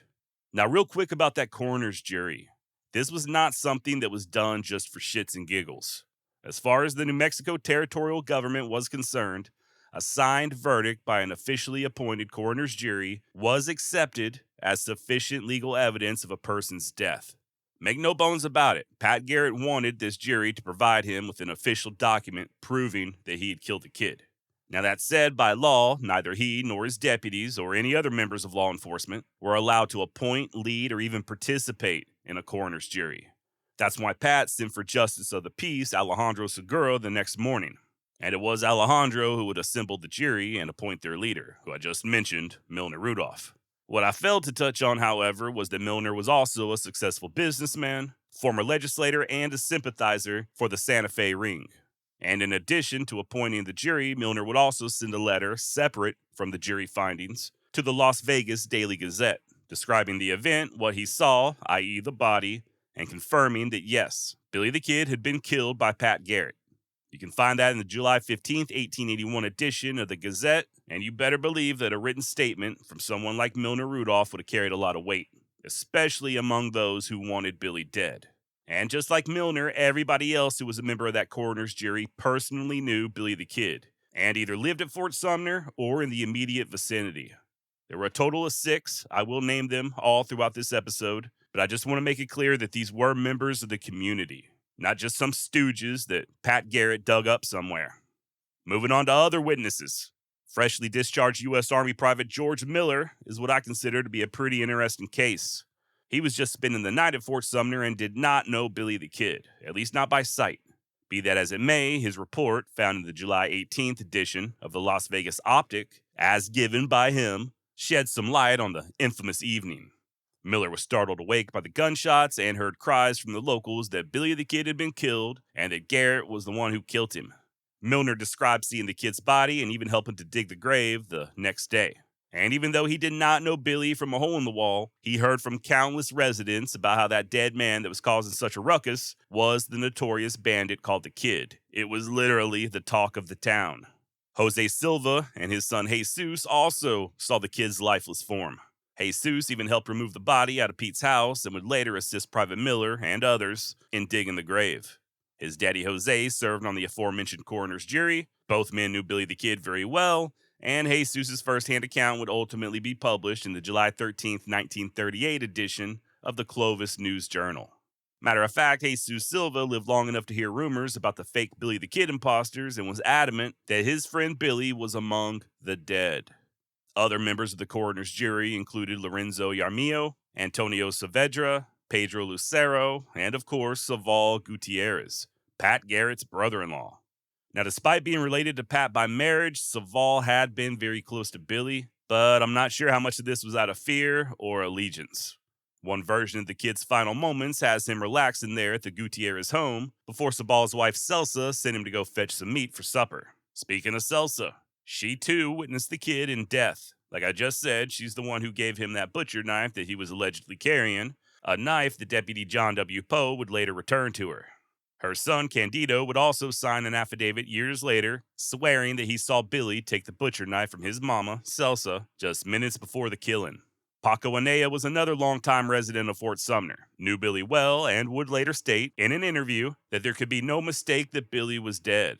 Paco also, many years later, would identify others who were at Fort Sumner at the time. Francisco and Juan Medina, Cruz Trujillo, someone named Serbacher, and a few others I've already mentioned, who could all vouch for the details as to the kid's death at the hands of Garrett.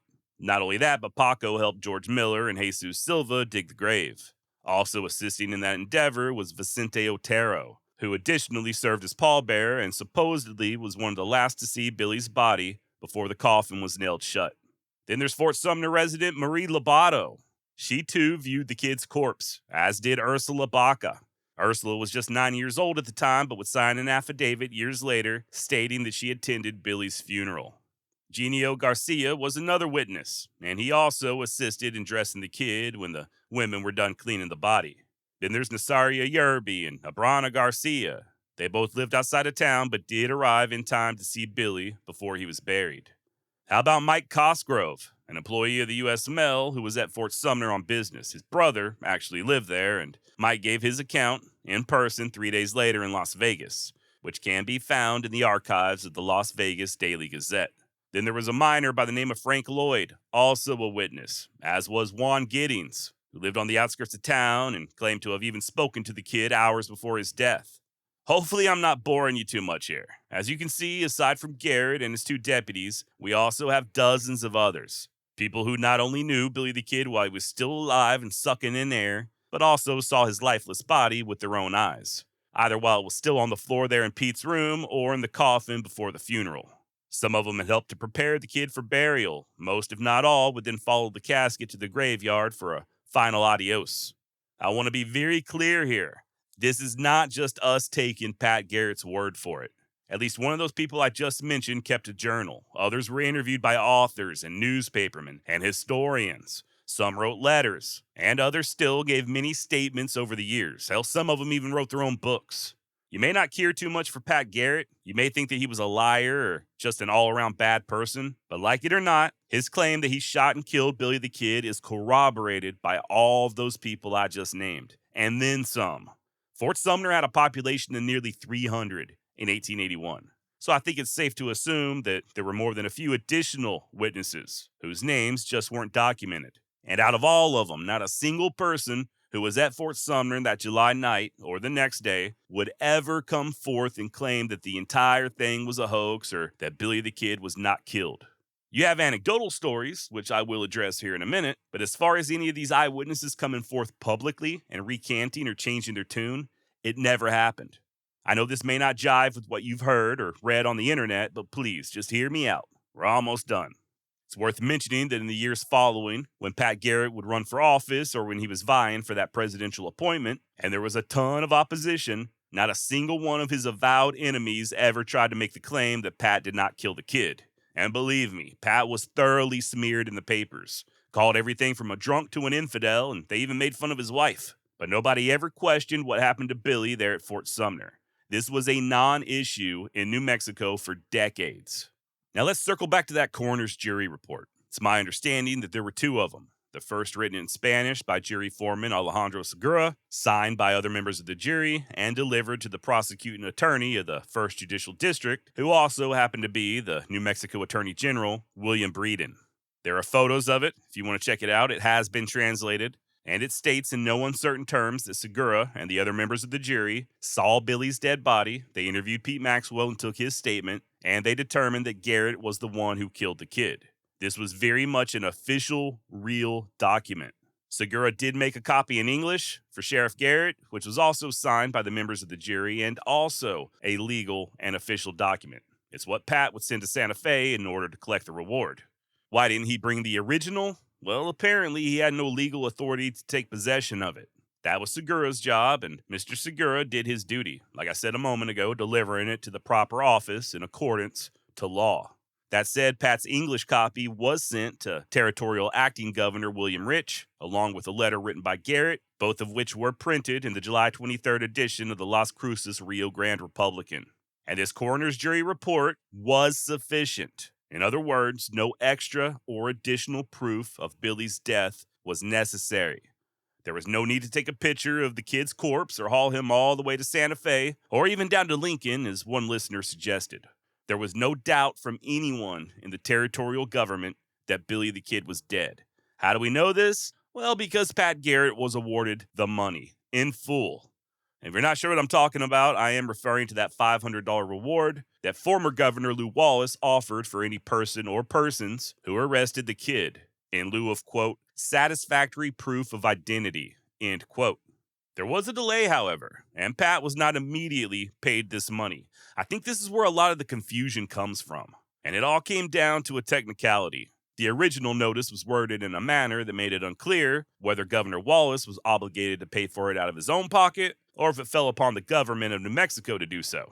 You can find documents, newspaper reports, and official correspondence all showing what I'm saying to be true. You can even read statements from both Governor Sheldon and New Mexico Attorney General Breeden affirming their belief that Garrett killed the kid. Once the territorial legislators actually met again in person for a new session, they voted very quickly and unanimously to award this bounty to Garrett. There is zero indication that anyone at any level of government doubted that Pat killed Billy or that anyone questioned the integrity of the coroner's jury report. The only question was who was responsible for paying the money. Even the official legislative act states that the hesitation was due to a technicality. I'm not going to put you to sleep by reading the entire thing, but the pertinent text goes as follows. Garrett is justly entitled to the above reward, and payment thereof has been refused upon a technicality. Therefore, be it enacted by the Legislative Assembly of the Territory of New Mexico, the territorial auditor is hereby authorized to draw a warrant upon the territorial treasurer of the Territory of New Mexico in favor of Pat Garrett for the sum of $500. Approved. February 18th, 1882. Full disclosure, there was also some debate as to whether Garrett was due the money on account of killing the kid rather than arresting him as the original bounty specified. Territorial Governor Sheldon clarified this on February 14th, 1882 when he wrote, quote, I am of the opinion that he, Pat, is entitled to the payment. He could not technically comply with the terms of the reward because when he met the kid in Maxwell's room, it is very certain that one or the other would be killed. It was not a reward, the payment of which depended on conviction. The kid had been convicted and was under sentence to be hanged. Garrett was in pursuit with an intention to capture if it could be done normally, but under the circumstances of their meeting, capture was out of the question. End quote. In addition to receiving the $500 bounty, Garrett was also given a small fortune by grateful private citizens. I think when it was all said and done, the sheriff had something like $7,000 to show for his efforts. Some of this money came from regular hardworking folks, and some of it came from very powerful people, members of the Santa Fe Ring, and the types that would not be happy to find out that the entire thing was faked. So there you have it. Enough proof for the government and the rich and powerful to pony up money. And I think that's saying something. It may not be sufficient for you right now in the year of our Lord 2023, but it most certainly was for New Mexico, the government, the press, everybody in 1881. So just a quick summary of everything discussed so far. There were numerous eyewitnesses, both members of law enforcement and regular citizens, who saw Billy the Kid after he was shot and killed. These witnesses shared their stories through multiple avenues over the course of several decades, and none of them ever recanted, nor did Garrett or either of his deputies. There was an official coroner's jury appointed by a lawful justice of the peace, which followed proper protocol, and their finding that Pat Garrett killed Billy the Kid was considered a legal document. And finally, the territory of New Mexico, including the Santa Fe Ring, were absolutely convinced that Pat killed Billy, and thus awarded him the $500 reward and then some. None of what I just said is my own opinion. There are sources, documentation, reports, letters, interviews, you name it, backing it all up. Now, despite all of that, if it was still just some big conspiracy, that only leaves us with two scenarios that I can imagine. Either A, Garrett fabricated the entire ordeal, nobody was shot, and if there was a funeral, it was with an empty casket, or B, Garrett shot the wrong man and then they claimed that it was the kid and stuck him in the dirt before anyone outside of Fort Sumner could find out. And in both of these scenarios, Billy lives to see another day. Of course, if this was the case, then everybody at Fort Sumner would have had to have gone along with the story for the rest of their lives. We'll tackle that in just a moment, but what would Garrett's motivation have been to fake Billy's death? Their past friendship, perhaps? One that, according to those closest to Billy and Pat, was severed the moment Garrett accepted the job as sheriff. A friendship that saw Pat shoot and kill Tom Folliard and then, very shortly thereafter, do the same to Charlie Bowdry, thinking that it was the kid. It doesn't seem likely, but let's pretend that Pat had a change of heart. If he just let Billy skin on out with a pinky promise to pretty please never commit any more crimes and just to hide out for the rest of his days, I think we can all agree that that would make Pat Garrett about the most gullible person on the planet. You remember towards the end of Young Guns 2 when Billy tells Pat that he could just let him go? I could walk out that door and head straight for old Mexico. You could say you killed me and no one would ever know. And what's Pat's reply? You'd come back, like a damn nightmare, show up in Arizona stealing cows and they'd stone me. And that is exactly what would have happened on both accounts. There is no way in hell that Garrett could have ever possibly believed that the kid would have simply disappeared. He'd have been staking his own life and his future, hell, the future of his family, on the word of a young criminal. Okay, fine. So maybe Garrett just killed the wrong man on accident and claimed that it was the kid. Once again, as sure as the sun rises, the kid would have returned to New Mexico, or just got up to his old tricks up in Texas or wherever, at which point Pat would have been up Schitt's Creek without a paddle. Also, we're once more confronted with the dozens upon dozens of witnesses who swore they saw the kid's body. Unless, of course, they were in on it. And, so long as not a single one of them ever changed their tune later in life, which is highly improbable. But let's make believe that happened. Once again, you gotta ask yourself why. If Pat really did allow Billy to escape, why did everyone there at Fort Sumner help him to keep the secret? Well, maybe they did so in order to protect the kid. And as long as they kept their mouths shut and the authorities believed Billy was dead, then he'd be safe, right? Okay, but for that to work, everyone at Fort Sumner would also have had to have been a friend of Billy's, with his best interest at heart, and I do not believe that to be the case. Some of the locals had grown weary of Billy's presence, especially after the killing of Jimmy Carlisle, and a few of them, like rancher Manuel Brazil, had assisted Garrett in locating the kid.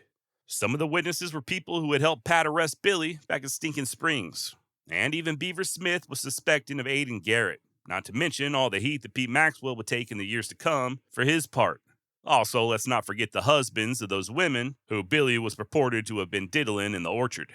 So no, not everyone in and around Fort Sumner loved Billy the Kid with an undying affection. Many, if not most, did, but not all. And all it takes is for one person to spill the beans for the entire hoax to come unraveled. Perhaps everybody agreed to the lie just out of fear of Pat Garrett. That doesn't make much sense either, as many of these witnesses would outlive the sheriff by quite a long time. Surely, with his passing, at least one of them would have come clean and exposed him as a fraud. And don't call me Shirley. What it all comes down to is credible, documented evidence versus theories and anecdotal stories. Stuff like a guy's brother who was neighbors with the granddaughter of Polita Maxwell, who swore that she once told her chiropractor that Billy the Kid escaped. Unfortunately, that stuff just does not fly.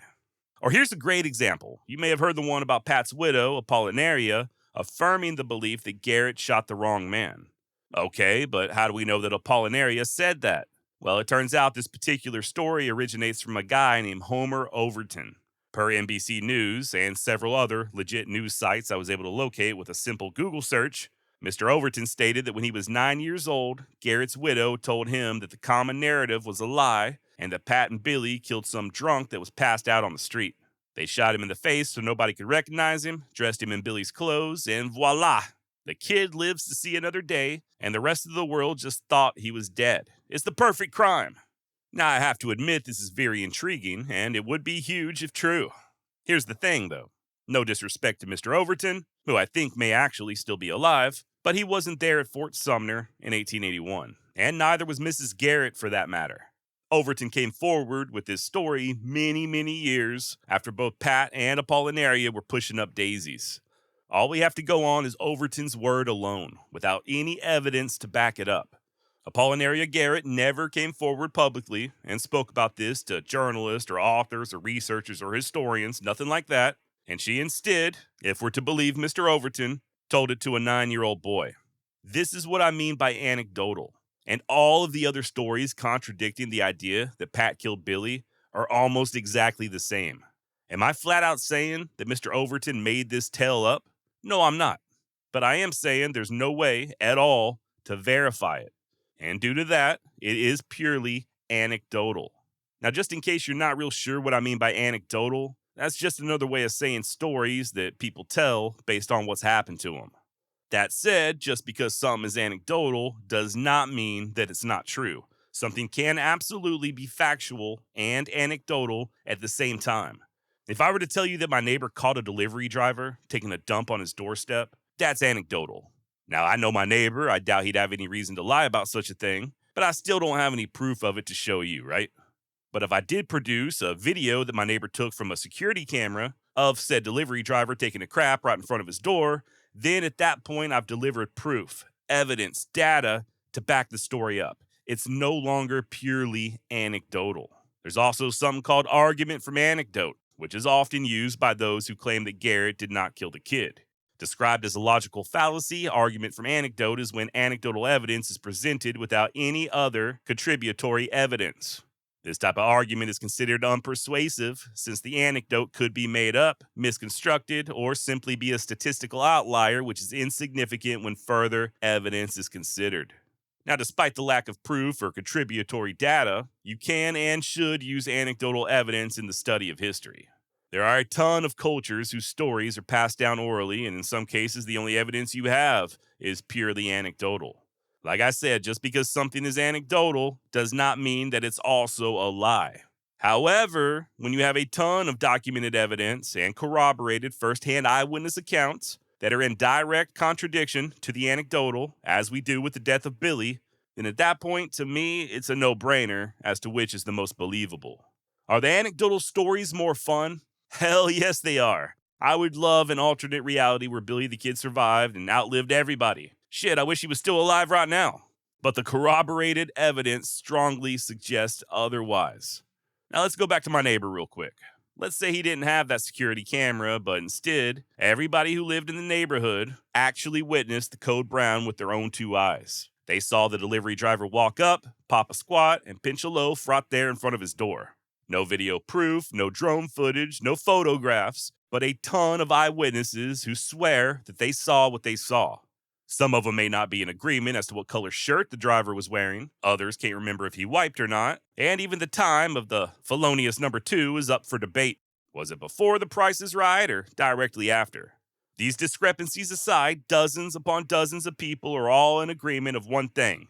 That they did absolutely see a delivery driver leave his van, walk up to my neighbor's front door, and drop a deuce.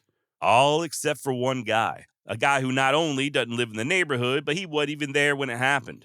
Nevertheless, he comes strolling up after the fact, saying that his cousin told him that she heard from her hairdresser that it was not a delivery driver, and that the dookie in question just simply fell out of the sky and landed right there on my neighbor's doorstep. Now you tell me, which version of events are you, as a logical, rational human being, going to believe? The one that all of those eyewitnesses attested to? Or the one guy who wasn't there who heard a story from someone who heard it from someone else? This is what we're dealing with when it comes to Billy the Kid. If it wasn't for the abundance of eyewitnesses, many of whom we know by name, who not once wavered from the idea that Pat killed Billy, And if it wasn't for the kid's body being so publicly displayed for hours after his death, then yeah, I do think we would have to pay closer attention to the anecdotal. But as far as the historical documentation goes, Billy the Kid's death at the hands of Pat Garrett is about as provable as we can get without a damn time machine. I mean, I'm not really aware of many other deaths of Old West figures as widely documented as Billy's. Also, you gotta ask yourself why every single historian believes this to be the case. All of them. All of the experts, people who have spent countless hours in libraries and museums studying microfilm and pouring through old documents and letters, examining the life of Billy the Kid, they all agree that Garrett killed the kid. Why is that? Are they all in on it? And what's it? What exactly is this alleged conspiracy supposed to still be protecting in 2023? Am I in on it? Now, let me just say, in all seriousness, historians can be wrong. Happens all the time. So can podcasters. Let me be 100% transparent. This is your first time listening. I am not a historian, nor do I consider myself an expert of any sort. And furthermore, I do come face to face with my own failures on the daily. But yeah, I do think historians can be biased. There are a ton of examples of the so-called experts distorting the truth to push their own agenda. It is absolutely not an infallible profession, and they are not beyond reproach. A lot of cherry picking when it comes to information, in my opinion. But as far as Billy the Kid goes, there's really not any dissent, and the evidence pretty much just speaks for itself. Everyone agrees, other than certain very fringe groups, who I believe are also guilty of cherry picking their own data to support their own bias. Or they're just misinformed. If someone only has a passing familiarity with the historical events, maybe they've seen the movies, read a few articles online, maybe watched a YouTube video or two or three, then these anecdotal stories can be very convincing. And you may not even know they're anecdotal. I mean, how could you? The average person does not have time to sift through all of the documentation, right? Let's face it, most people do not know that there were so many eyewitnesses who saw the kid's dead body. Most people do not know that Pat Garrett received the reward money. And I know they don't know because they tell me as much at least a few times a week. Right now, as I'm speaking, someone is shaking their head and muttering about what a dumbass I am, simply because what I'm saying goes against their preconceived notions, or some video they saw. I get comments and emails all the time from people who are very adamant that both of Garrett's deputies claimed that the entire thing was a hoax, or that even Pat Garrett himself made a deathbed confession. How you make a deathbed confession after being shot in the head, I don't know. But yeah, there are people who believe this stuff, which I don't blame them. This is what they were told, and then they in turn repeat it, and the more it's repeated, the more it's accepted as the truth. This is not a knock on anybody. This is just the reality of the situation. You don't know what you don't know, right? Not everybody has read the books. I certainly haven't read all of them, not by a long shot. How can I personally, Josh, know something that I've never researched? I can't. And how do I even know if the research is correct? I know for a fact that I've gotten stuff wrong in the most recent series I did on Pat Garrett and in the prior series on Billy the Kid. None of us are perfect, especially me. And like I said at the very beginning of this episode, there is so much legend surrounding the story of Billy the Kid that the average person is going to have a very hard time discerning between what's historically accurate or just Hollywood fluff. Case in point, you can't tell me that your mind wasn't at least a little bit blown when you learned that John Tunstall was only 24 years old when he got killed, right? But how would you have known that unless you relied on sources other than the movies or the legends? You wouldn't have. The idea that Billy escaped death is part of that legend. I can't and won't deny that. It is part of his story, plain and simple. And it is fun to talk about.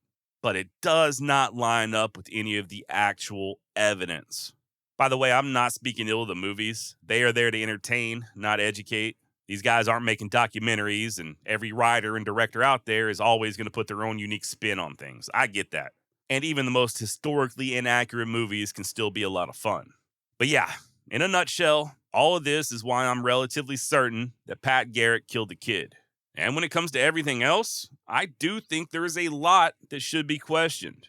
Was Billy really armed with a pistol and a butcher knife when he was killed? How did he really spend his last moments? Was he truly at the Gutierrez house? Had he really been in that orchard, like Garrett claimed? Did Billy really wander off half-dressed in his socks looking to get a slab of meat for dinner? Did he really just stumble into Pete Maxwell's room asking K&S? And if Billy was armed, did he raise his pistol, giving Pat no choice? Or did Garrett gun him down completely in cold blood? Did Pat Garrett dictate the wording of that coroner's jury? Or did Alejandro Segura write it all on his own? Was Alejandro Segura related to the comedian Tom Segura? What happened to the original finding that Segura wrote in Spanish? And speaking of that coroner's jury, at what point in time did they view Billy's body? And at what point did the citizens of Fort Sumner take over and prepare the kid for burial? There's a lot of questions, and the more I learn, the more I really think that we don't have solid answers for a lot of this shit. Also, further confusing matters is how many of these witnesses have conflicting stories, and some of these stories have changed over time. Memory is a funny thing, and I do think some of these people who wrote books did so with questionable intent. That said, as much as their stories may have evolved, not a single one of them ever denied that Garrett killed the kid. That was the one constant, the one detail that never changed.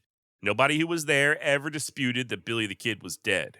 So I don't know what the hell happened at Fort Sumner. I can't tell you the precise chain of events, but I do feel like, given what we know, we can at very least ascertain that yes, Pat Garrett did indeed kill Billy the Kid. How and under what circumstances? I got no fucking clue, but he killed him. Okay, so why did I record this episode? Especially considering how I've discussed a lot of this already in the past few months. My apologies if you're tired of hearing about it. I assure you that I'm about tired of talking about it. But I did want to make a standalone episode just going over the evidence and dispelling a few of these myths. Just in case people who don't follow the Wild West extravaganza wanted a quick resource without having to go back and listen to all that other stuff. By the way, if you're new here, first of all, hi, my name's Josh, and this is the Wild West extravaganza. But not too long ago, I released a 5-part series on the life of Billy the Kid. His early years, his experience in the Lincoln County War, his life as an outlaw, and his death. I also did a bonus episode on all his pals and enemies, Doc Scurlock, Chavez, Jimmy Dolan, etc. And most recently, we've done the series on Pat Garrett, where we spoke again extensively on the kid. I think there's something like 5 or 6 hours of audio that I've recorded just on Billy the Kid alone. And that's not including what I've done on Brushy Bill Roberts. You know, it's interesting. My stance on Brushy Bill is completely independent of Pat Garrett. I am of the belief that we can take Garrett completely out of the equation and even go so far as to pretend that he did not kill Billy. And we can still prove 100% that Brushy Bill Roberts was not the kid. At the same time, we can also remove any debate about Pat Garrett's character, his integrity or lack thereof, when discussing Billy's death. I know so many people are just blinded by the idea of Pat Garrett bad that they can't hear or see anything after that. If Pat Garrett claimed to have killed Billy, then it must not be true. It's my position that Pat could have been a total monster, a rank liar, a drunk, you name it, but that still doesn't change the fact that all those other people saw Billy's dead body, or that Garrett was ultimately recognized by the territory of New Mexico, both private citizens and elected officials, as being the man that killed Billy the Kid, and he was rewarded as such. Now, we're almost done, I promise, but before we wrap up, just a couple more things. I know we're all biased to a certain degree, no matter what. That's just human nature. But I do want to state that I don't think Pat Garrett killed Billy the Kid just because I want that to be the truth or because I think Pat was some sort of amazing guy.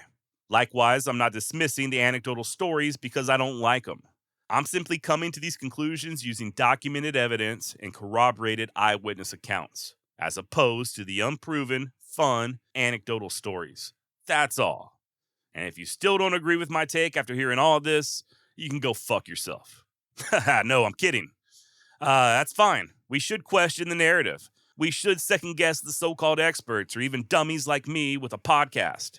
I hope you keep digging and trying to prove that Garrett was a fraud. I don't think you'll succeed, but your diligent research may uncover other interesting things, like the answers to some of those questions I posed a moment ago. That's the cool thing about history. There's so much we do not know. And there's always hope. When it comes to any of these people, Billy the Kid, Jesse James, whoever, I truly think we are one dusty box or trunk in a basement away from shattering revelations. One simple discovery could change the entire story, and I am very open to that happening. I mean, even on a personal level, just a few months ago, a cousin of mine gave me an old tin cigar box containing letters from the Civil War, written by a great uncle of mine, as he was serving. I never even knew these letters existed. They've just been sitting around in a tiny little tin box.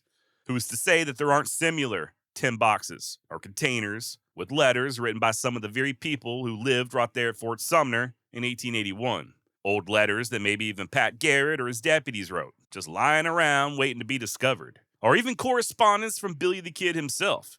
New revelations can and will happen, and when they do, I'm here for it.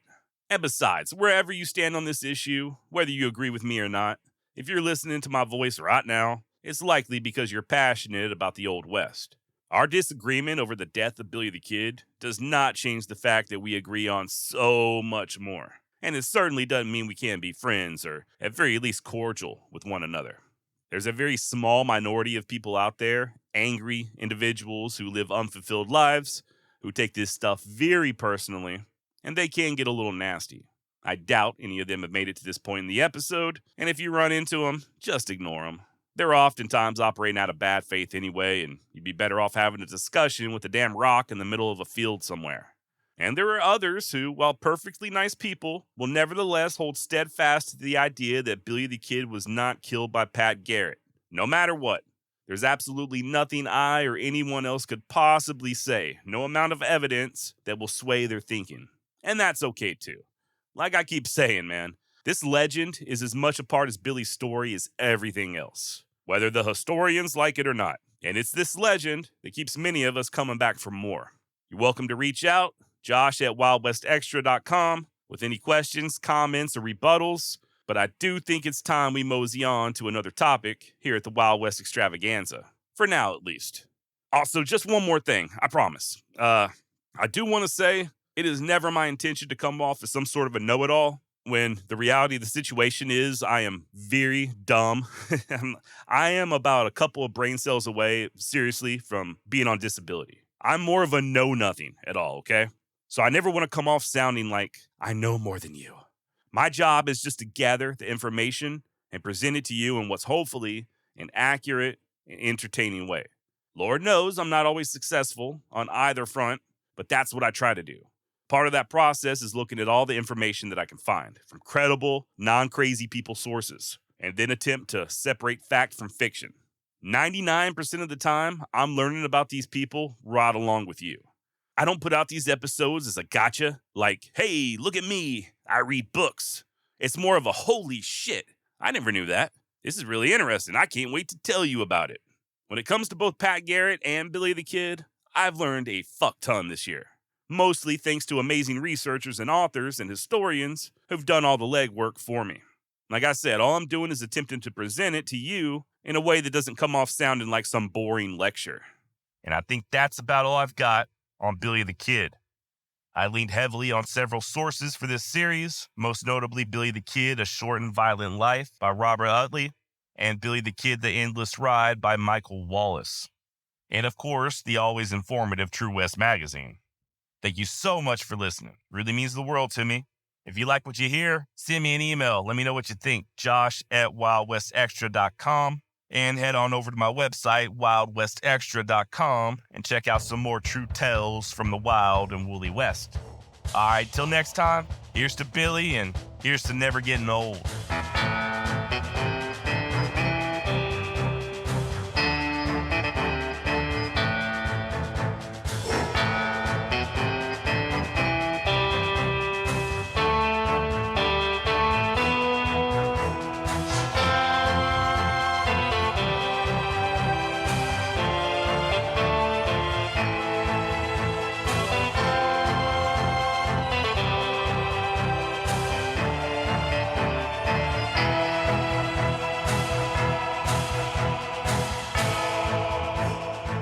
Time to steal some more horses.